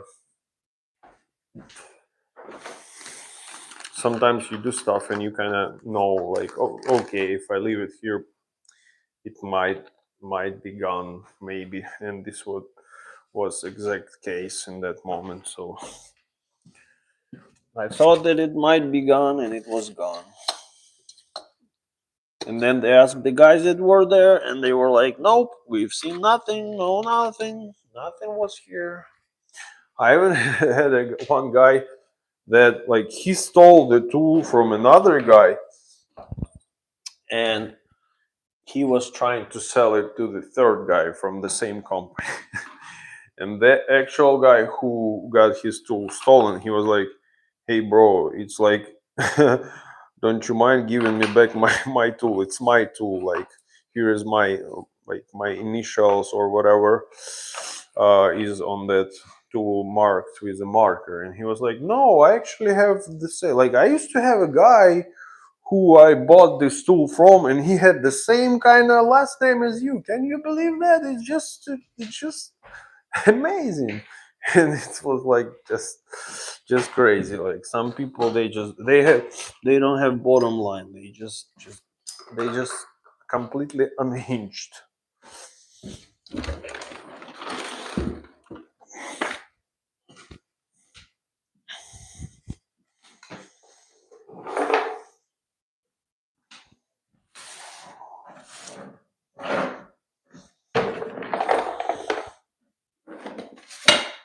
Guys, I made such a mess over here over the week.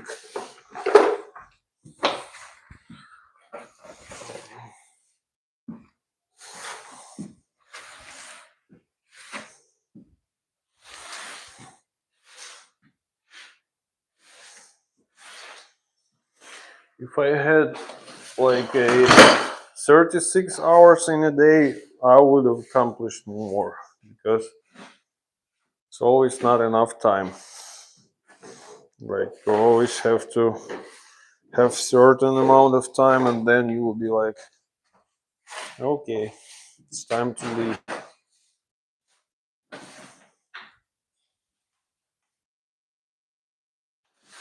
And also, like, there is no asphalt, there is no gravel outside. It's just, I mean, it's just mud. So all people, they walk here, and then it's all just turns into the total mess, like absolute mess.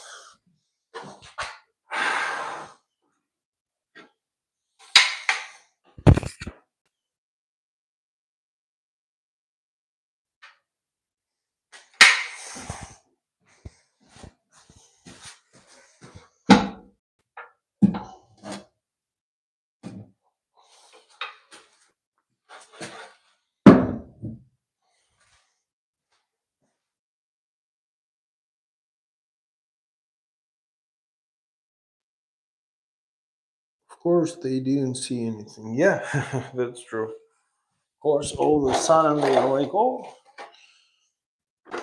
we don't see anything. That's okay. That's totally fine.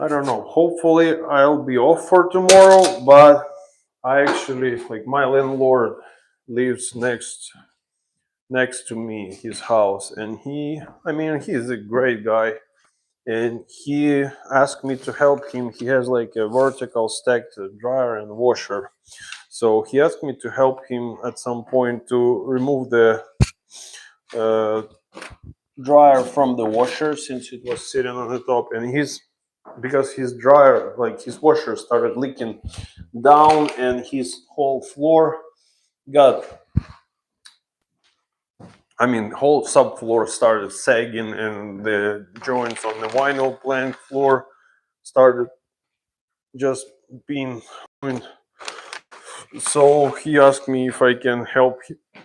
He he's willing to pay me to redo the trim and floor because he said he fixed subfloor or something, and I haven't responded to him since I was streaming and doing all that stuff. And now I'm gonna come home, and I would wanna just chill and relax.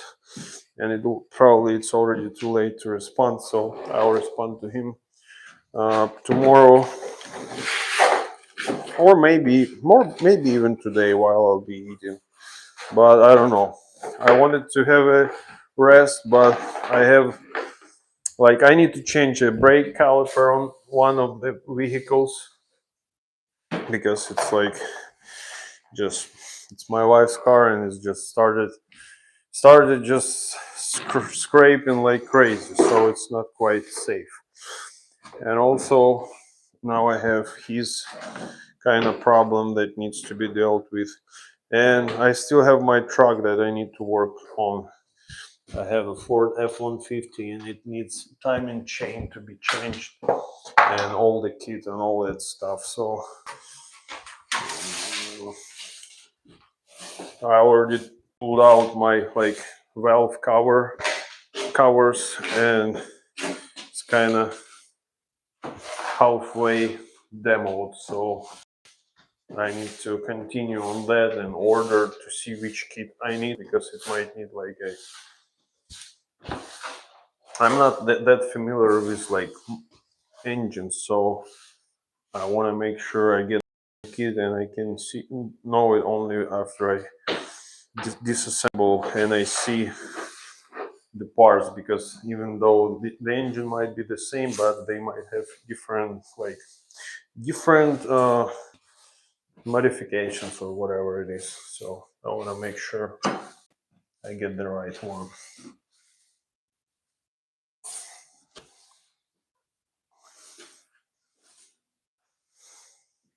So they have a black floor here, like charcoal floor, and they have white walls, and this charcoal matches with like this kind of gray veins on the tile, but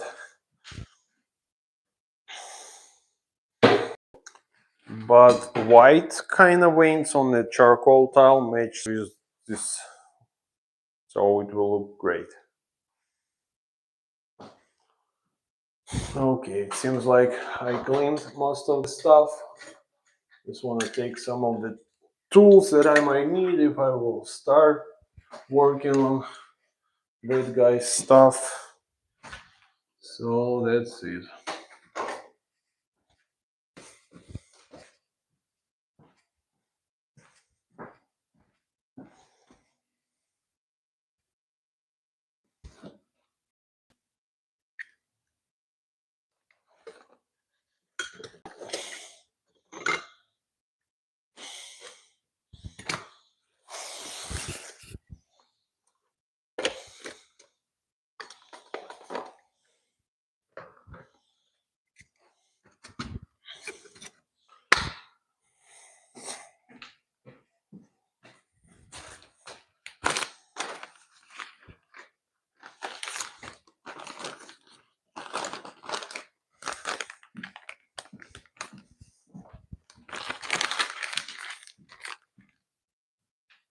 Yeah, the shower looks pretty sharp.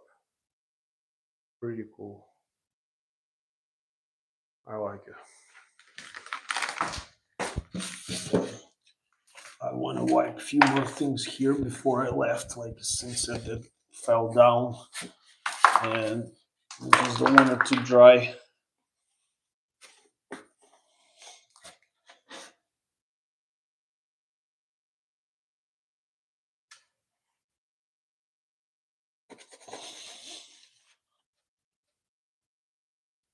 Just like that. Perfect. And for the drain, they give you this kind of thing so you can remove the drain and clean the hair and stuff like that when it's getting clogged or something, which I find pretty cool.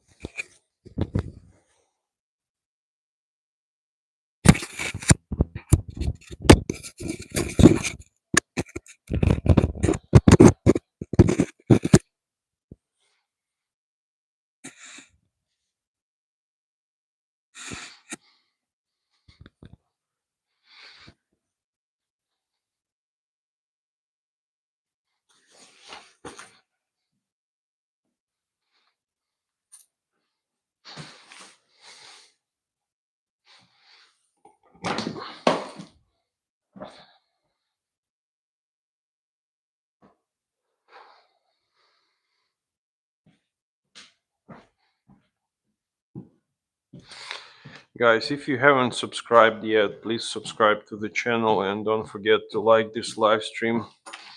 Thank you very much for staying here today with me. I really appreciate it.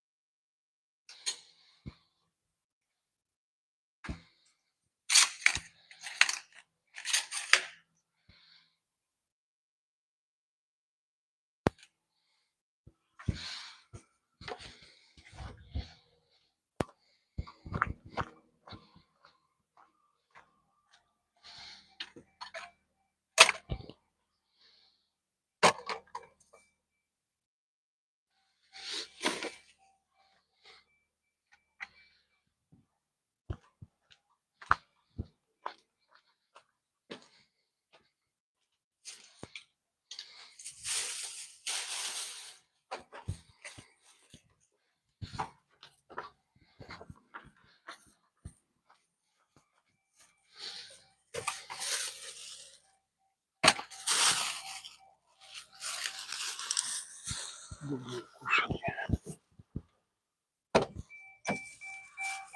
Okay.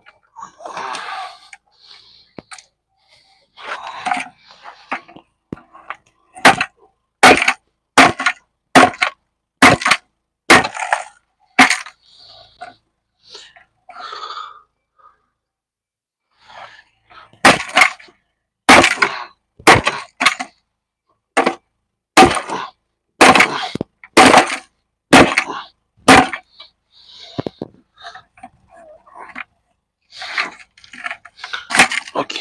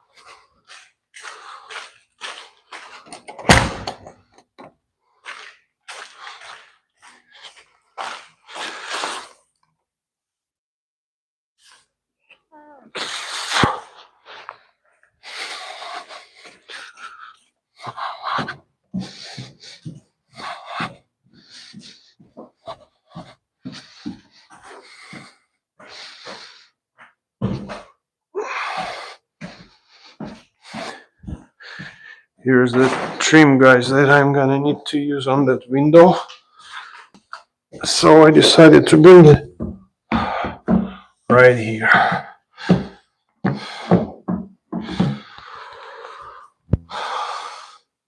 Thank you for staying tuned.